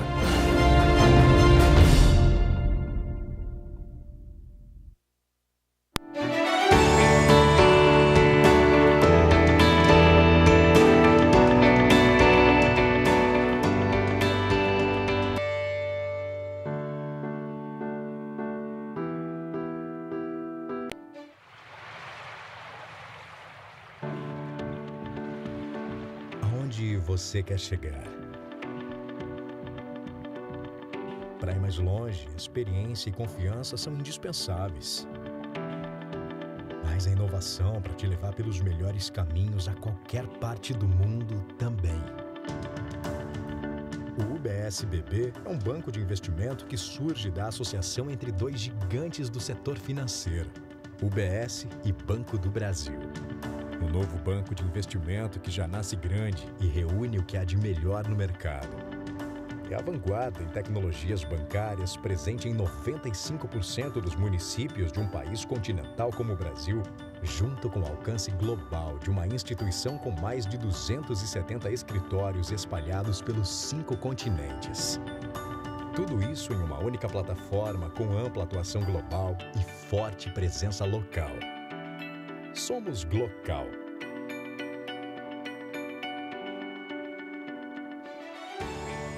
O UBSBB inova com uma combinação única entre a proximidade com seus clientes e o conhecimento global.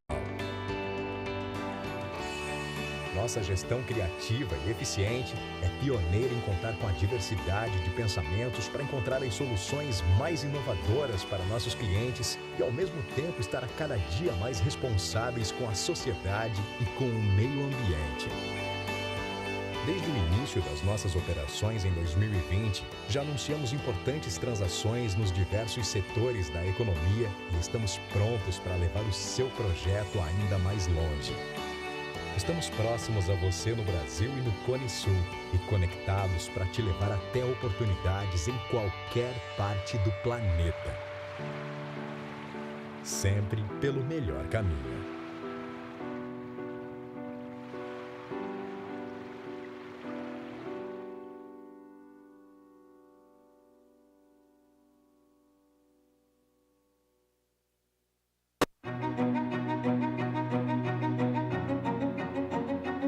As notas certas para cada acorde.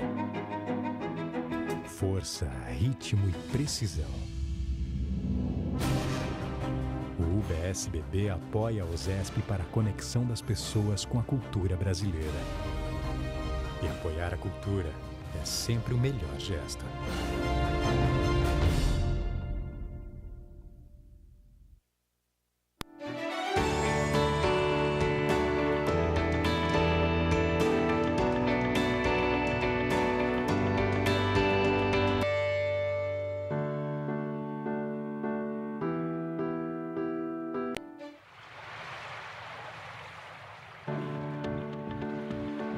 Aonde você quer chegar?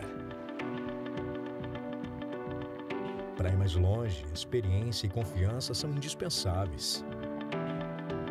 Mas a inovação para te levar pelos melhores caminhos a qualquer parte do mundo também. O UBSBB é um banco de investimento que surge da associação entre dois gigantes do setor financeiro, UBS e Banco do Brasil. Um novo banco de investimento que já nasce grande e reúne o que há de melhor no mercado. É a vanguarda em tecnologias bancárias, presente em 95% dos municípios de um país continental como o Brasil, junto com o alcance global de uma instituição com mais de 270 escritórios espalhados pelos 5 continentes.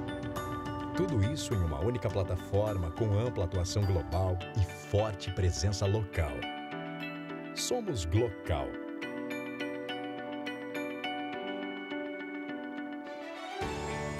O UBSBB inova com uma combinação única entre a proximidade com seus clientes e o conhecimento global.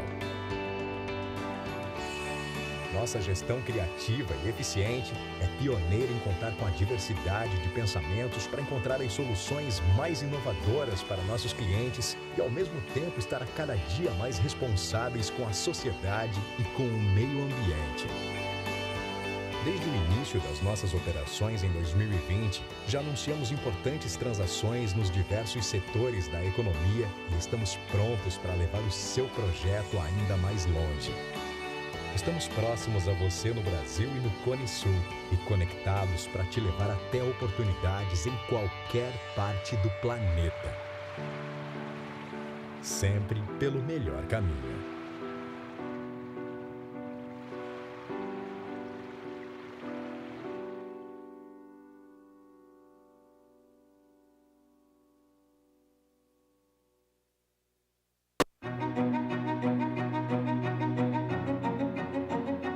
As notas certas para cada acorde. Força, ritmo e precisão. O UBSBB apoia a OSESP para a conexão das pessoas com a cultura brasileira. E apoiar a cultura é sempre o melhor gesto.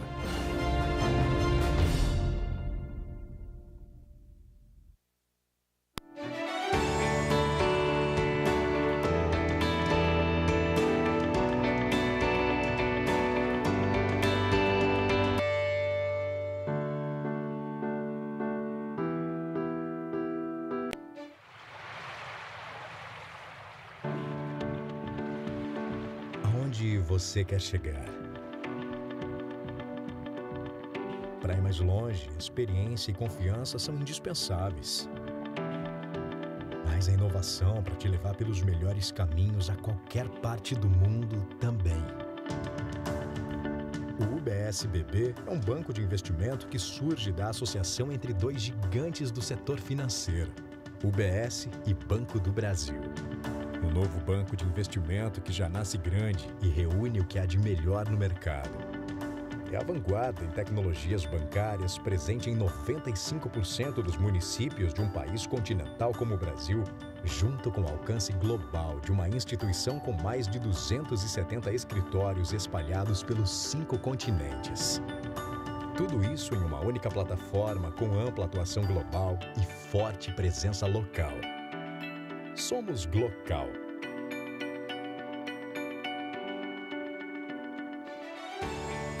O UBSBB inova com uma combinação única entre a proximidade com seus clientes e o conhecimento global. Nossa gestão criativa e eficiente é pioneira em contar com a diversidade de pensamentos para encontrar as soluções mais inovadoras para nossos clientes e, ao mesmo tempo, estar a cada dia mais responsáveis com a sociedade e com o meio ambiente. Desde o início das nossas operações em 2020, já anunciamos importantes transações nos diversos setores da economia e estamos prontos para levar o seu projeto ainda mais longe. Estamos próximos a você no Brasil e no Cone Sul e conectados para te levar até oportunidades em qualquer parte do planeta. Sempre pelo melhor caminho.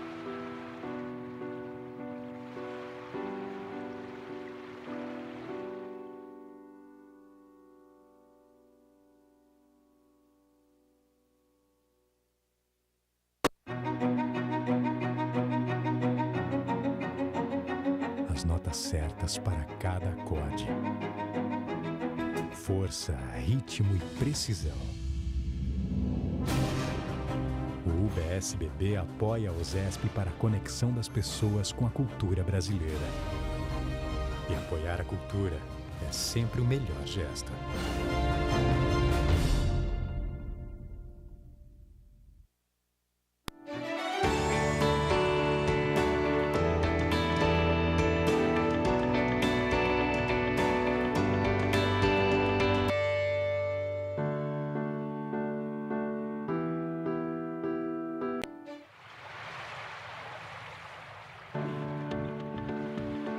Aonde você quer chegar?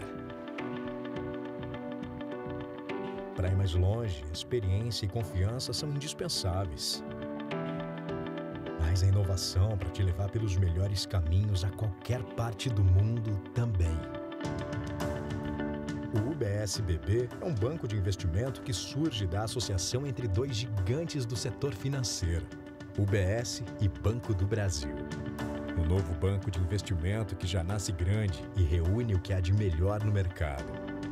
É a vanguarda em tecnologias bancárias presente em 95% dos municípios de um país continental como o Brasil, junto com o alcance global de uma instituição com mais de 270 escritórios espalhados pelos 5 continentes.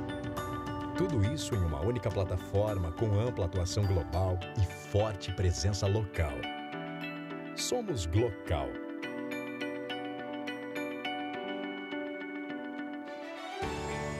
O UBSBB inova com uma combinação única entre a proximidade com seus clientes e o conhecimento global. Nossa gestão criativa e eficiente é pioneira em contar com a diversidade de pensamentos para encontrar as soluções mais inovadoras para nossos clientes e, ao mesmo tempo, estar a cada dia mais responsáveis com a sociedade e com o meio ambiente. Desde o início das nossas operações em 2020, já anunciamos importantes transações nos diversos setores da economia e estamos prontos para levar o seu projeto ainda mais longe. Estamos próximos a você no Brasil e no Cone Sul e conectados para te levar até oportunidades em qualquer parte do planeta. Sempre pelo melhor caminho.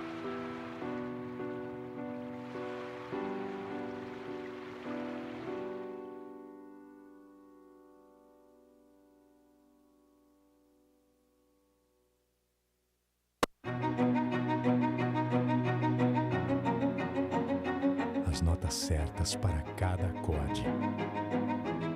Força, ritmo e precisão.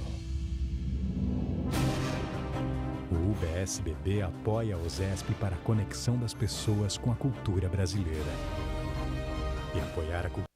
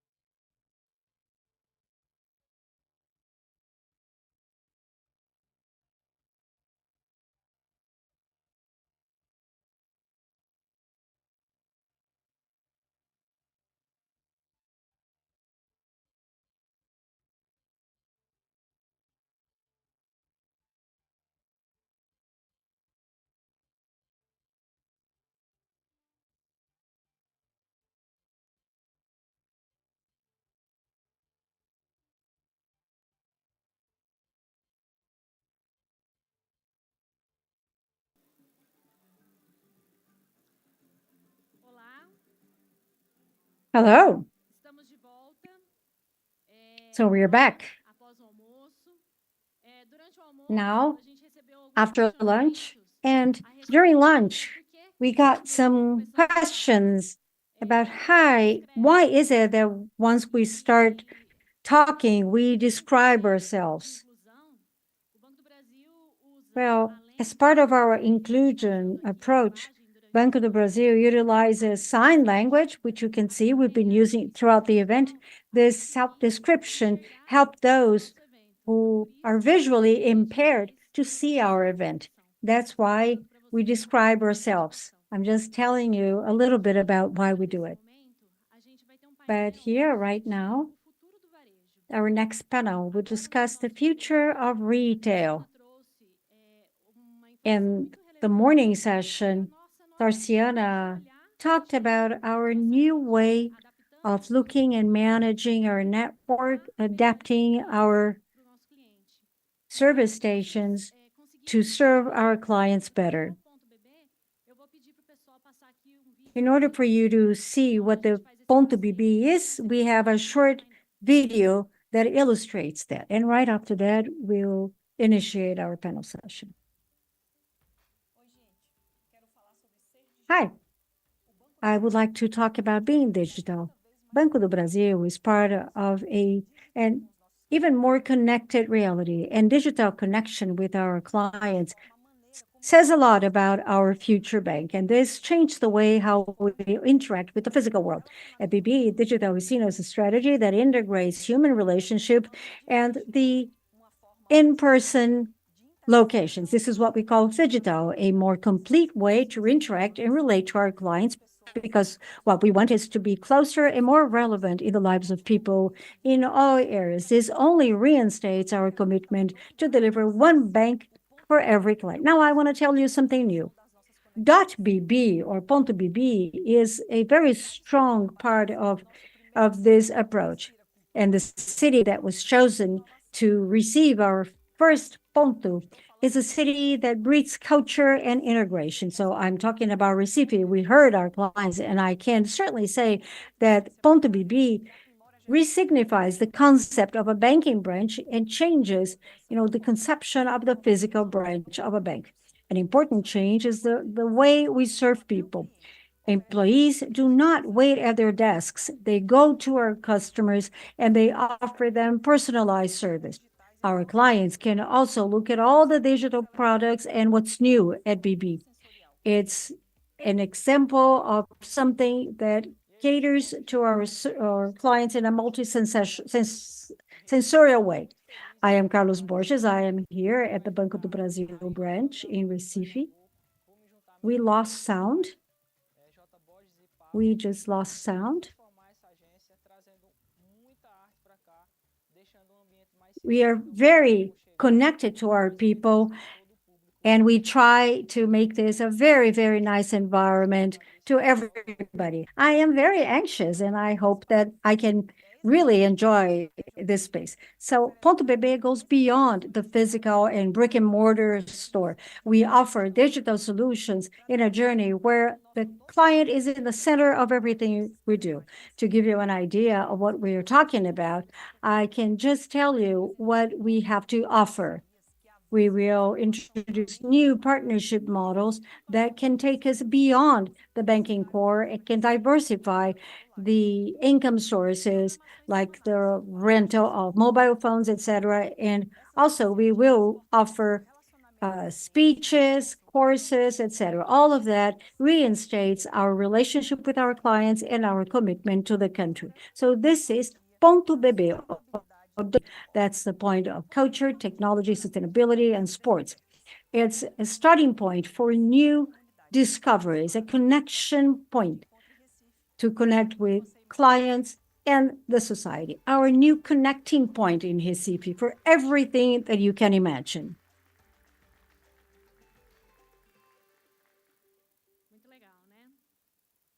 That's very cool, isn't it? And now, to tell you more about how the bank is performing on the retail side, I would like to call Felipe Navarro from Santander to lead this next session. Also, I will call Barbara Freitas, General Manager for our channel and service unit, Cristiano Maron, General Manager for Inova Varejo, and Alberto Martinhago, Commercial Director for High Retail.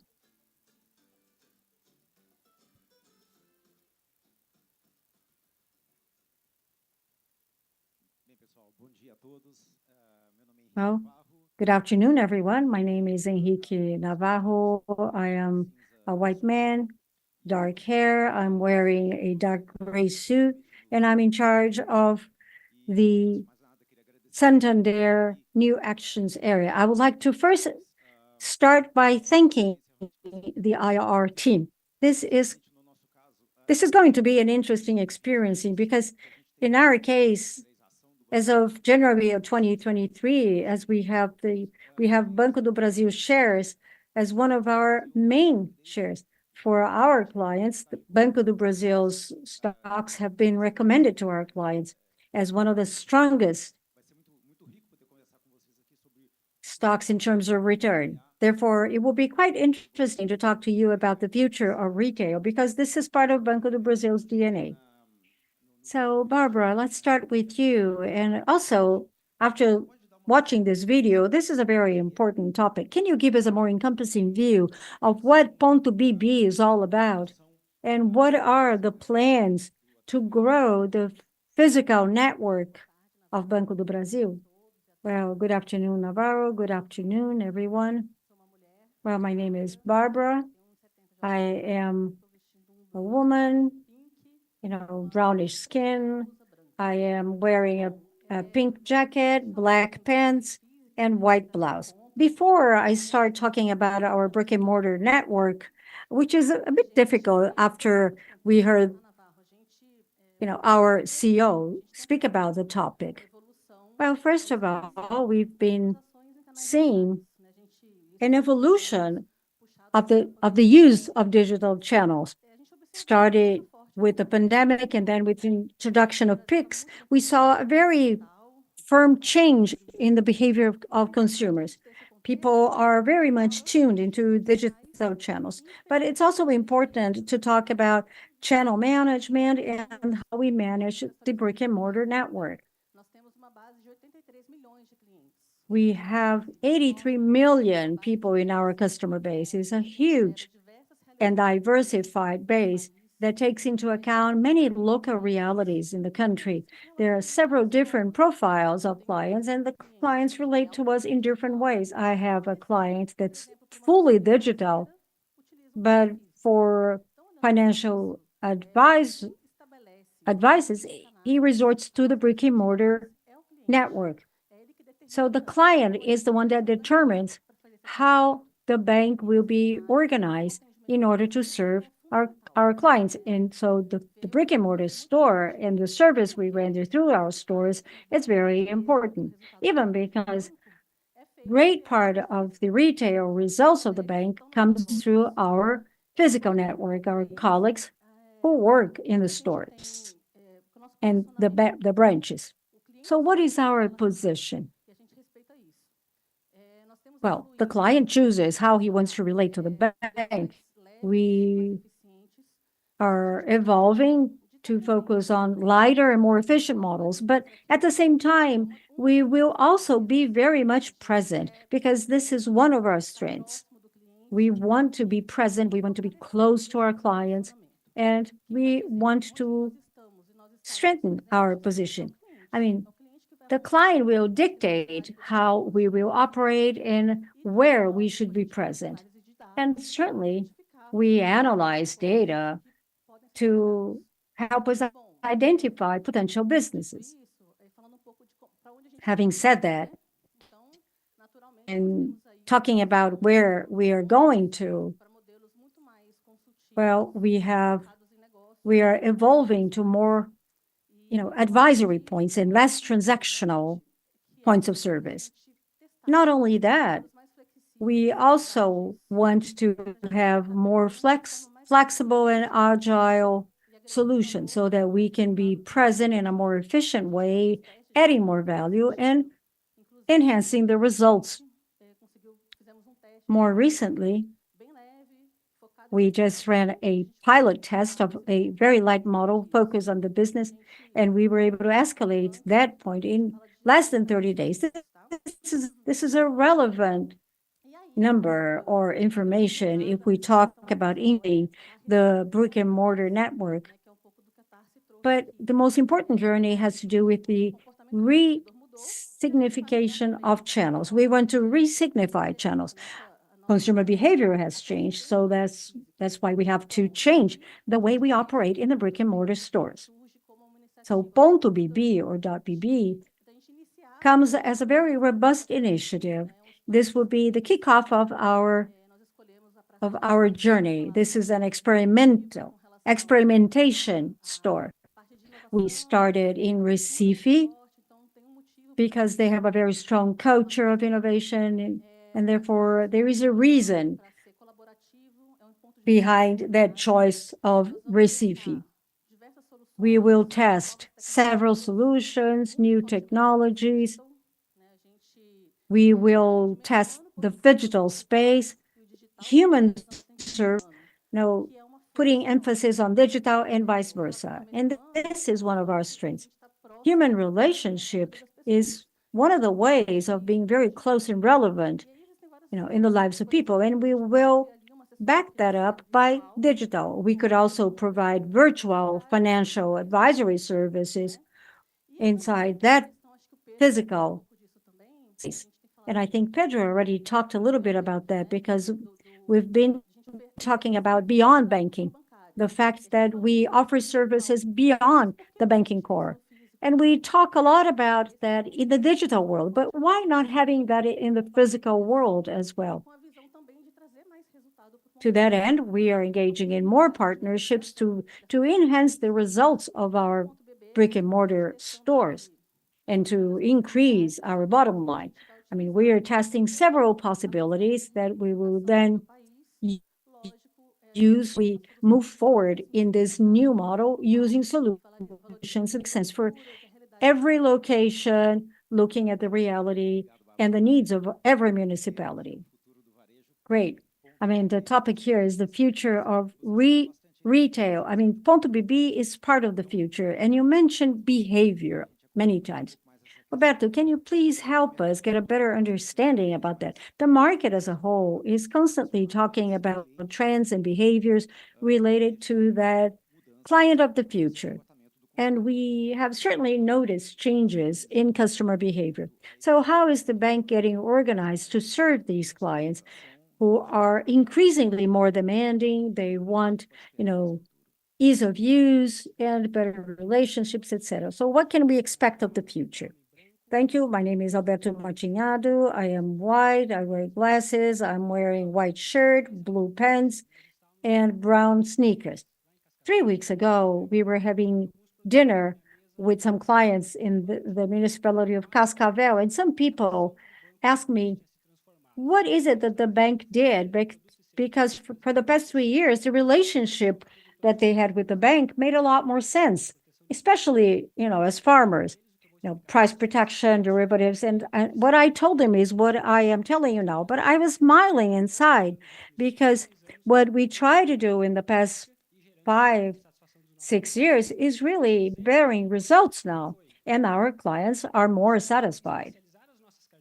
What we did was to have special portfolios catering to retail clients, in addition to the stores that we see, on the streets, shopping malls. So these are POSs that serve all types of clients, clients offering different services. We have 14,000 professionals that serve 8,000 clients divided into 6 different types of clients: estilo, exclusivo, agro clients, affluent investors, and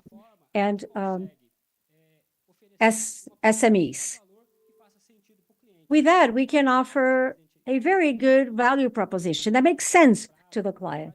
And as Carla Neves told you, in the mid-range, contribution margin from these clients can grow up to even 50%. We are talking about the results that each client gives the bank. When we provide more specialized services, the results really double.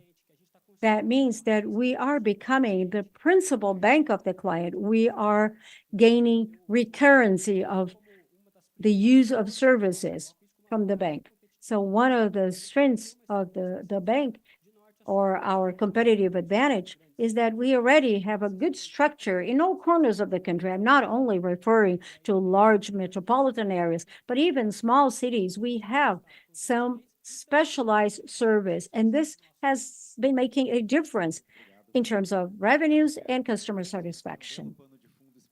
Well, Christiana, we had a very good backdrop explaining many things, but retail is a very broad subject. My question to you is, thinking about technology, the future, and a specialized service, how do you see Banco do Brasil's, retail service for the future, and what are you doing to get there? Well, good afternoon. I am Cristiane Marão. I am white, black hair. I'm wearing black. So it's a pleasure to be here with you. Thank you for your question, and thank you, Bettina Barbara, for joining me this afternoon. I think it's important just to reinstate that all the companies are seeking to innovate and take advantage of what the technologies can bring to our processes. I mean, it's the same thing with the bank. I mean, we have built CRM back in 1997. Innovation has been a constant at the bank. And this specialized model that Bettinho just referred to was a major innovation we did in the past, and we've been enhancing it throughout the years. We've noticed that the behavior of consumers are changing a lot. During the pandemic, we saw a lot of people transforming themselves. I never did my grocery shopping online, but after the pandemic, I rarely go to the supermarket. Today, people resort more to the digital world rather than the physical. But we never let sight of the proximity. We want to exploit the potential brought about by new technologies, the demands of the consumers, and we want to adjust to these new demands. And the bank is firmly focused on being innovative, efficient, and enhancing its services to customers. Today, I work with all the areas you talked about here. Every area that involves our clients, especially retail, it's important that we expedite changes that we see coming up every day that are necessary. And not only that, when we talk about our strategic approach, we have people all over the country thinking about that, and not only doing a good relationship with customers, but thinking about how can I add more value to our clients so that we become more relevant to them throughout the process. And by the same token, we have better results. So we have 270 people scattered all over the country, looking at what's new, looking at the new market dynamics in order for us to move forward. An important takeaway message is that the bank is very obsessed in becoming a bank that is proud of having an excellent relationship with its clients. So now let's turn to the two of you. You talked a lot about Ponto BB, or the physical idea of BB of the future, digital, and you gave us a lot of information.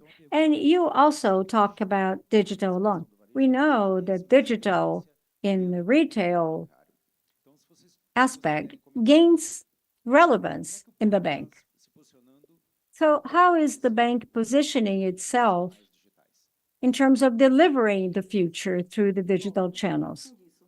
Well, going back to our scenario, exponential growth of the digital universe, Banco do Brasil is very well positioned when it comes to digital services.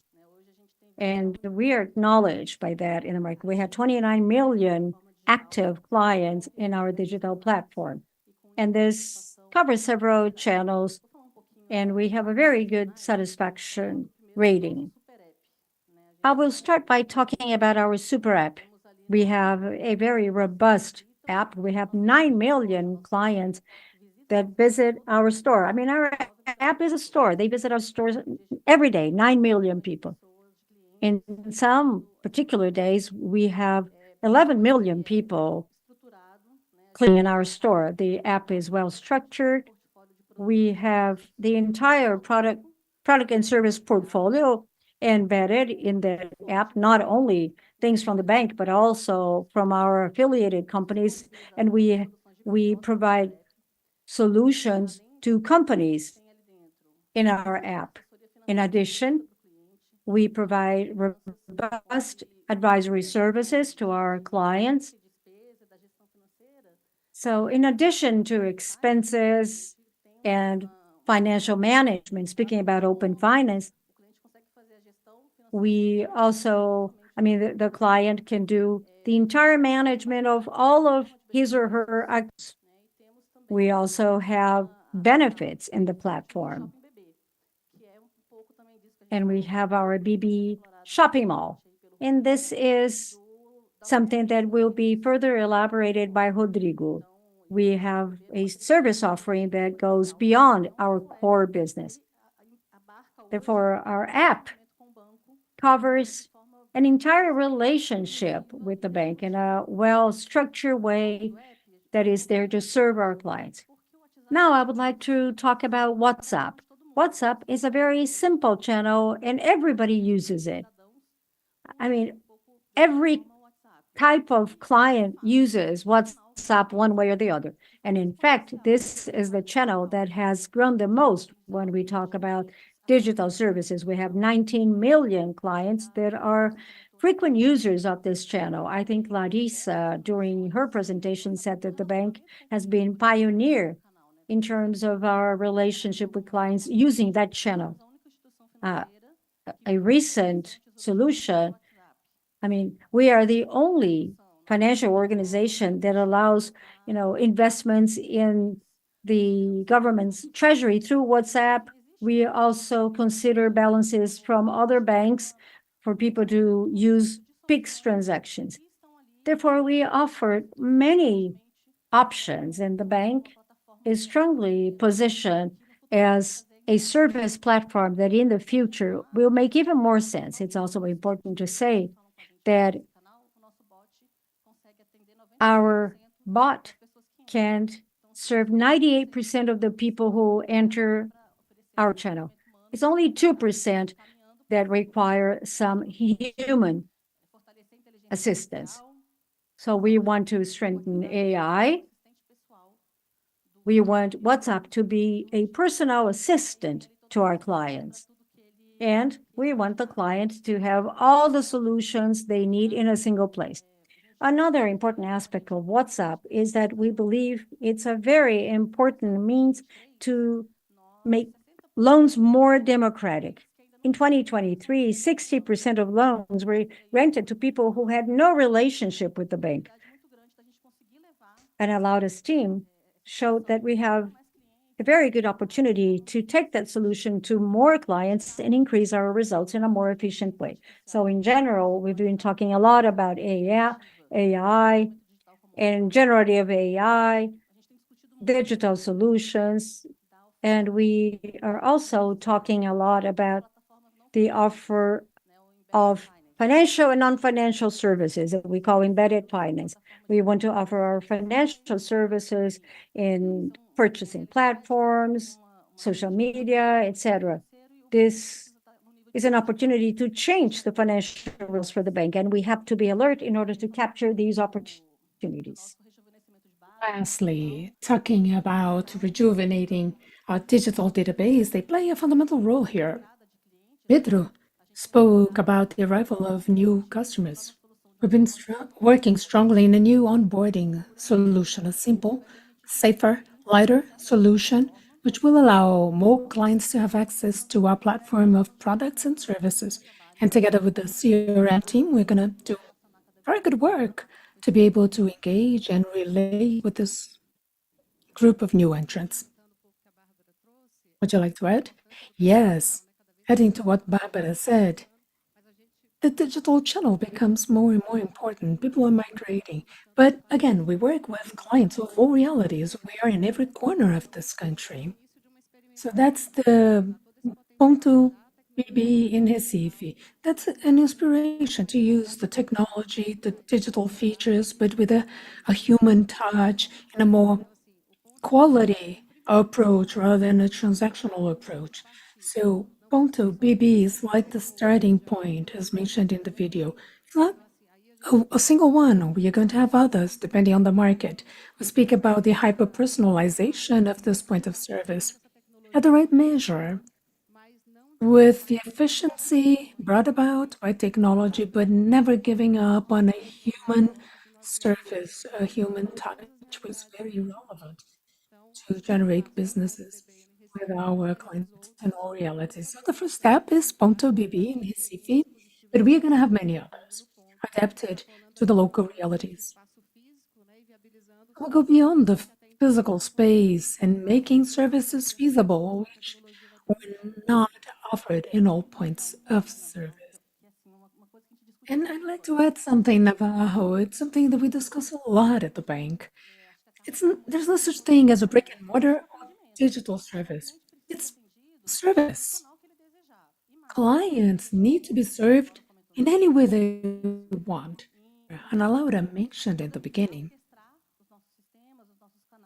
that we need to organize, orchestrate our channels so that the journey of service will be truly integrated and ongoing across all channels. It's easier said than done.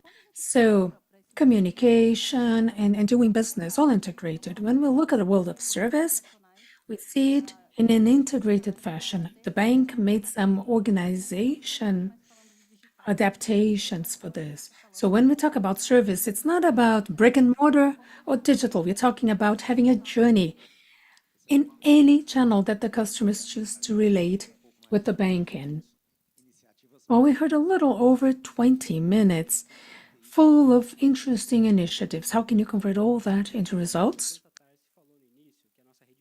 Well, CEO Tarci said in the beginning that our network of branches is a strong point.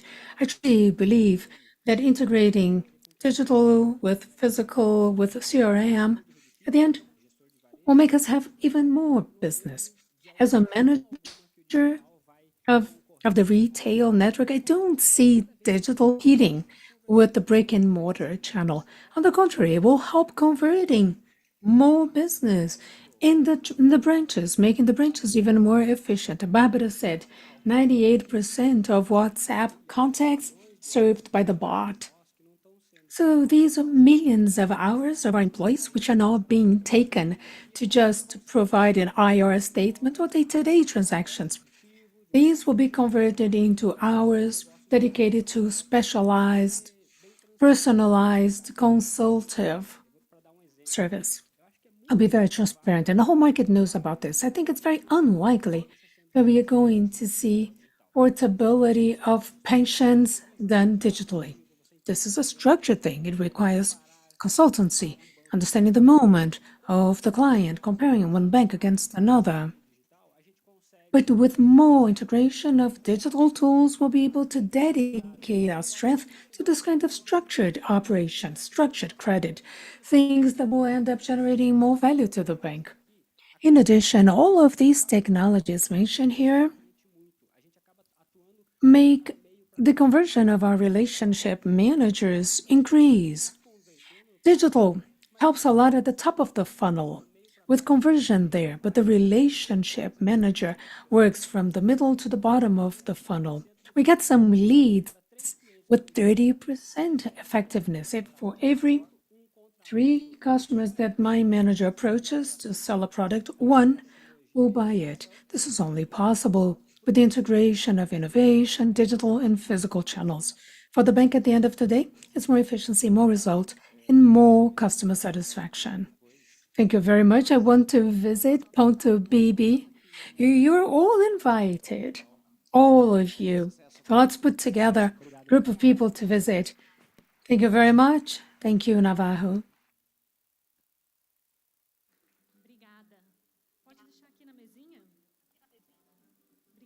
you. I can leave the mics on the tables. Thank you. I think that with effective actions, we can see how the future is being built day after day. Our next panel will address Banco do Brasil in the agribusiness. But before I call to stage our next panelists, I'd like to share with you a very interesting case. Go ahead.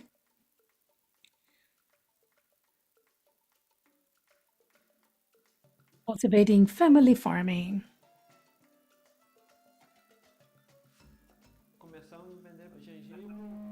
We started selling ginger.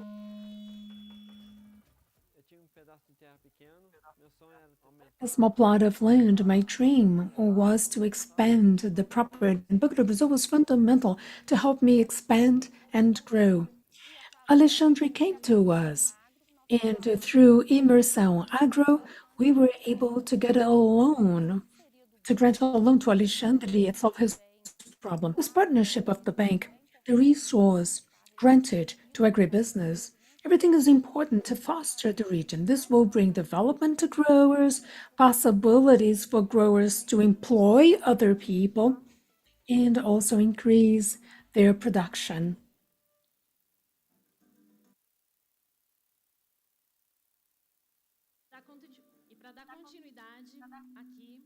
To continue to speak about business and BB's specialization in agribusiness, there's a little bit of microphone noise here, but I'd like to invite Everton Kapfenberger, our agribusiness and family farming officer, and Guilherme Rossi, general manager of our private bank unit.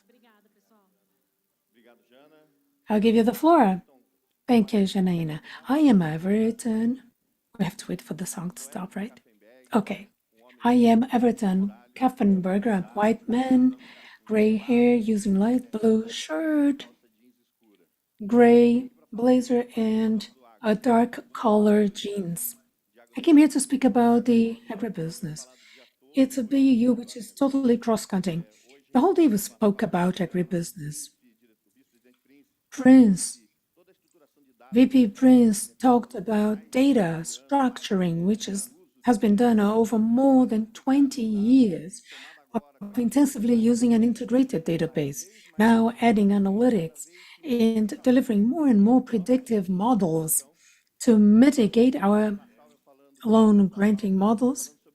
So Vice President La Salva talked about value chain. So we could spend a lot more time to present the whole agribusiness structure. We don't have enough time, but in this pitch that is shorter, we would like to speak about the strong points and explain a little bit of our 350 billion portfolio, why it's so strong. Our main strength is the network of branches of the bank coupled with digital solutions.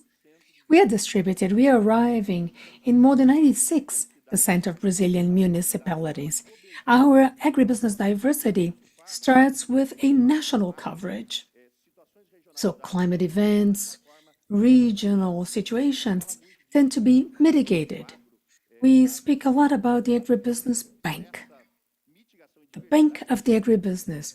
And we talk about, I'm a little nervous, I apologize, but we would talk about this kind of diversity, but also a diversity of cultures. We are distributed regionally in more than 200 types of culture. We are operational in several segments of action. Small farmers, mid-size, large growers, when we talk about individuals and legal entities. We also segment the way we apply the resources, input purchase lines, commercialization, and sales, so that our portfolio will be more resilient across the cycles. I'd like to speak a little about risk mitigation. When we talk about the current season, more than 53% of the inputs purchased in this season have some kind of risk mitigation. People talked about new funding solutions, new derivatives, instruments, But I think it is important that we speak about our branches and our footprint. If you grow in agribusiness, it's because you're in proximity with the farmers. Agribusiness is about relationship. We've built a relationship with our clients over the years, and Guilherme is going to speak more about this. To be present in the 4,000 points of service for agribusiness is driven by another 4,400 agribusiness partners. So I'm here to explain to you how this happens. So I just got a WhatsApp, and this is not in the script. I got a message in the group in São Paulo saying that a client went to a reseller, a partner of ours, placed an order to buy a tractor last Thursday, and the tractor is already delivered, paid, and photographed on his property. This is the agribusiness partner. This is our speed of distribution that sets the bank apart in using our resources. Banco do Brasil is distributed geographically and with our branches. When we speak about retail credit of the more than 300,000 clients monitored and all other clients in the chain, all of that helps clients get their loans and the funds they need at the right time. Viana, please go back one slide. I would like to highlight another strength of the bank. We include this in our earnings release. This is a differential of Banco do Brasil. We have a technical body of more than 200 agronomists, veterinarians, zootechnicians, and forestry engineers. If you know the bank, you know how we came this far with such a vigorous loan book. Because since the very beginning, we've had rural technical analysts. Now we call advisory to agribusiness. In addition to all the analytical and predictive models we have technicians, agronomists in the front line monitoring the development of the crops. In more than 200 crops, actually, we have a technical body supporting us so that we make this bank more and more integrated. Here, some of this has been presented today. It's about hyper-personalization. This is a move that has been underway for quite a while.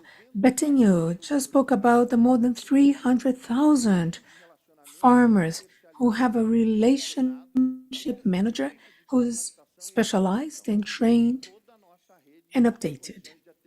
Our whole network of branches can serve farmers. We have more than 300,000 farmers that have a specialized manager, specialized in agribusiness, in more than 724 municipalities. They go visit the properties, from the large farmers in the private service, in mid-size, through corporate banking, or serving family farming. We have portfolios made up solely of small growers, so we can provide the solutions to the different types of clients. Now, this is not cheap to implement. This is investment that has been made for many, many years now. Now, specialization by niche. It was interesting to bring you a report that Officer Julio also mentioned today. Last year, in the business and corporate segment, companies making more than 50 million, 5 new specialized offices were created, specialized in agribusiness, without having to make great financial investments, but with better targeting, better segmentation, so that we can deliver more solutions, customize the solutions to mitigate risk or to capture investments, as has happened frequently, with new credit instruments, new hedging instruments added to the value chain. More than 3,400 companies in this portfolio added to the portfolio in the last year, and again specialized in agribusiness. They were distributed in offices serving other markets, but now they become even more specialized. Specialization is not new in our bank. We continue to hyper specialize in each one of our segments. Guilherme, you're in a very specialized segment, private. Could you speak about agribusiness in private, in the private segment? Good afternoon to all who are joining us locally and those who are joining us digitally. I'm Guilherme, I'm white man, little over 6 foot. I'm wearing jeans, gray shirt, black jacket. Everton it is a delight to be sharing the stage with you. You're a reference at Banco do Brasil. This is a special panel. We cannot speak about agribusiness in Brazil without talking about Banco do Brasil. We cannot talk about Banco do Brasil without talking about agribusiness. Listening to you, we can see how strong this partnership is with Banco do Brasil. This is not really a strength, it's a vocation we have. It's part of our DNA. All our employees work with the agribusiness, but we know that not all farmers are the same.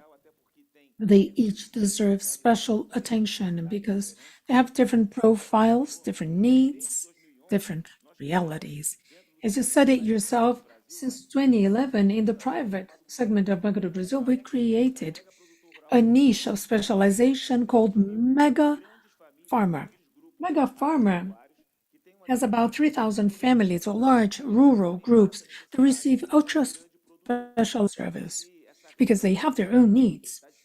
And this network of service is distributed in 100 portfolios in Brazil, 100 specialized or agribusiness specialized business managers providing assistance in 12 private segment offices. Of the 29 private offices, 12 are exclusively dedicated to mega farmers. And this targeted approach is not confused with a segregated action. On the contrary, I think that this event shows the synergy and harmony of the harmony that exists across our departments. So we have wholesale, retail, individuals, legal companies, all in synergy. And this has bore fruits, allowing us not only to grow the loan book, but our assets under management. When we look at Ambima numbers, Francisco mentioned those, the success of our strategy allowed us to grow the private segment of Banco do Brasil. We grew twice as much this or twofold more than the segment. We have 60% market share of credit for private segment clients in Brazil. This is very important. More importantly, it's all based in high satisfaction levels. NPS levels of these customers are at the excellence zone, which means not only are we serving our farmers well, but we also have the potential for them to recommend new clients to us, right, Everton? Yes, Guilherme. Agribusiness managers of Banco do Brasil are a reference in Brazil. That's why we have such high level of satisfaction.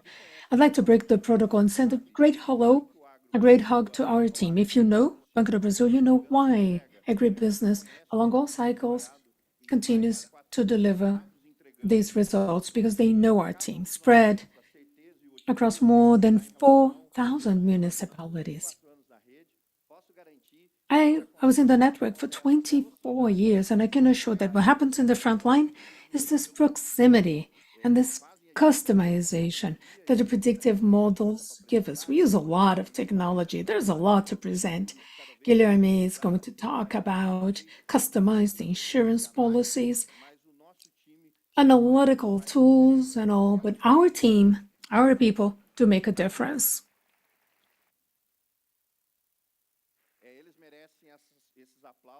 Yes, they do deserve your applause. They are joining us online from north to south of Brazil, and you can be sure that they will be even more motivated to serve the rural segment, not only providing loans, but providing solutions, and particularly serving the needs of farmers in the different cycles. We don't have one single farmer. We are already hyper-specialized. We'll continue to be hyper-specialized. and will be there for them. Relationship in agribusiness requires that we are there, close to them. Now, speaking about the future, we're building this future together. New audiences. So we are not separate from the whole digital movement. Marcelo will be soon talking about new digital business or businesses of the bank. But we have to speak about our marketplace. When we spoke about 4,400 partners, I spoke about large resellers, inputs, implements, crop protection. But when we talk about the marketplace, we mean any company of any size. We have more than 1,000 sellers delivering products in addition to the 44,000 partnerships signed. We have a light, complete platform, a marketplace accessible to all farmers. In every trade show, our team identifies a new player, a metallurgic player that manufactures soil equipment, and they can all be brought on board. We have partnerships with universities, all on the platform. In addition, CVC platforms. We have investments in agri-tech startups very soon. We are going to have another example of the agribusiness segment. So you can see how the bank is positioned regarding these new technologies and the agility we have to implement all that. Digital journey in agribusiness means knowing the customers, having the best predictive analytic monitoring tools, monitoring the business from end to end and delivering them a journey. And so they can have access to products and services on a timely business. Once I know the client, once the business has been established for a while, then we can talk to them digitally. After we set out all the business conditions, distribution happens digitally. More than the 50 billion granted in this season, more than 60% was granted over digital channels. And to end, because I'm taking up Guilherme's time, our team is in the field every day, listening, bringing their suggestions and inputs to us. I'd like to say that in our market leader insurance company, this has been mentioned before, we have more than 40 crops protected by rural insurance. That's why we're leaders. We improve yield in products such as coffee, wheat, cattle raising, forestry. It's all part of listening to our clients, and that's why our insurance company continues to be an important asset to mitigate the risks and maintain a high-quality portfolio. I would like to end saying that, to end my part, right? That there is more coming. But to end my part, I'd like to stress that the purpose of our company is to remain close and relevant to our clients at all times. This has always been the purpose of the bank, particularly in agribusiness. The bank will be always side by side with the farmers. We look at the future together, and we use our analytics repertoire, our ability to have proximity and the strength of our team in the front line to improve the risk modeling. We do that daily, using artificial intelligence, co-piloting, safe environments for approval, and commercial strategies to build relationship. As we heard today, all departments talked about agribusiness. Legal entities, corporate SMEs, we always talk about agribusiness. So Guilherme, what can you tell us about hyper-personalization of protection? You didn't take up my time. You were speaking fast.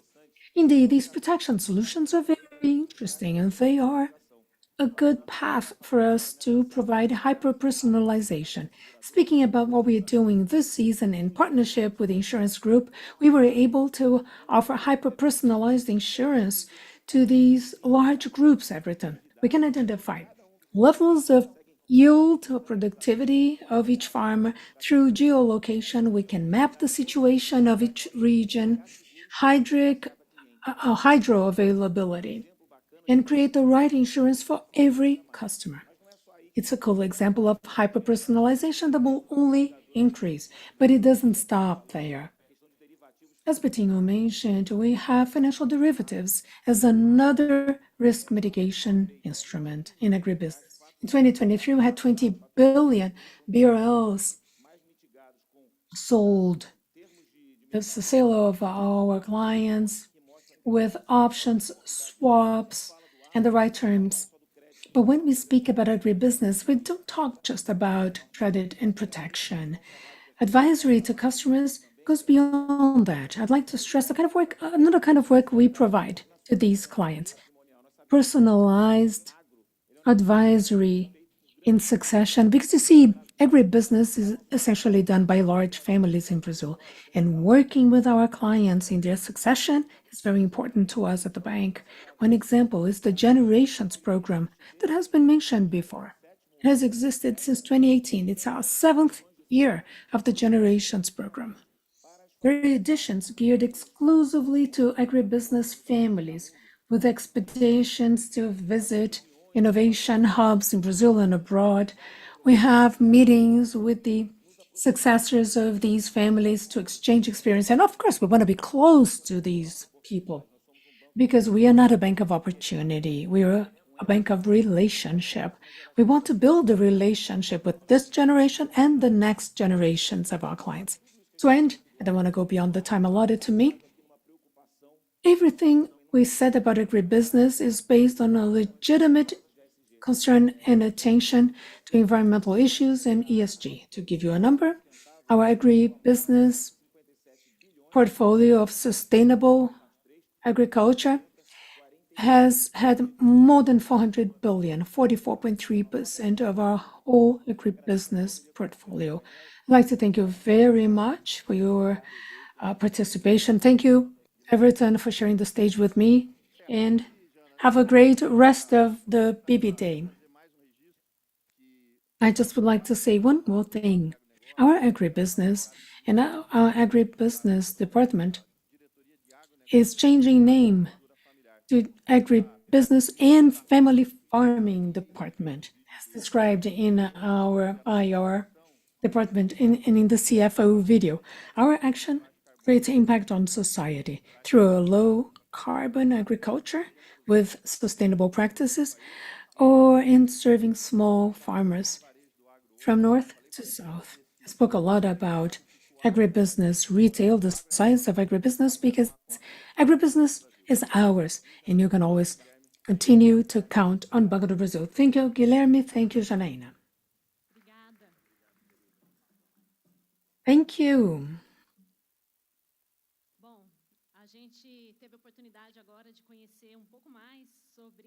We had the opportunity to learn a bit more about the Banco do Brasil way of doing business. And now I think you learned a little bit more about the way of doing business in the agro segment. The bank is constantly innovating and using all the specialization that we have. Now, we will move to the last block of our event. In this last session, we will talk about culture and we will talk about innovation. In a way, we've been talking about that throughout this event, but we want you to learn a bit more about the bank through the eyes of the managers of all of these areas. And to start this last part of the event, I would like to call Corporate VP Ana Cristina Garcia,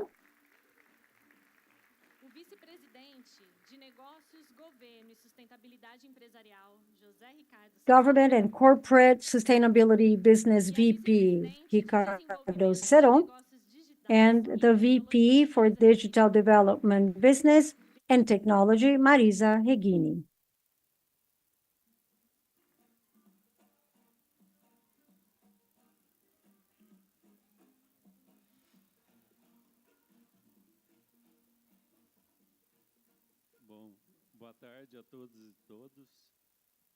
Good afternoon, everyone. My name is Saceron, and I'm a white man. My hair is totally gray. I wear glasses, and I'm dressed in a white shirt and blue suit.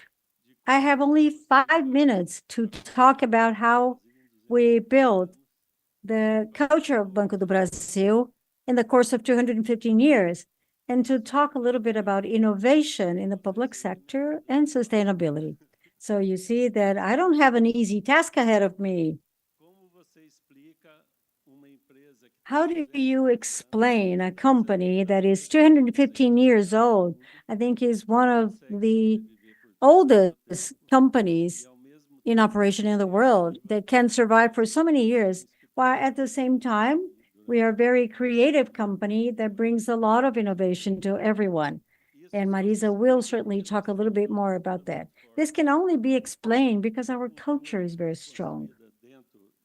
A culture that was built during all of these years with the growth of Banco do Brasil, taking progress to different parts of the country and experiencing and working with different cultures. This diversity built throughout all of these years, more than 2 centuries, is that what makes us strong. Our employees are not just picked in the regular market. We cannot hire an executive or a manager. We cannot hire a technician in the market because we all join the bank through the same door, which is through a public test. We don't choose who joins Banco do Brasil, and people join from different corners of the country. Therefore, we build a culture that is lasting for so many years inside the bank, and everyone that talked to you today, they are all colleagues of ours who learned and built the way of being Banco do Brasil. Diversity is part of our DNA. This is what makes us strong. And after 215 years, we announced the best result of Banco do Brasil in the galaxy, the best result ever. And for us, this diversity, it's quite important, so much so that we are committed to have 30% women until next year, and Black and brown people in leadership positions. This is our commitment that we aim to reach next year. And in the bank, we have all generations. I am approaching 70, and then we have people who joined the bank yesterday at the age of 18. And these generations, or this exchange of experiences between generations, is what makes us grow, is what builds up this pool of talent we have and this diversity of people that you saw here. Not all of us are white male. We have people from different parts of the country with different accents, with different features and race. This is what we give back to society. And it is with these people that we survive and grow, and will certainly grow more in the next 215 years. Now, I would like to talk about innovation in the public sector, because Banco do Brasil is the bank of the public sector. I mean, bankers from several municipalities have dealings with the bank, different parties, different administrations, and this interaction is responsible for a very significant portion of our results. Different kinds of businesses from the entire value chain, starting with loan transactions with zero delinquents, all the way to payroll loans, including all the businesses we have with the public sector. And we are certainly very close to the public sector, because in our DNA, we have that desire and that obsession to serve clients very well, including those from the public sector. And this has contributed to our results. And the presence in our interaction with the public sector is what leads us to have a very high NPS with the public sector. I'm not even going to mention that because it's a high number. All of this value chain that we are working on and everything we have today is not just achieved by doing business with the public sector, but we offer very creative solutions. And I would like to mention 3 of those creative solutions, because I believe they are quite meaningful. Leandro talked about one this morning, which is the agile solution. Through the solution, the mayor or the governor, they monitor the accountability of every cent that is invested in the public sector. This is an online accountability service. Every invoice or everything that is invested can be checked and monitored through our Banco do Brasil solution. And this helps to increase loyalty among our clients. And we are now deploying 2 other solutions. I mean, I could mention several innovations of the bank, but I will only mention 3. One I already mentioned, and the second one is the tax checkout. We offer a solution whereby citizens pay for taxes installments using the credit card, while at the same time, the public agency receives the payment of taxes cash. That's a solution that benefits both parties, the public agency and the individual. And there's another interesting solution. This is what we call speed. It's speed, but not with double E, but with I. This solution refers to urban mobility. I mean, the individual gets its mobile phone, he pays for the ticket to get on the bus, and at the same time, the mayor monitors all the cash management and ticketing in urban transportation, and he can also see where the bus is in real time. Why is that important? While he's doing all that follow-up, it becomes a much more transparent business. Well, City Hall will save money, and for individuals, it's much easier because they don't even have to have the physical card because he can use his mobile phone. This is a very innovative solution that we are offering to our clients.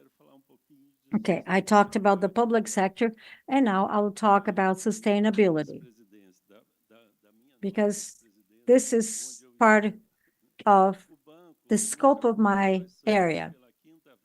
Very proudly, I will say that we've been voted the most sustainable bank in the world for the 5th time. This is not just an award. This is the result of some extensive work built through many years. And the fact that we are the most sustainable bank in the world places a lot of responsibility on us, because we have to make a transition towards a greener economy and carbon-free. This title comes because through the numbers you saw, 1/3 of the entire loan book and ESG operation leads us to reach 500 million by 2030. Certainly, this number will be achieved. And then this is our footprint, this is our DNA. We are sustainable, and we want to be even more sustainable. I would like now to mention 2, 3, or maybe 4 innovations in sustainability. The first being bioeconomy. Banco do Brasil is investing. I mean, we did some funding abroad, and we have 1 billion invested in the Amazon in the area of bioeconomy. What does that mean? People can take advantage of the resources in the forest. I mean, through many fruits and fish, they can use the resources provided by the forest, while at the same time, the forest is still standing. And something that is also important for them is the fact that we have to preserve our main asset, which is our forest asset. We are putting a lot of focus in that. We have many projects. Some are already underway, and we want to preserve 1 million hectares of forests in Brazil. 1 million hectares preserved or recovered. And with that, we will generate carbon credits in those same areas. These are private properties in Brazil. I mean, Banco do Brasil with local companies are working together. And our ambition is to be the largest platform to trade on Brazilian carbon credits. We are already on that way, and we just sold some carbon credits abroad. And finally, we see great opportunities through a program recently announced by the Ministry of Agriculture to recover brownfield areas. Brazil has 850 million hectares in total area, and 100 million are degraded or brownfield areas. We are totally aware that we could increase the yield from these areas, recovering the areas without the need of cutting down the forest, while at the same time we recover the areas, we increase yield in agriculture, and we increase productivity with livestock farming. And that's what we are here for, and that's what we are doing in regards to sustainability.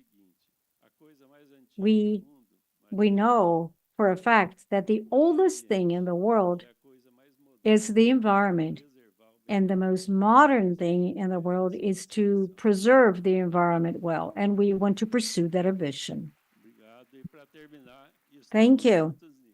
And to conclude, we are together in that endeavor.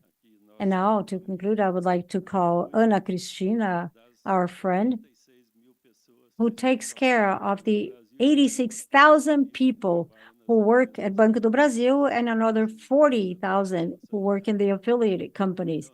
Well, she has a lot on her plate. She's got a lot of responsibility. So Ana will now talk a little bit about our culture and the way we are. I mean, our way of being Banco do Brasil. Thank you, Saceron. Well, my heart was beating faster when you talked about 86,000 plus another 40,000. Well, thank you. I will refer to three things you mentioned: diversity, innovation, and as soon as I remember, innovation, diversity, and our own culture. My name is Ana Cristina. I am a woman, white, reddish hair. I wear glasses. I'm dressed in a black suit and a green shirt. We've been around for 215 years. I think everybody mentioned how old the bank is. So we've been evolving for the past 215 years. And everybody here is telling you about the secret recipe. And for me, what is the most important thing? Well, for us, the most important thing are the employees, the people who work at the bank. After being in the bank for so long, we hear, for instance, that this unique way to join the bank, which is through a test, it's a disadvantage for the bank. But once you spend many years in the bank and you hear our colleagues speak, we believe that this is our major competitive advantage. Why do I say that? Because in the last event that we are, taking applicants, we had more than 1 million people, 1 million applicants to that test. It means that people are willing to join a strong brand, an organization that has a tradition in the country, an organization that provides benefits to people.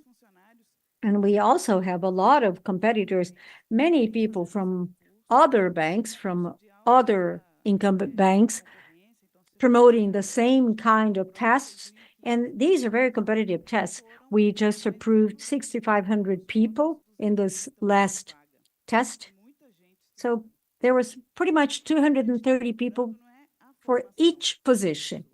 We are not looking for, who knows more financial math, but we are looking for people who study. I'm looking for a certain profile of people. I'm looking for a profile of employee that studies a lot, who is eager to learn, who is eager to learn more, and especially by the brand Banco do Brasil. So this is already something interesting about our competitive advantage. So when a person joins the bank, they will encounter colleagues that are here for the same reason. They come from all parts of the country. They like to learn more, and they like to teach. We like to transfer knowledge and to share knowledge with the newcomers.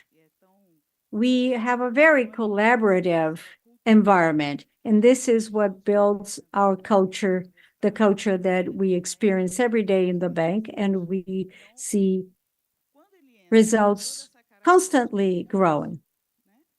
So it's easy when a person comes in with that profile. So as a bank, I have to educate that person. So whatever is state of the art in the market, be it domestic or international market, we try to provide to our employees. Whenever we detect some knowledge gap, we try to find the best way to train the employees. And everybody is eager to learn, to update their knowledge, and to be ahead of the game. And all of that is what gives us the bottom line. We have a very well-established succession plan, from the admission day until the person reaches an executive position. Our succession plan is built alongside other market companies. We provide training given by the best universities, the best learning organizations. We have the best corporate university in the world. UNBB, the University of Brasilia, was considered one of the best corporate universities in the world. So I have succession plan. I offer many benefits, retirement plan, healthcare plan. Our working models have been renewed every day. Now, with hybrid work, both remote and in person, we have 18,000 employees already operating remotely.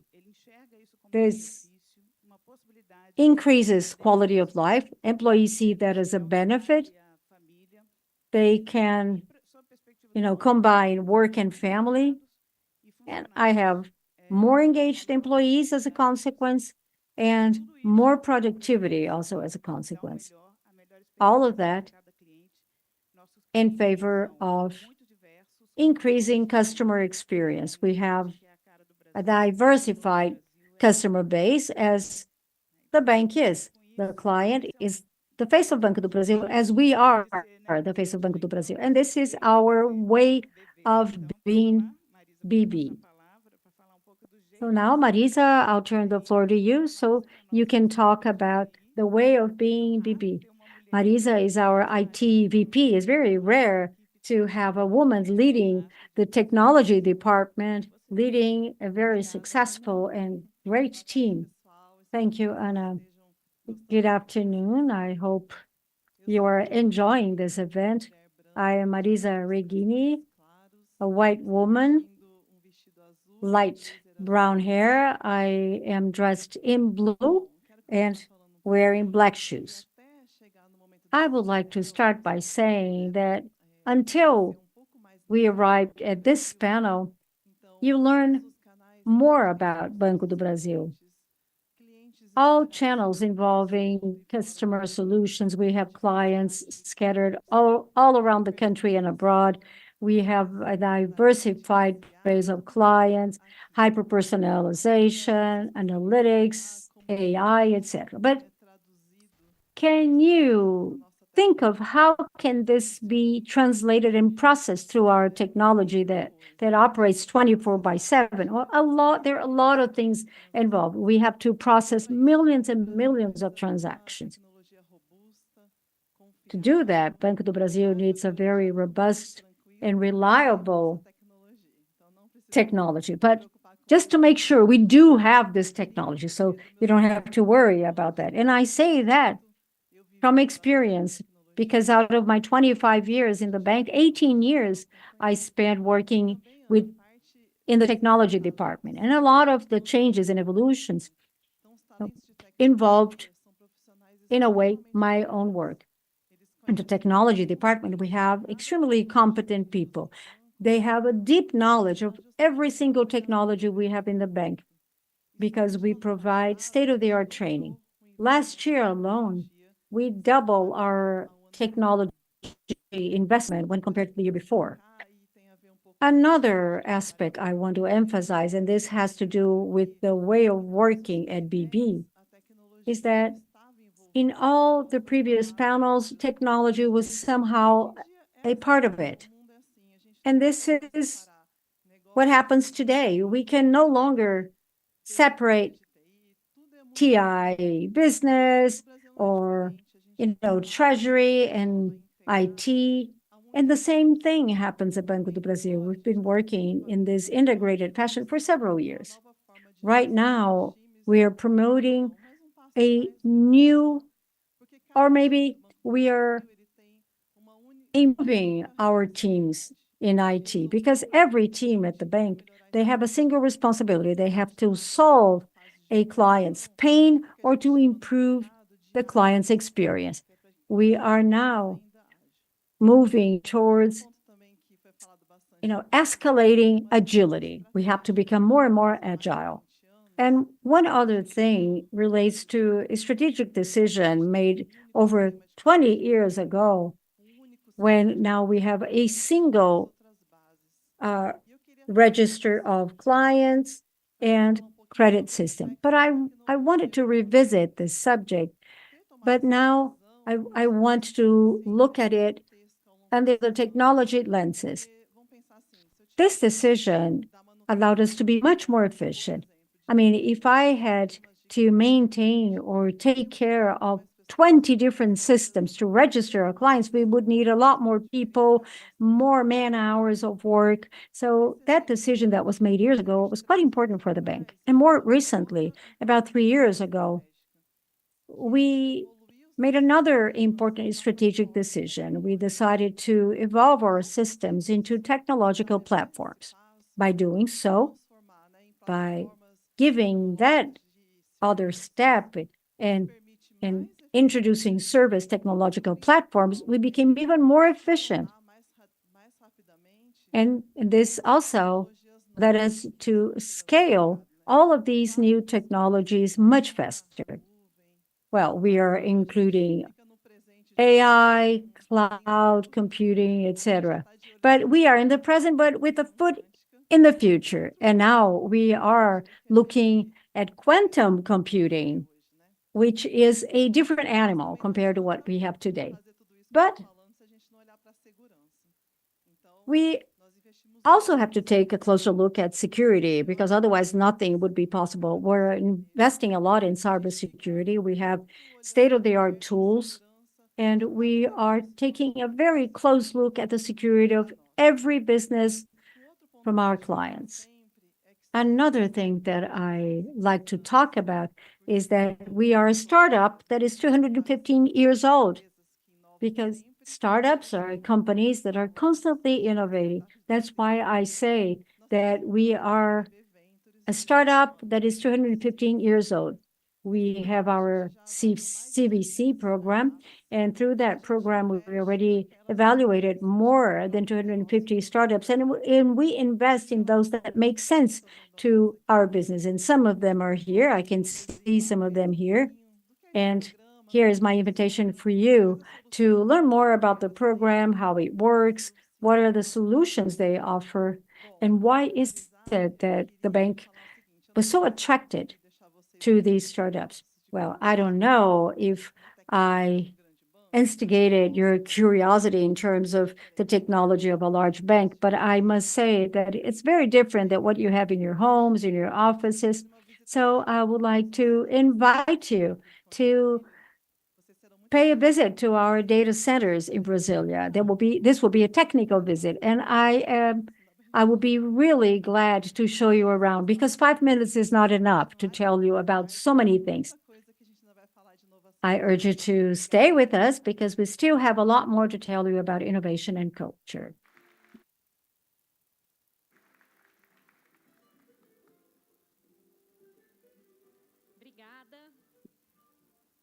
Thank you. That was a great start.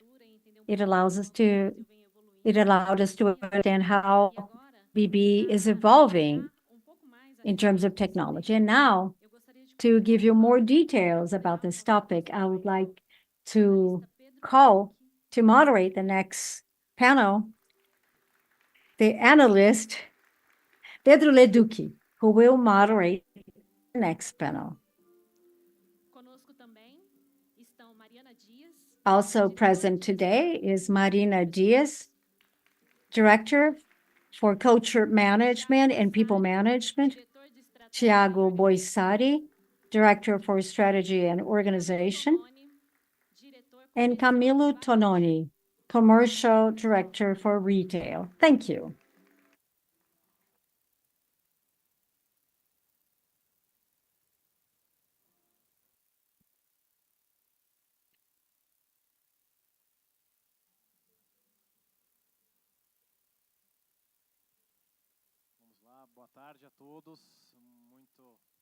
All right, good afternoon, everyone. It is a pleasure to be here. I'm Pedro Leduc, Itaú BBA analyst. White men, dark eyes and hair, wearing a gray blazer, white shirt, black trousers, and colored socks. I'm delighted to have been invited to moderate this panel. Myself and all sell-side researchers, we write reports sent to investors around the world. So I'm very happy to tell BB's story to the world, a profitable, well-managed, state-owned company. So thank you very much for the invitation to be here. It is a pleasure. So our panel is called The Way to Be Bank of Brazil. This involves people, culture, adaptation. So Mariana, I'd like to start with you. In a very summarized way, if you were to summarize, what does it mean? The BB way to be. I know it's hard to summarize, but let's give it a go. Good afternoon to all. I'm Mariana, a white woman, straight long hair. I wear glasses, and I'm wearing a green hair band, and I'm dressed in black. Pedro, to speak about the BB way of being, everybody spoke a little about the BB way of being. In more than trying to explain this, one way or another, we've shown all of the diversity that makes up the bank. A lot of people, different accents, different backgrounds, different experiences in life, professional experiences, and whatnot. So we can list a number of things that make our BB way. So I'm gonna use what the previous panels said, and I'll focus on the customer view, because it's very much a link to building long-term relationships. It is in our nature to build long-term relationships, because I build long-term relationships with my clients, with my colleagues, considering that most of us spend many, many years at the bank. I have 24 years at the bank, Thiago, Camilo, kind of the same time. And everyone spends many, many years at the bank. So I'd like to highlight our nature focused on building relationships and long-lasting ties. That's just to summarize, but there's a lot more. Just as to simply put what we are and what we've presented so far. Hello, good afternoon.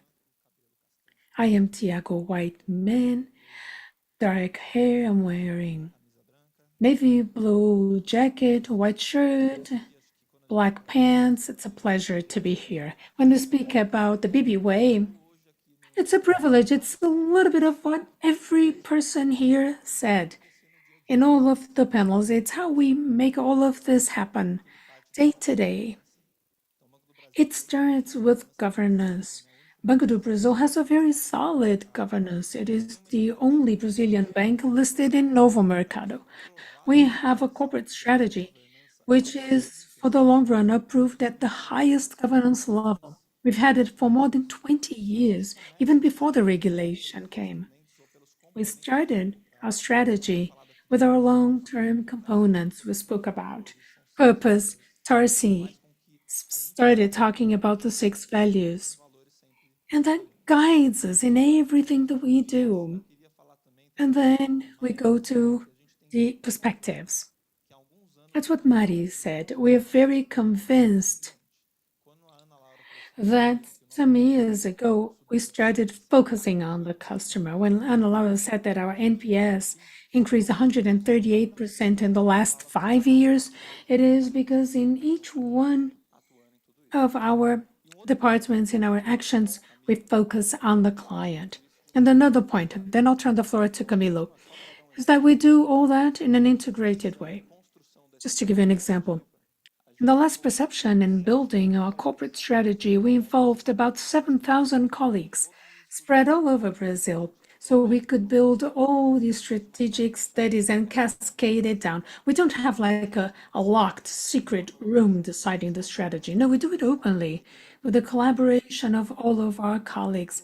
I think, Camilo, you can second that, right? Good afternoon to everyone. And hello to our team following us online. I am Camilo, white man, dark hair. I have a beard. I am wearing a blue suit, white shirt. And you spoke about colored socks. Mine is black with white dots. The way to BBB is about passion. It starts, just like Ana Cristina mentioned, that people choose to sit a public examination to join Banco do Brasil. They're not hired to work at Banco do Brasil. They take over their job position. That's what we say when we join BP. We take over the position. And we understand that we have to adapt. Because when we join Banco do Brasil, we don't ask professionals to graduate in finance, economics, or business management. We hire people who are willing to learn, and they become banking employees who relate with people and who have a customer centricity when they relate to clients and in our interpersonal relationship. We all took over our job positions in different places. I was in Pernambuco, some in Bahia, in other states, and our way to be BB has to do with identifying with Banco do Brasil in such a way that every newcomer at Banco do Brasil looks at all of the employees here participating in BB Day, and they can say, one day I can be one of them. One day I can be the CEO of Banco do Brasil. One day I can be a retail officer. And it's about that, Pedro. It's about love, passion.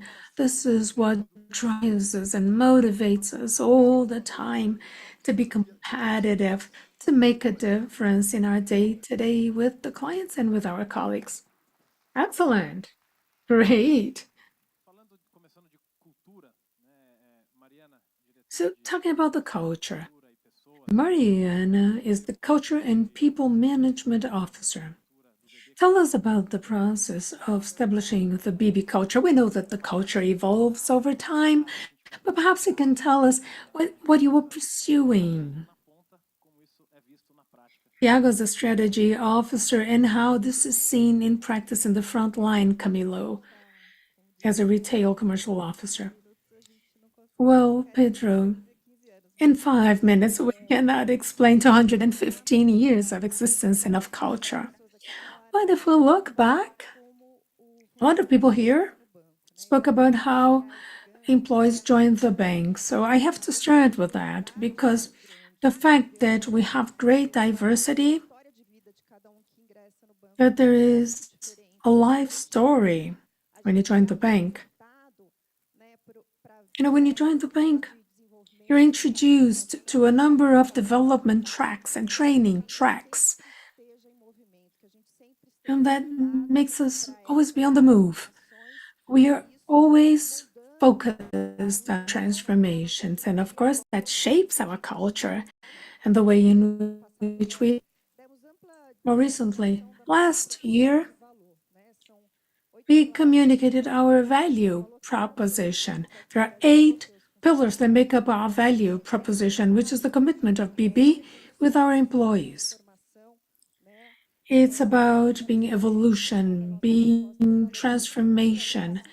It's something that is present in our value proposition, just like our strategy, is based on listening to our employees. It's a commitment that we make based on what employees see as strong points in this company. That's how we can explain all of these years building a culture which is a living body.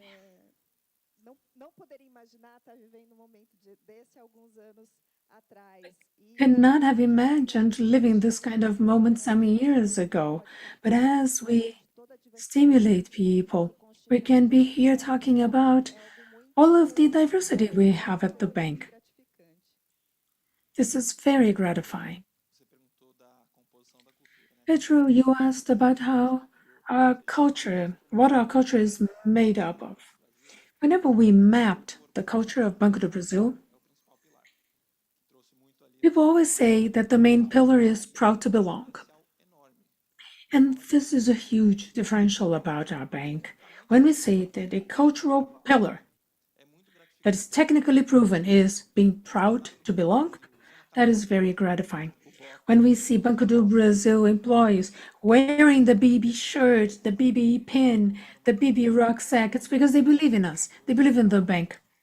When we make a decision, we're talking about people who will spend their whole professional career and their personal time with the bank. So it's a decision people make with love, with commitment, with compliance.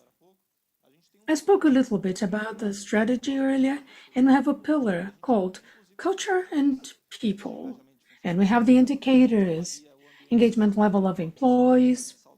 We analyze the psychologically healthy working environment, the employee experience we have NPS and also NPS for employees.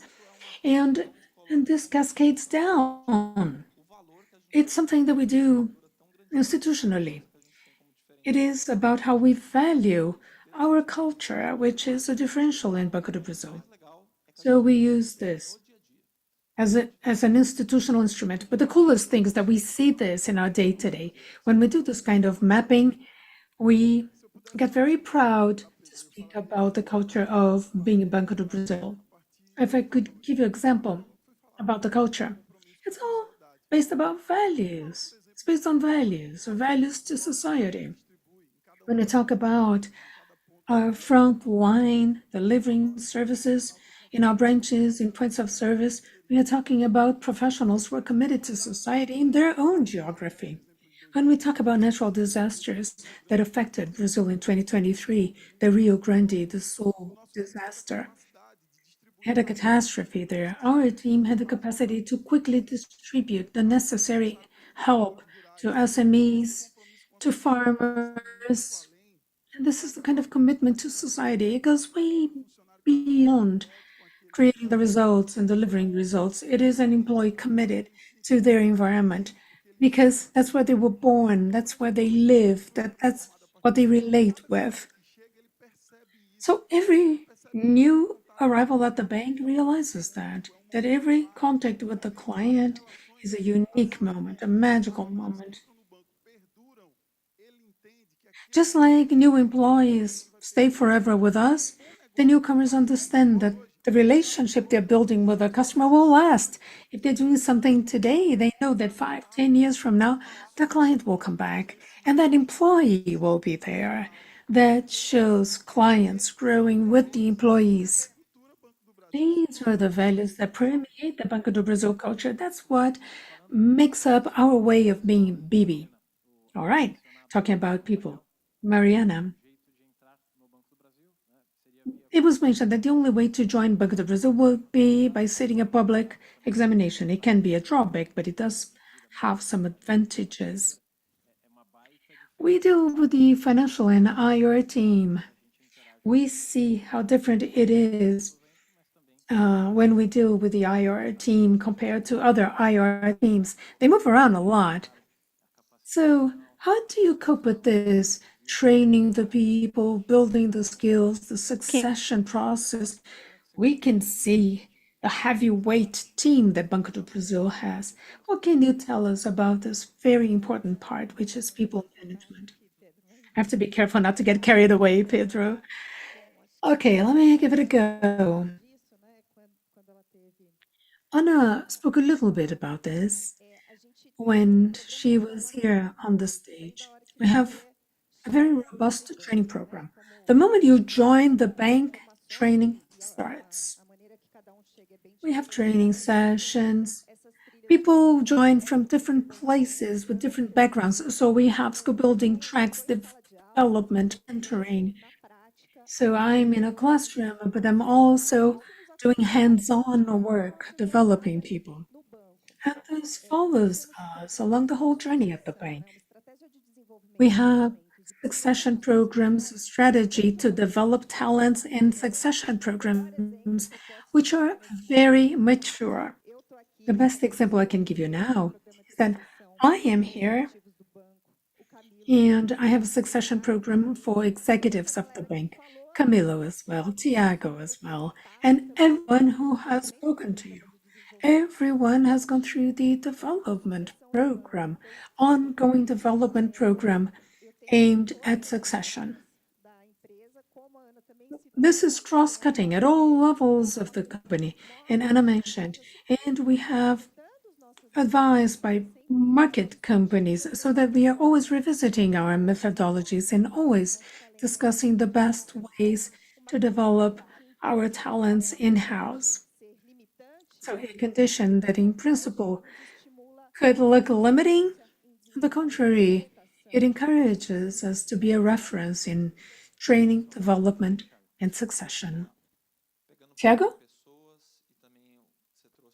Okay, talking a little about people, and you talked about innovation and adaptability. We spoke about technology and innovation. We spoke also about digital transformation. We talked about shuttles. But at the very core of everything are the people and the way in which they work, the way of being BB's way of working. Marisa spoke a little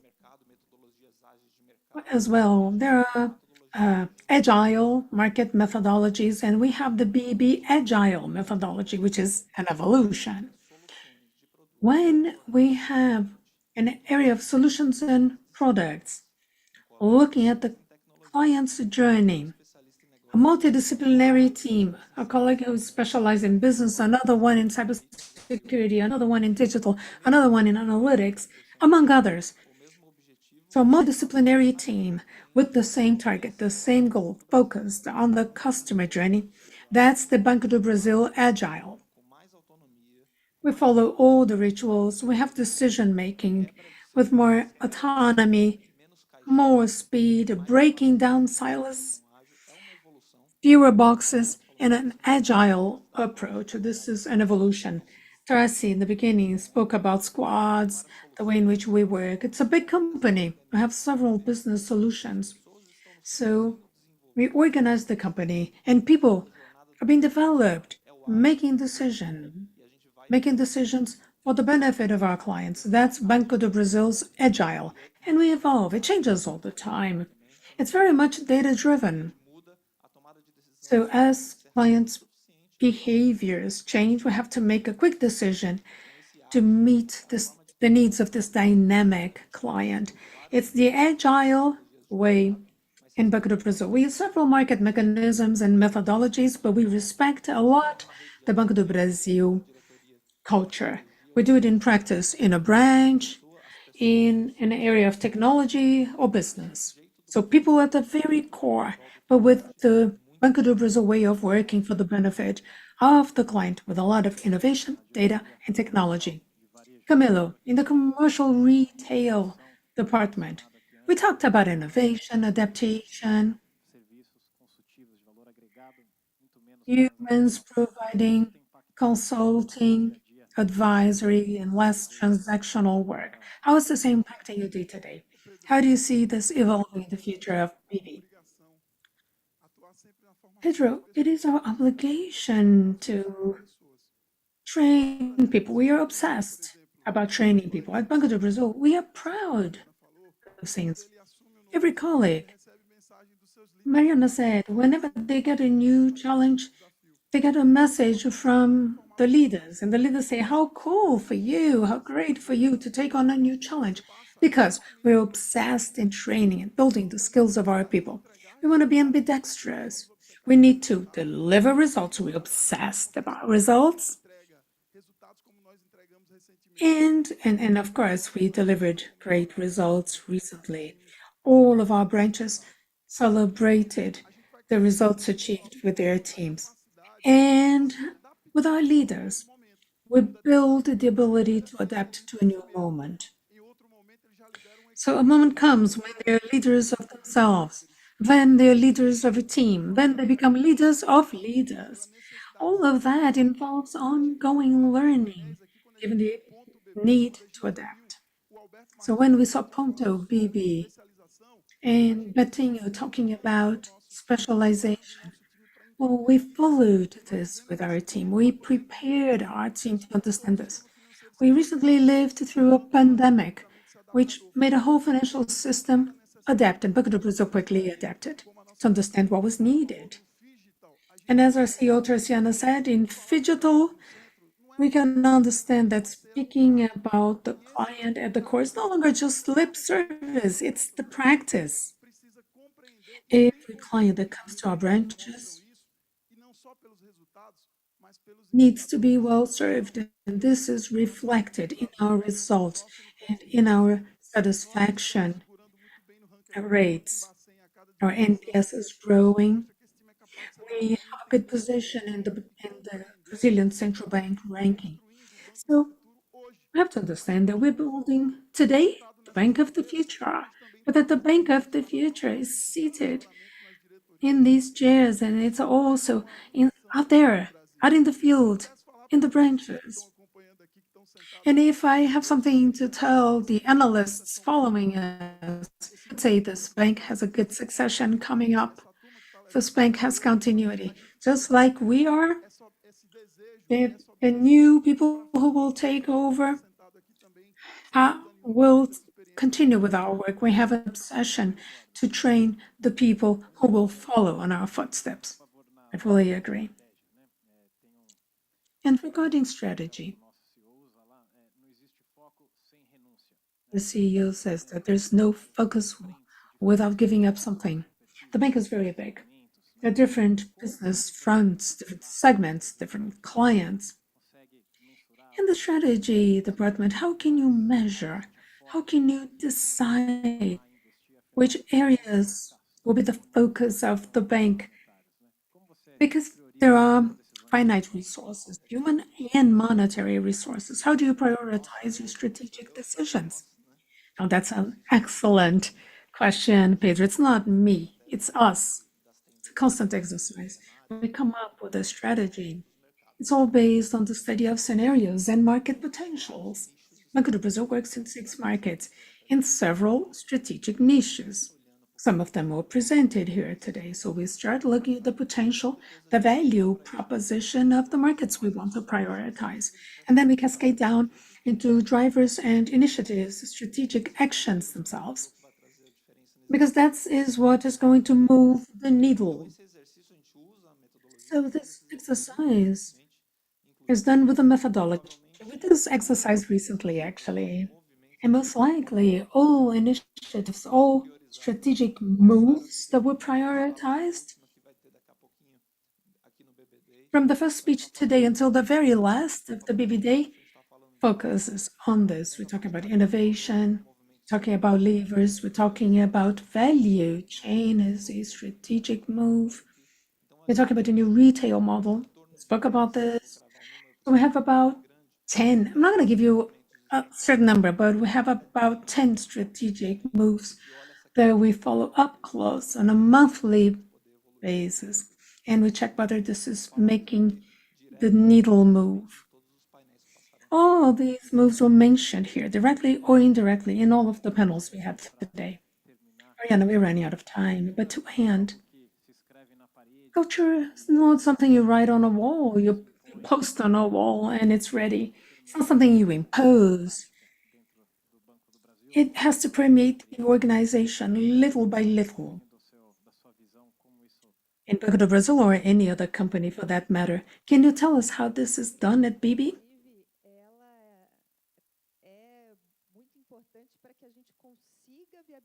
It is very important for us to make all of these transformations possible, all of the transformations that are part of the bank's ambition. We know that a strategy cannot be executed unless we have a strong culture that truly means to deliver the strategy. I always like to give examples to materialize this. When I speak about skill building, in 2023, we invested 80 million BRL in training and skill building for our employees. This is stimulating this culture.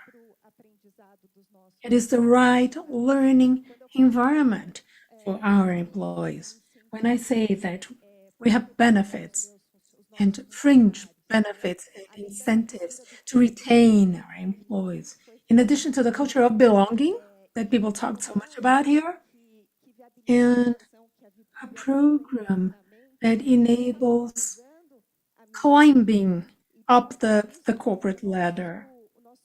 So I'm making the culture feasible. A proof that we're successful is our retention rates. When I compare with our peers, it's very positive. The turnover of the bank is about 2%, much lower than in the competition. So all of these things make a positive culture reverberate, echo. It's everything that we are, it's some of the things that we're trying to build. I just brought you some numbers to give you examples. I'm sure that we could continue to talk forever, but we still have other panels to come. So thank you very much, and let us continue. Thank you.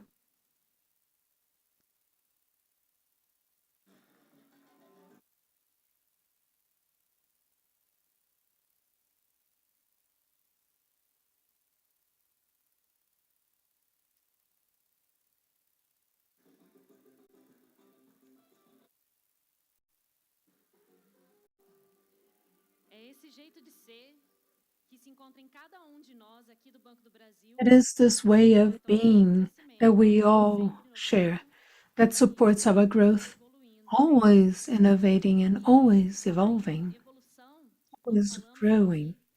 Talking about evolution, we spoke about how Banco do Brasil has been working with technologies, and I would like now to delve in this topic.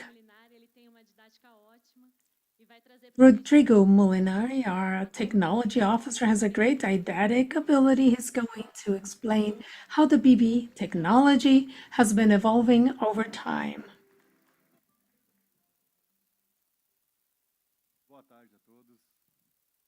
Good afternoon, everyone. It is a pleasure to be here. My name is Rodrigo Molinari. I'm technology officer at BB. I'm a white man. I have a beard.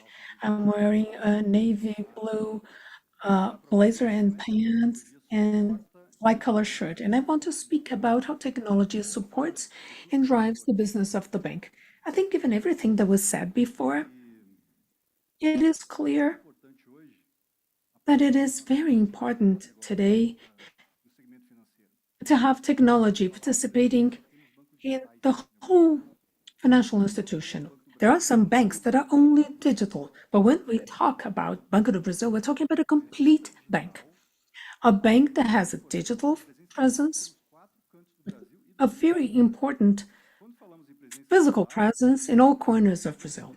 And when we talk about digital presence, we have about 30 million digital clients. In the past, we grew 2.4 million clients in digital. When we speak about Pix, we know how Pix is important. Banco do Brasil is responsible for 25% of all financial volume and of all Pix transactions. We had 5.2 billion transactions, up 40%.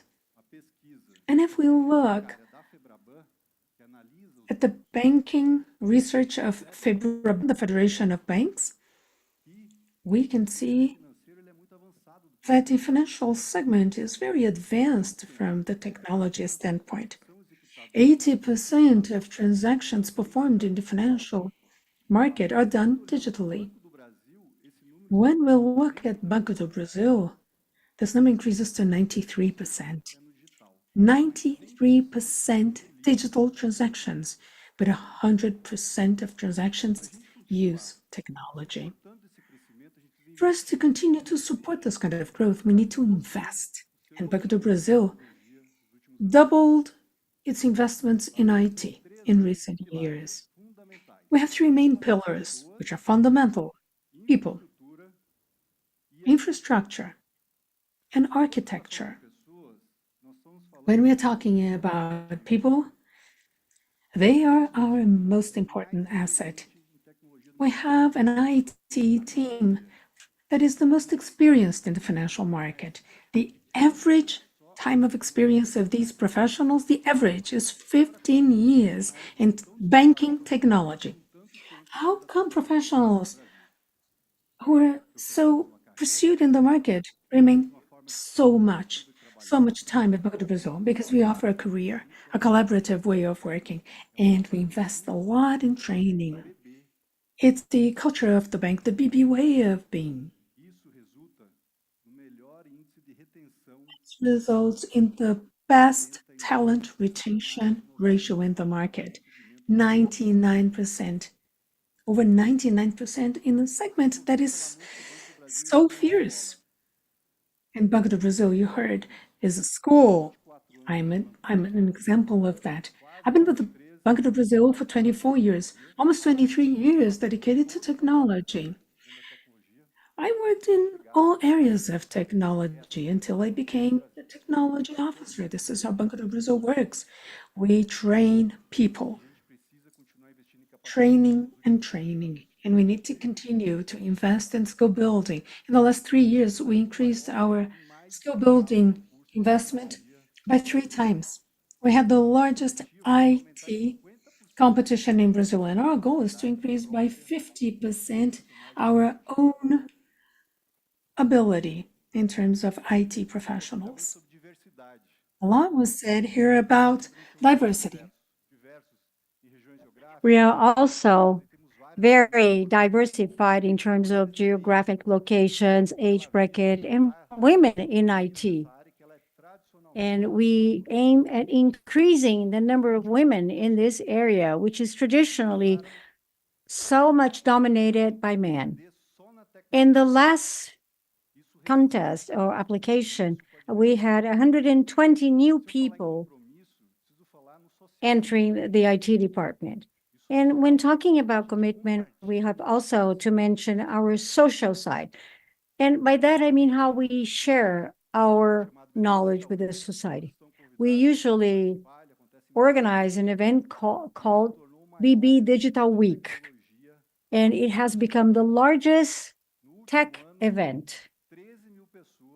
Last year alone, 13,000 people participated for free in the event, and we shared a lot of technology in the event. So I talked about people first, and now I'll talk about infrastructure, our second major pillar.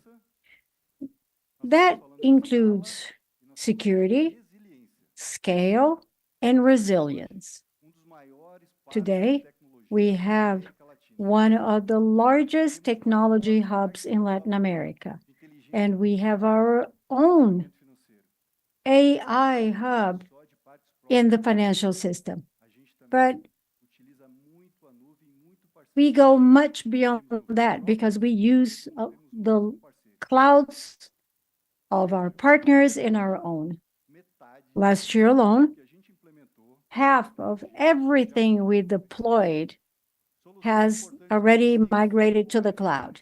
Important solutions like Pix, Open Finance, loans to individual, security, and so many other things are already in the cloud. We have a very clear and intelligent strategy for the cloud. We are very pragmatic, so we have to be efficient. That has to generate financial returns and at the same time improve customer experience. These are the main criteria for the adoption. So I talk about people, I talked about infrastructure, and now I'll talk about architecture. When we talk about architecture, we are talking about accelerators, but with quality. How can we deliver things faster with quality? We are very disciplined in terms of our architecture. 20 years ago, we built a single customer base, and we are very diligent in maintaining that base. That allows us to provide or to offer a very assertive offering to each client. We are organized in technological platforms. What I mean by that? These are accelerators that work for all our business, accelerating our business. I can mention mobile platform, AI platform, integration platform, security, and many others. We are already reaping great results in terms of the mobile platform, our main channel. Last year, we reduced by 50% the time that it takes for us to deliver a solution to a client. When we talk about AI, our AI platform,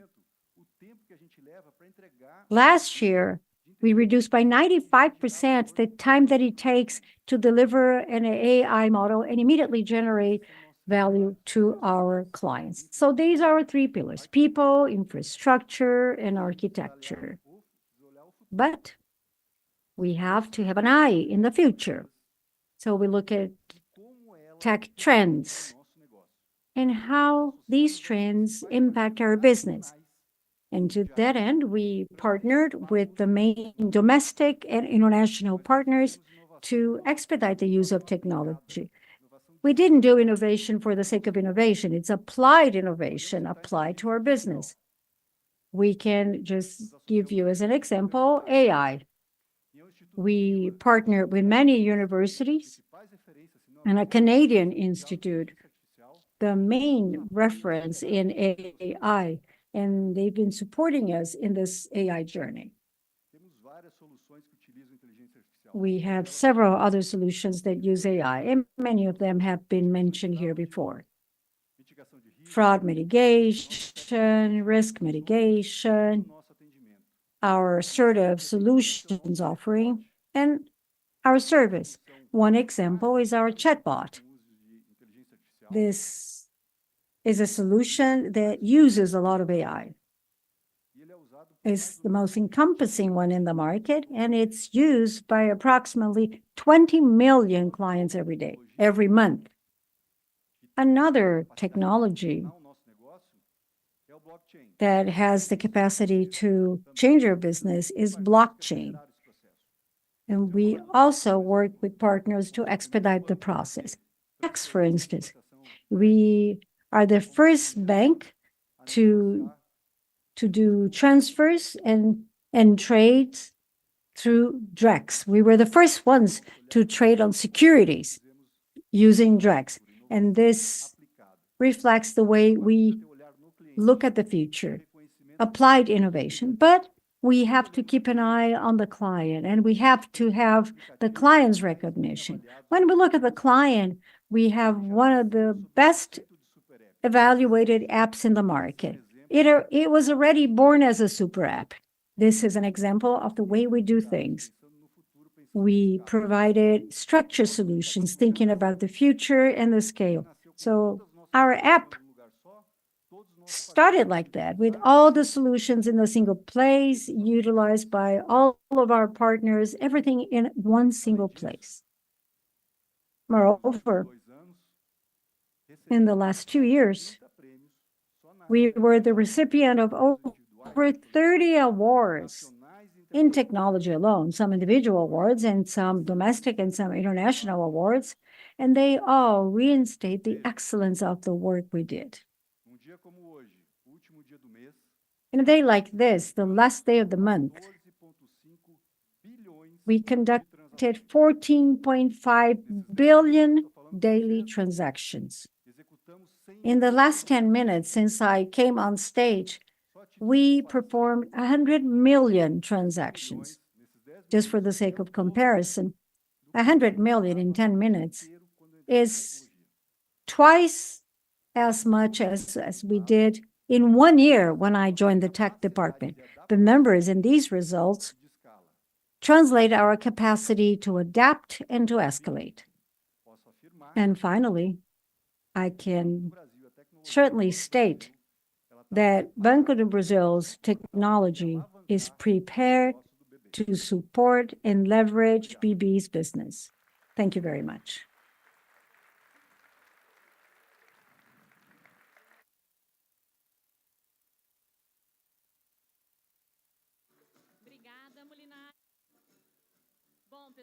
Thank you.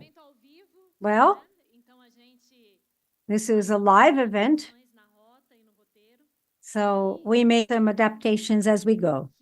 And I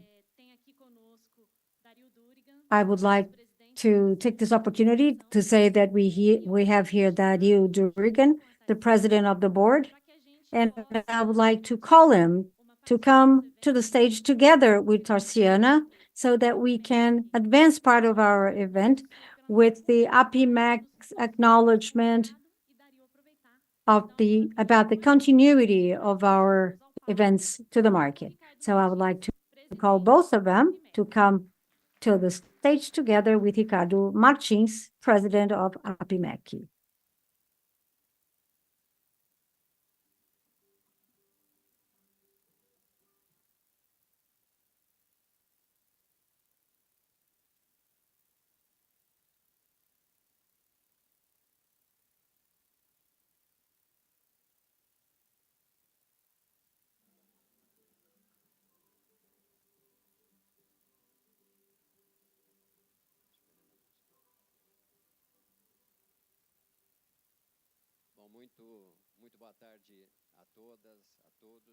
Good afternoon, everyone. It's an honor for me to be part of this event with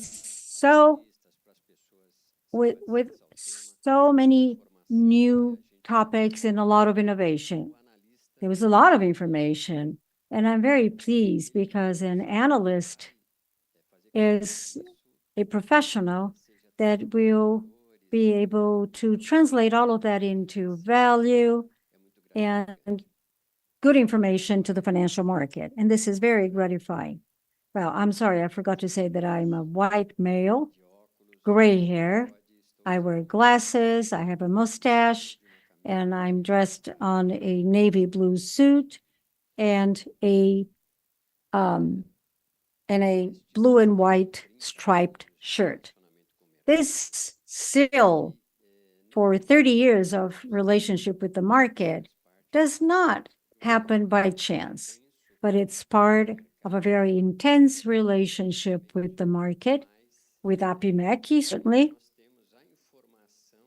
But that's where we receive information, which is not merely any information, but information that can be assessed and then can produce results. APIMEC is honored to be here to deliver this 30-year recognition seal. We are an entity of independent analysts. It's good to say that. This is a way we find to cover all capital markets and all stakeholders. You are all invited to collect information on the bank through us. This is very important for an analyst, especially those that are licensed and authorized to evaluate the securities of Banco do Brasil. So a bank that has been around for 215 years is not something that everyone can achieve. So I'm very pleased that I am the one to hand the certificate to the president of the bank.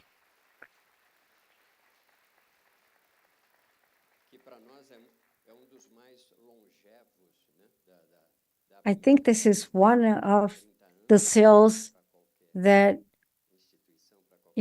depicts the longest time that a company has been with Oppening. Thank you so much, and we are here at your disposal as well.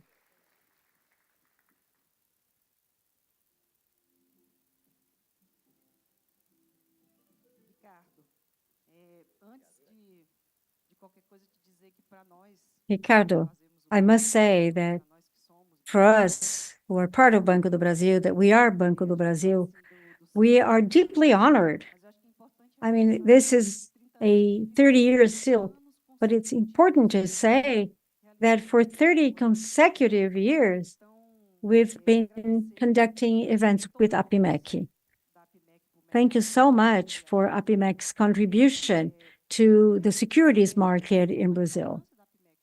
And I must stress the importance of Oppening to the market, not only in terms of supporting and preserving investors, but you are also part of the development of Brazil's capital market.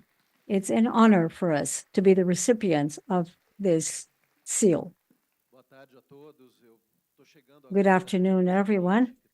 I am just arriving from the G20 meeting that is taking place nearby at the Ibirapuera Park. I had a golden opportunity to be part of that. Both Luis Fernando Haddad, our Minister of Economics, tested positive for COVID. So he asked me to replace him. This is an opportunity for us to talk to the world. We had a plenary session with all finance ministers and governors of central bank of many countries. There were multilateral international financial organizations as well. And I was deeply impressed because in addition to the general meeting and bilateral meetings with France, Saudi Arabia, Indonesia, and the US, it's quite impressive to see that Brazil is seen by the world in a very special way. Things happen, we had the pandemic, and we are debating a lot of fiscal issues, and we have our own view about it, and we are advocating that domestically and also internationally. We are being quite welcome, especially because of our ecological approach. France was saying that 62% of the energy grid in France comes from nuclear power, and when I said that more than 90% of our electric energy grid comes from renewable energy, they were quite impressed. That's why it makes sense for us to attract companies to Brazil, that they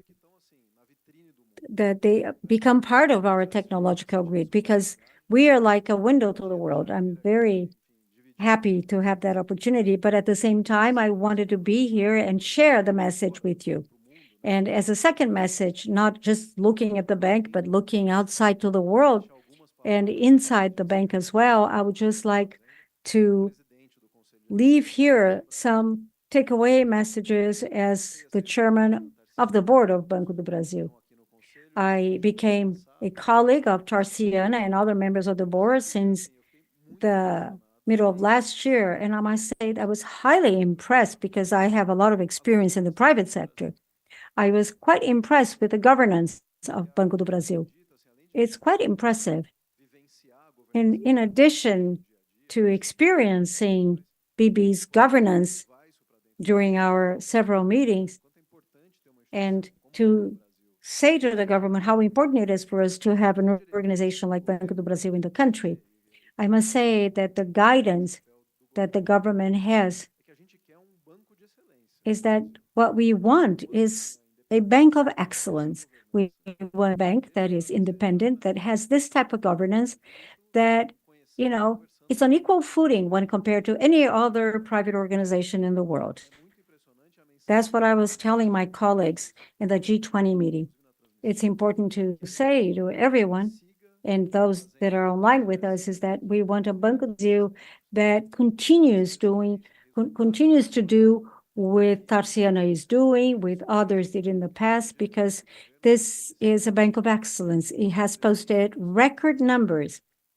And in my position as chairman of the board, all I can do is to preserve the bank's condition and also to encourage this kind of management. So awards like this can be replicated. So this is a very good acknowledgement. This is a very unique moment in the country. We see a lot of business opportunities, geopolitical opportunities, and strategic opportunities. And I'm so glad to say that we have an organization like Banco do Brasil, who is an organization of excellence. Congratulations, Tarciana, for the work you're doing. And, you know, and I must congratulate all of the employees of the bank, because they are the ones responsible for the results of the bank, this young bank of 215 years.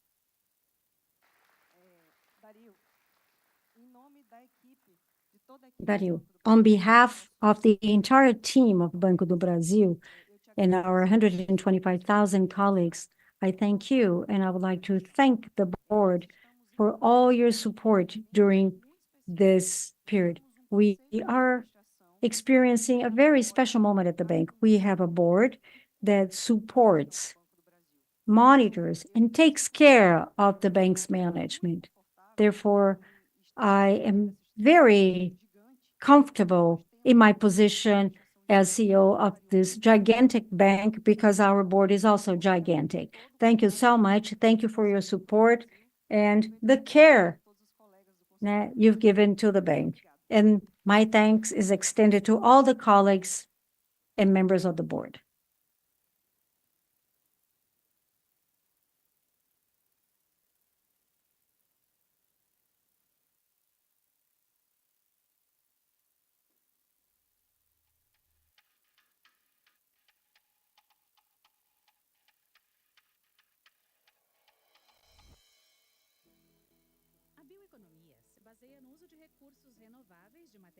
Bioeconomy is based on raw material, renewable products, and impacts to the environment, respecting traditional peoples and Brazilian biomes. In the world, bioeconomy has moved $2 trillion a year, 176.6 billion of that focus on forest systems, which shows the strength and the potential of this segment. In Brazil, bioeconomics has the potential to move the GDP up to $300 million with market expansions. We can also optimize new value chains and new products, integrating the knowledge of traditional peoples with scientific and technological advances. And this is already happening today.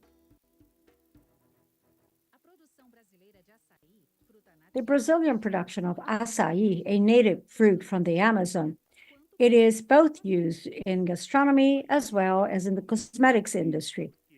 Environmentally speaking, açaí is perfect because it does not require, the extraction of wood, and it does not put trees down.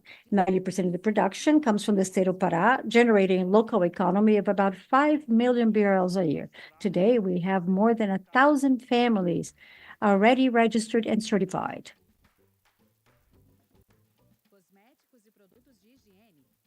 Cosmetics and hygiene products also originate from nature. The seeds from the field end up by becoming great products and raw materials. There is great synergy, and that's where we create value to all the links in the chain. Our purpose has always been to work with fruits from the nature. We can support our families and do more.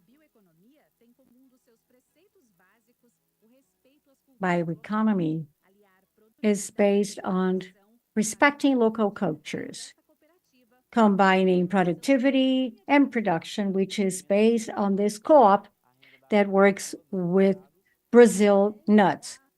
Brazil nut is very important for our co-op members. I support my family by working with the Brazil nut.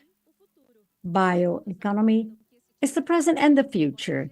Studies indicate that this kind of production can generate annual revenues of $284 billion US dollars. With responsible investments and support to sustainable production, Banco do Brasil supports initiatives that promote inclusive and green economies.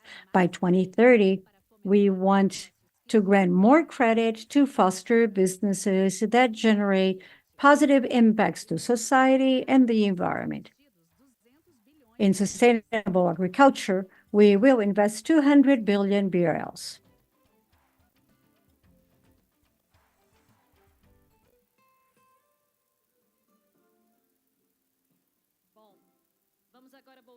Well, now we will go back to our next panel. And here we will talk about new avenues of revenues and businesses created by BB and how we are progressing into our strategy to go beyond the banking system. Now we'll have the opportunity to learn more about new digital businesses and new businesses in sustainability. To moderate this debate, I would like to call analyst Victoria Kangi from Morgan Stanley.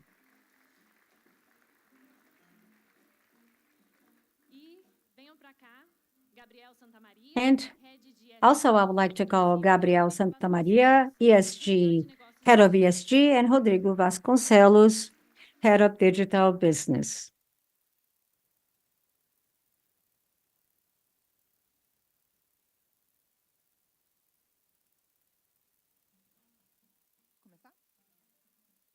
Shall we start? Hello, everyone. Good afternoon.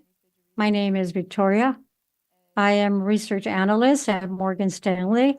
I am a woman, blonde. My height is 1.60 meters. I am wearing a navy blue shirt and an off-white pants.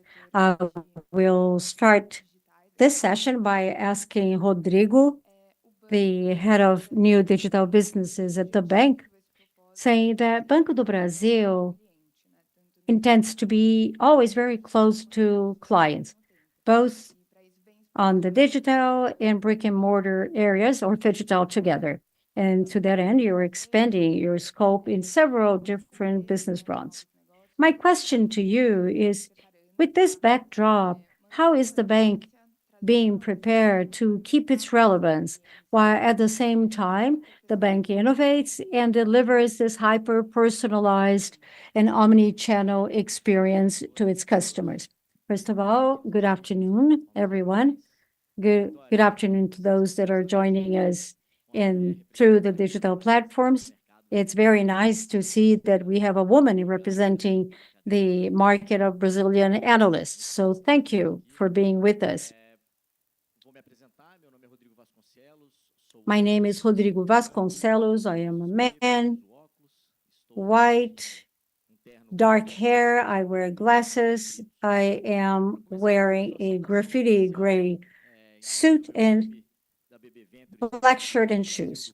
On behalf of the corporate venture capital department, I would like to thank the people who take care of our investments. And I would also like to thank for the presence of the founders of the 7 startups, our exclusive funds. Your presence here shows that diversity and collaboration are elements that are part of the success and the future of our solution. So thank you so much for being with us. Whenever we talk about innovation, I mean, before I start saying anything, I was very careful to look at the content of presentation because I wanted to also mention some good solutions that are part of the innovation of Banco do Brasil. What lays behind innovation is the fact that the value matrix of our clients is being transformed in a way never seen before. As a consequence, the matrix of what value is for our consumers is being transformed at the same time by multiple generations. And it's only with agility we'll be able to adapt our value proposition, its functional and aspirational aspects, also including the element of time. And everything has to be done in a very quick pace. To do all that, our strategy is based on 4 pillars. First, entrepreneurship. The second pillar is open innovation. The third pillar is a bank as a platform. And the fourth pillar is bank as a service. And for every pillar, I will tell you what is the concept behind and the products which stem from these strategies. So entrepreneurship is the organized in methodological way to think about innovation. First of all, we try to hear ideas in a very democratic way. All of our employees from any business unit of the bank, they work on an innovation portal. So through that portal, people feel free to place their ideas. Any colleague can create a campaign and share the campaign and communicate to everyone about that solution. So we expand that funnel of ideas. And the second challenge is to make these ideas circulate throughout the organization. So these 2 elements are ensured through a very comfortable environment, so the ideas are put into a certain process. The second element is investment in human capital to engage in partnerships with MIT, for instance, and investments in technology to serve innovation. We have a special facility dedicated to try out new solutions.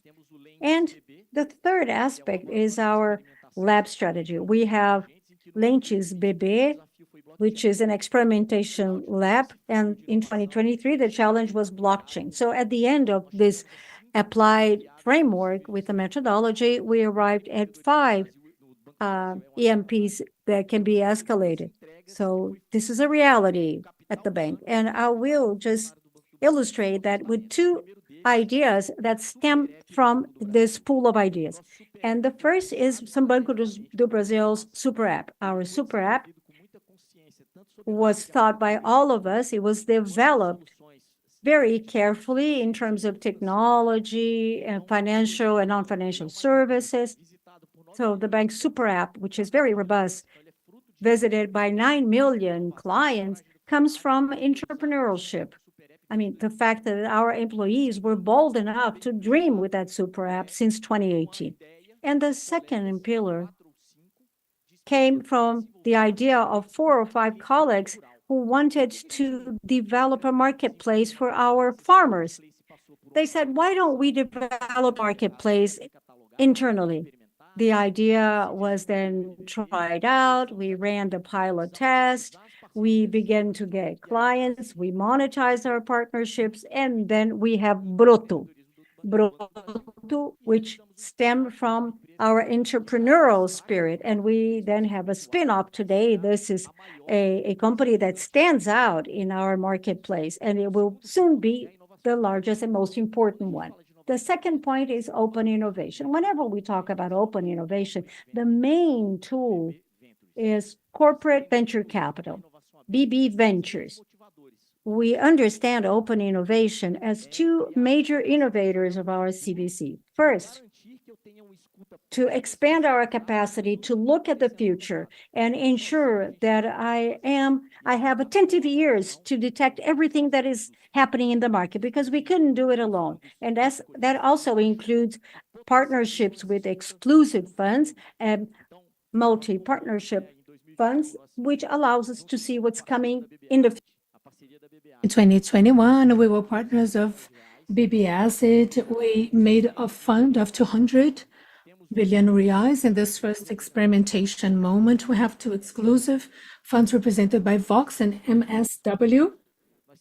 Resulting from these exclusive investments, we have 7 startups that connect with, which relate to the bank. And I'm going to mention all 7. And the first, the Santa Marina, I can identify in ESG that all 7 connect with sustainability. Prova Digital is a software as a service solution for public management, using transparency, improving services to citizens, and optimizing the excellence of services provided by the government.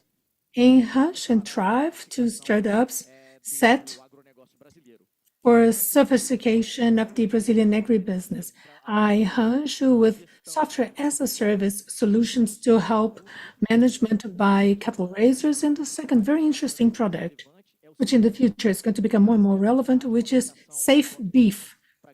Trackability with blockchain to ensure the origin of the beef, ensuring that it was produced adequately. Thrive connects resellers with the financial market. It's a very sophisticated solution. Our most recent investee, Paga Leve and PayFi, 2 solutions that contribute with entrepreneurial management. In the case of Paga Leve, it broadens the means of payment, one more option. This is a reality already in the United States. You can broaden your ability to create sales, and PayFi corporate research, bringing transparency and efficiency to companies. Yours is a startup from Porto Alegre. It has a value proposition of financial education for the youth and for their families, complementing the value proposition of our BB Cash. And last, BWS Blockchain as a Service, which is a driver. It increases our level of confidence regarding the 10 strategic moves. One of them is called digital assets. So this is a foundation, a possibility that is going to drive us forward, bringing BWS synergy to our digital assets. We can even think about tokenization of environmental assets. And the last 2 elements of innovation, they're all based about synergy. Bank as a service. This is a strategy we're thinking when we challenge ourselves to be close and relevant to people at all times. When I look at the platforms where I am not, I need a presence, and if it's an invisible one. So we have our developers portal, bb.com.br/developers, that has solutions for companies and developers. More than 20,000 companies connected, a new revenue stream. And I asked our wholesale officer if I could give you good news. Our wholesale team, in partnership with our cash team, finally closed the deal after months of negotiation. Pix, collection, cash out APIs. When we now have a partnership with Neobank. So we are talking about an innovation component, competition. We compete and we collaborate. This will bring new revenue streams already in 2024. So again, we have this commitment of bringing an idea and strategy, putting it all into practice. And lastly, bank as a platform. Since I expand the attributes in our digital environment, we have non-financial products to become more and more relevant. And our main element of bank as a platform is our shopping BB. We have about 130 sellers already in a move that we consider an experimentation, but it has high potential in the future to bring new revenue sources. 2020, 1.2 billion of GMV. Revenue from these businesses, 50% of it is returned as cash back to our clients, so increasing the relevance to people. Optimizing the consumption of retail products. In general terms, this is how we are coping with innovation at BB in an agile, collaborative way and always working close to our partners.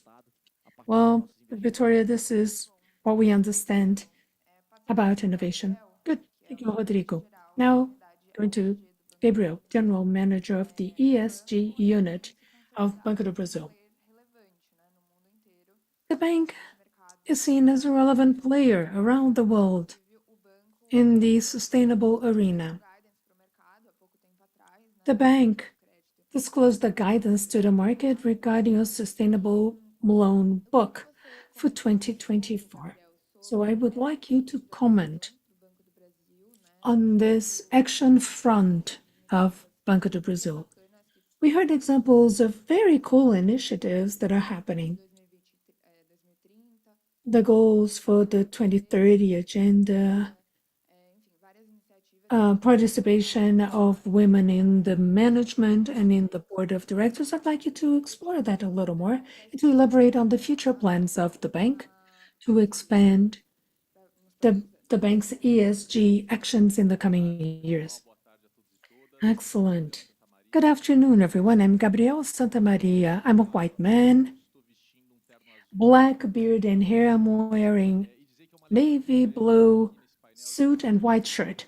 It's a delight to be in this panel with Rodrigo and Victoria to speak about a very relevant topic for the bank: sustainability, diversity, and the way in which we can include environmental, social, and government actions to our practices and business. I think it has become clear today in our BB Day the amount of practices and ESG practices and businesses that we have and that we brought to you as examples.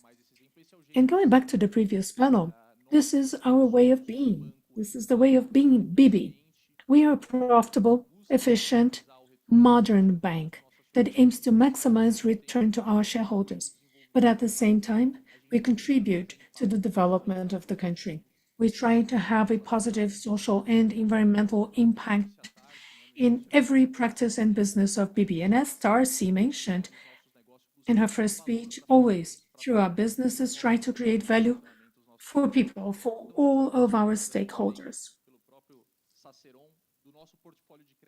Cicero also mentioned our credit portfolio, 343 billion, are credits with a positive social and environmental impact. We committed in our guidance to continue to grow this topic, and I have no doubt that this is going to happen. I've grown it every year, and there are two important parts here. The first is that we have a genuine commitment by the bank. This is not a new topic for us. We have a long trajectory of sustainability. It is at the very core of our strategy, and that is why we have had recognition as one of the most sustainable banks in the world.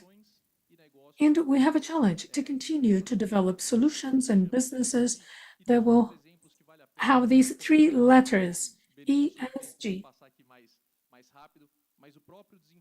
In the benefit of time, I'll go over things very quickly, but we have developed a specific credit facility to make the viability of EVs, electric vehicles. Agribusiness, 50% of our agro portfolio is sustainable. When we look at renewable energy, we have solutions for all segments of clients. In retail, which is a journey 100% through our app, for large corps, agribusiness, or SMEs. Almost 15 billion in balance. During the pandemic, that this became very clear. We had the first issuance of a social bond. The amount we raised in the international market, the proceeds were taken to SMEs that was suffering with the COVID pandemic.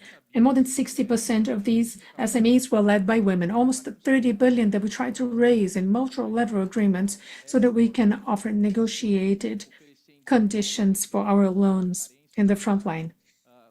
We have a longer grace period, a discounted rate, and other benefits. And the second front is the strength of our 125,000 employees that aim to have a customer centricity, understand the moment of their lives, and offer them the best deal. Who those more sustainable clients are. And I guess that this is the main take-home message of Banco do Brasil.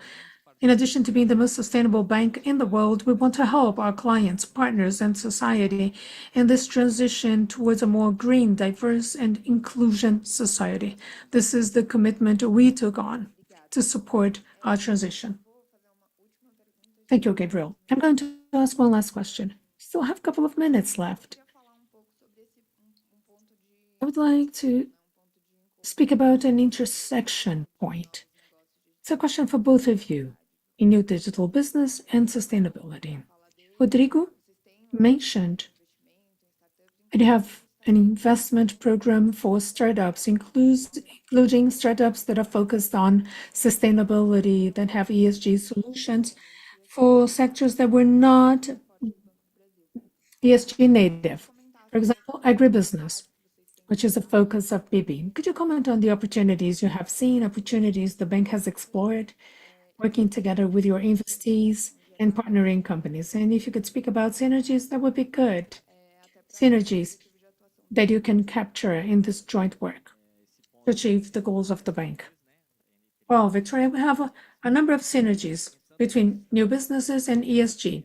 Thinking about our investment strategy in startups, our venture capital approach, it is natural in innovation to have adaptability. You observe what you developed, you identify points for improvement, and you decide on it. When we talk about guidelines, we look not just Banco do Brasil's CVC, but the national context, and we see a great concentration of investments in São Paulo and in the south of Brazil. We want to maintain investments in these places, but we're also considering depolarizing investments, looking at the north of Brazil, northeast, the Midwest, other states, and communities in specific strategic niches so that we can be assertive in diversifying our investments. So the future trend is that we'll have a more democratic investment approach, bringing elements of regionalization and diversity, equity, and inclusion. Less than 1% of the startups have women as founders. That's a number that drew our attention in our studies. As protagonists in the financial system and in the Brazilian economy, we'll try to work hard on that, to change that. And in pragmatic terms, we have, as an example, 7 startups. Like I said, all of them have some kind of ESG element. But I'll bring you one example. iRancho. It is a startup that can deliver and complement our value proposition to farmers or cattle growers. When they have more effective management, when they improve the yield of their land, when they have access to solutions that will improve their work in a more ecologically friendly way, this has a big value. When we have blockchain to understand trackability, monitoring of the beef, and very soon the market will start recognizing this and pay more for growers that have the best practices, it seems that this has an interesting future. And then tokenization of assets. We can tokenize environmental assets. That's another attribute that touches the ESG agenda. Does it make sense, Santa Maria? It makes a lot of sense, Rodrigo and Victoria. Here I mentioned ESG businesses that are more linked to our core business, but there are many other work fronts, what we call beyond banking. We're building the bank of the future, and there are a number of opportunities. To give you an idea, for green infrastructure, we're expecting 1.3 trillion BRL to be invested in the carbon market, $120 billion by 2030. Adaptation to climate change will require a lot of investments, and this is what we are looking at. CVC impact, but also forging strategic partnerships. Because of an industrial secret and because we have limited time, I'm not going to mention many examples, but we see the financial system looking at nature-based solutions, energy, and the carbon market. And this is the big example to make this more tangible. We spoke about $120 billion.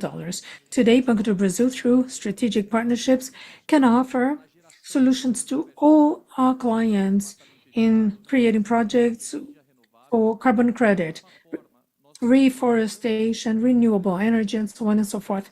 We connect the dots. The big companies are our clients, and they have the commitment to decarbonize in a net zero economy.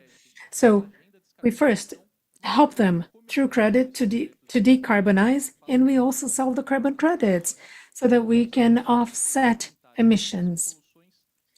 And these are solutions already developed by the bank, by this network of partners. Why did we get into this kind of business? Because there is a competitive and negotiation-based advantage. We have a relationship with the client. Our brand is strong. It brings credibility to a very new business. And we have technology, embedded technology to see where the potential lies and do prospecting in a more automated way. This is a market that is bringing already additional revenue streams to our organization, and I'm sure this is growing. This is going to grow even more. Our vision is to be a one-stop shop for a carbon credit market. We have other possibilities to move forward. You just described a true carbon marketplace, right? Well then, thank you very much, Rodrigo, Gabriel. Thank you very much for this conversation that has been great. Thank you.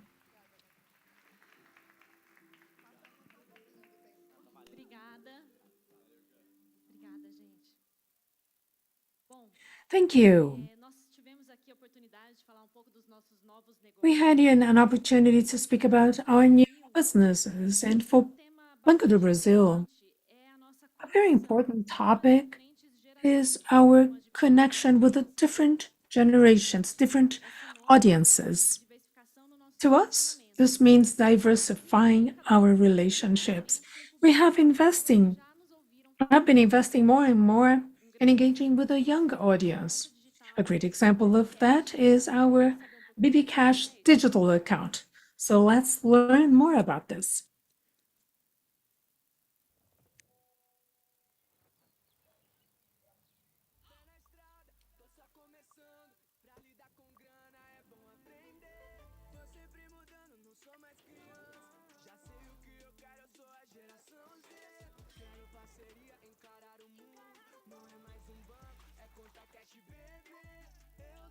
Com o meu cartão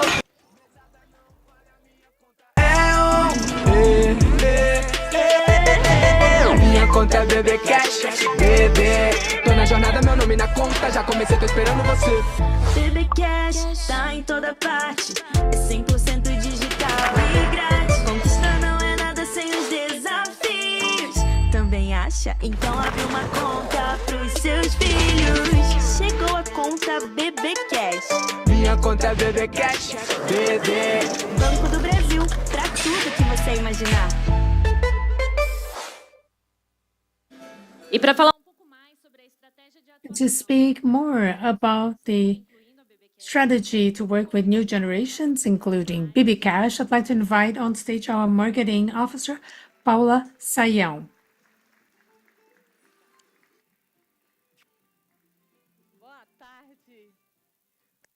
Good afternoon. I am a white woman. I have dark hair. And I'm wearing a black dress. I like to start saying that I am very honored to be here. I'd like to tell you my personal story of when I joined the bank. When we joined the bank, when you go through an onboarding process, we are welcomed by a colleague who has been at the organization for longer. And I remember how that happened 23 years ago. He told me, "What is your name?" I said, "I'm Paula Saião." He said, "But now you are Paula of BB. You're a BB Paula." And it's true. Because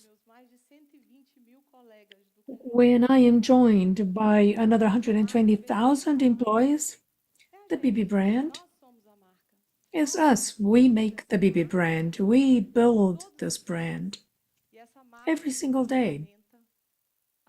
It is a brand that is reinvented every moment.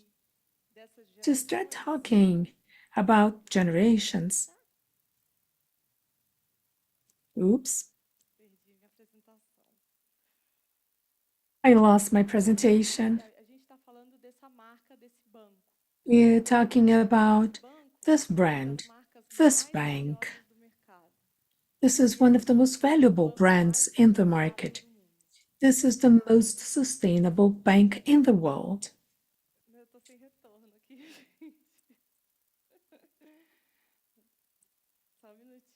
I have a return of my voice. Can someone please help me? Okay. So I'm speaking about this brand, the most valuable brand in the market, one of the most valuable financial brands in the market, and this is the most sustainable bank in the world. And we are top of mind, and we have 95% increase in the value of Banco do Brasil brand in the last year, or compared to last year. This is very relevant. It is the bank's own methodology. It was created in the past with brand finance, and it shows we have followed the evolution, and in the last year, the numbers have been truly impressive. Being close to and relevant to all Brazilians at all times for all generations. This has been said over and over. It's our purpose. But I have to stress that because this is indeed what moves us. It is what makes us get up every day and go to work for this company. Thiago spoke this, he said that. We need to have this all over the company because without this culture, we cannot build this brand. When we look at these faces, different generations, we see a big opportunity. The opportunity to rejuvenate our results. And you've heard, engaged clients will give us 10 times more results. So looking at this lifetime value, we have here 2 generations on which we focus. Generation Z, we want to attract them, make them profitable, looking at their moment of life when they're in university. It's an important moment. That's when they are defining their careers. And the bank wants to build a relationship with them and follow them in all their dreams. And the child and youth generation, Generation Alpha. I need to tell you about a case, BB Cash, which is the video we have just played. BB Cash is financial education put into practice. And I can speak about this because I have 3 daughters. And our conversations at home after this product is, well, how to ask for the monthly allowance, how to make a Pix at the cafeteria. And this is exactly what we want.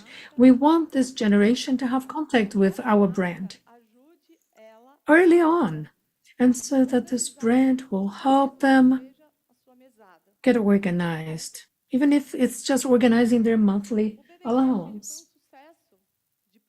BB Cash has been a successful product, and I bring you this data at the launch of the product. This proves and against data. I mean, you cannot fight the data. This proves the interest of this target audience in this product. This is Google searches. And BB Cash created a demand. This did not exist in Google searches. The demand for a financial education product. And our app is the most well-rated app. But this is a simpler version, but with the same security and in an assisted version. This case was recently presented in a Google event called YouTube Brandcast.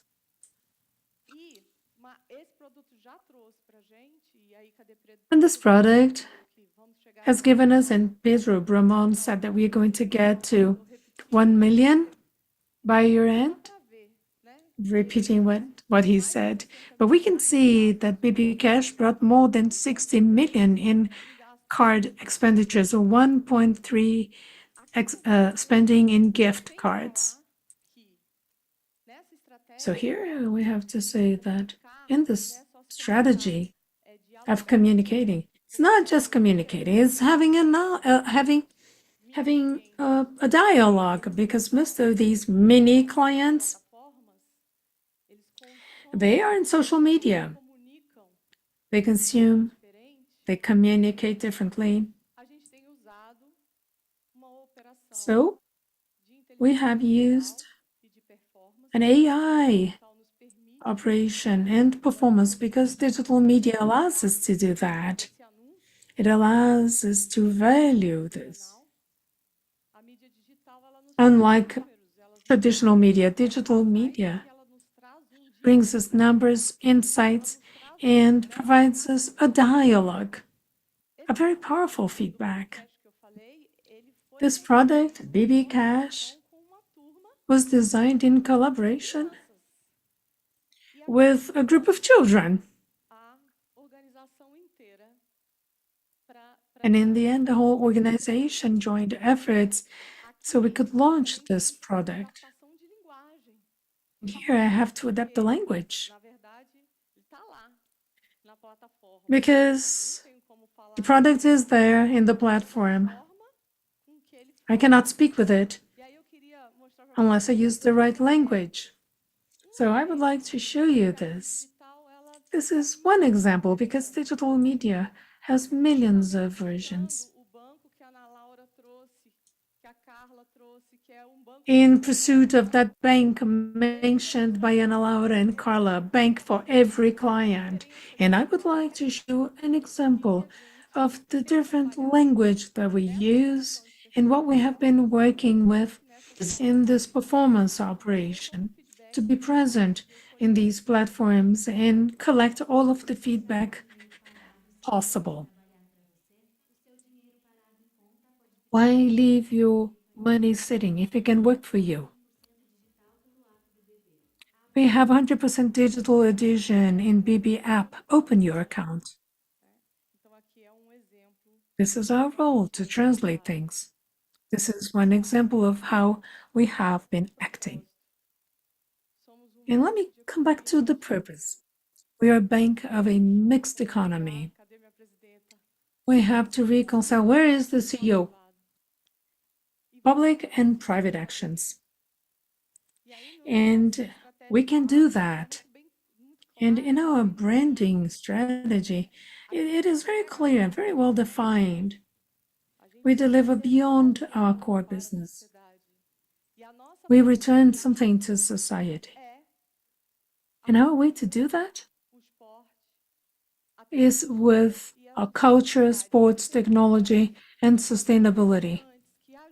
These are very important territories that help us define our choices and our line of action. Speaking about sports,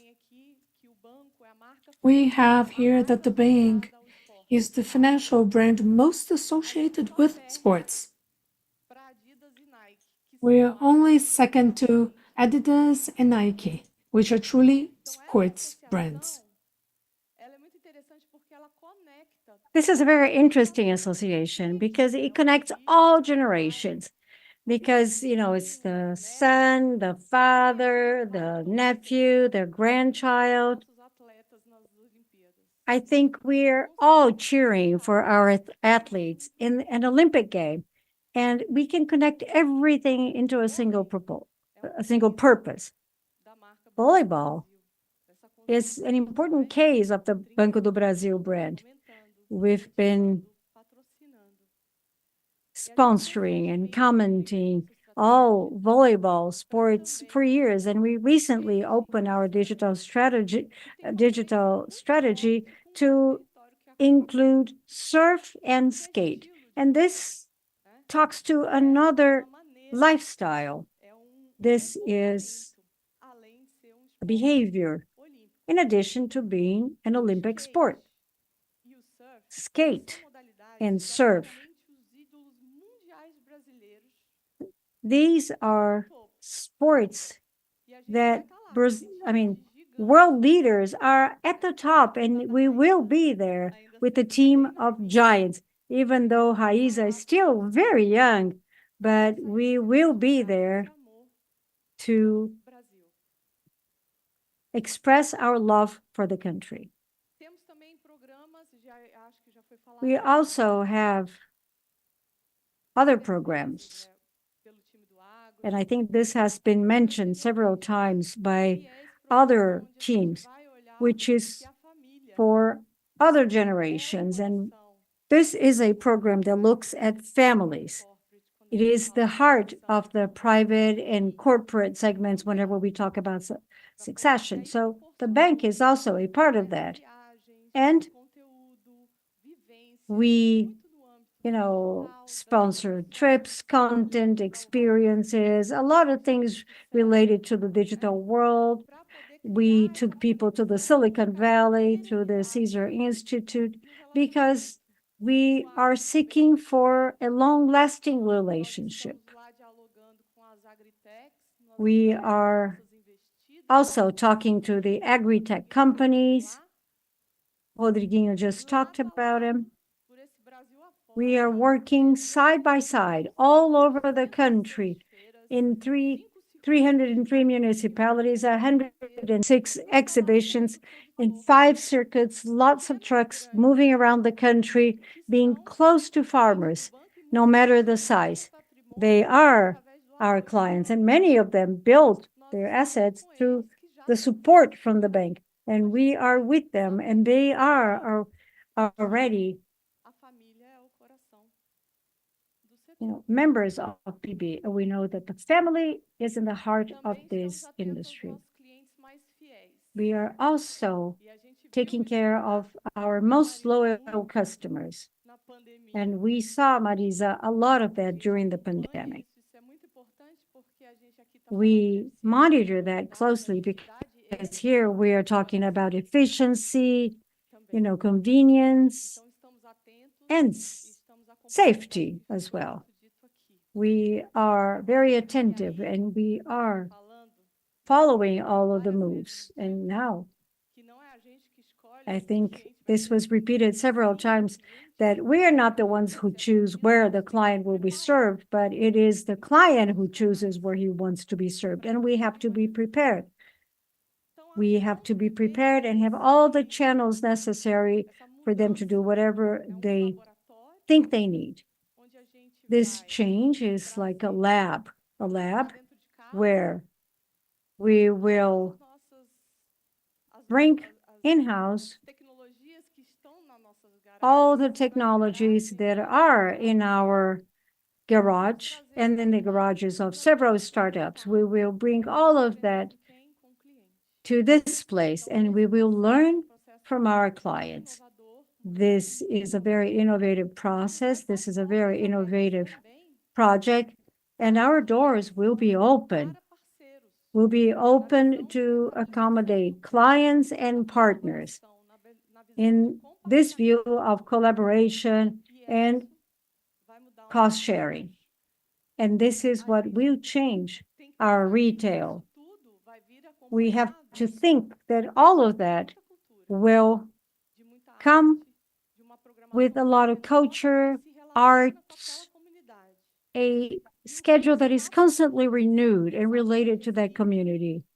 And what is being projected and designed for Recife will also be designed for agribusiness and the branches that are in the universities, because every segment is a different reality. Brazil is a very vast country. All of this, and I think everything we said so far contributes to the sustainability of the company. And when we talk about, becoming younger, we are measuring that as well. And today we have a perception survey that personifies the brand of the bank along this purpose of looking at this evolution. And we are seeking for something like that with every client. But here, when we started measuring today, I mean, we already have 36 years of perception. But when we started measuring, we had 80. So this number teaches us what the speed is and how fast we have to move. I will then conclude with a statement from my CEO saying that we build the future every single day without losing sight of our essence. And Brazilian culture is a source of inspiration and pride. We foster the arts through our cultural centers where we welcome members of civil society, but also presenting important projects that have a reality. In this sense, I have to declare that we are made of people and that we are a very diverse and innovative group of people. And there will be a new campaign that is to be launched in March that we believe that we will have more women at the top. And we want to see more Tarcianas, more Marisas, more Annas, more Denisios, more Geovannes, and so on. So this is our way of being BB. This amazing brand that is here for everything you can imagine. Thank you very much. Thank you very much.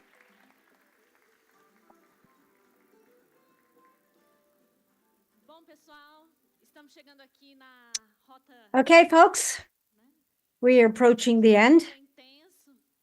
We had a very intense day of debates, talks, and at first we would have a Q&A at the end, but given the fact that our entire event was a huge Q&A, we will have a different closing.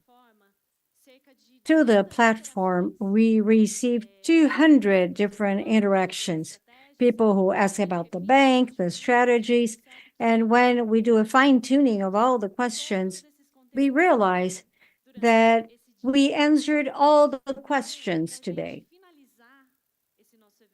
So to conclude and to close the event, I would like to invite our CFO and RO, Marco Geovanne, to come forward with his final remarks. Well, thank you. Thank you all very much. Thank you for being here with us. I would say that this is the annual report of Banco do Brasil. We told you who we are. We showed you what we are here for and what moves us, what drives us. We are made of people, people who believe not only in our country, Brazil, but we also believe in our clients. We believe in the strength that the bank has, and certainly we can contribute to the growth of our economy. And we want to be close and relevant to people's lives. And I must also thank the IR team. I think it's the best team of the galaxy. This is an investor relations team that is constantly seeking for answers to answer all of your demands. We know how difficult it is for us to show you that what and who we are, that in essence we are different. We are not only a bank that is competing with the other banks. We are a different bank, and we make a difference to people's lives, our clients, our suppliers, our employees, and also our shareholders, those who like and believe in us. We have a long-term relationship, 30 years participating in APIMEX, explaining the numbers of the bank. We saw who is in charge of managing and and heading the strategies, how the strategy is discussed and executed. And yes, we were able to deliver the value that we promised to you, not only you investors, but also to the entire Brazilian society. So believe in us and continue this journey with us. And we will be here every day to make a difference because we believe in the people and we believe in the country and we believe in Banco do Brasil. Thank you very much.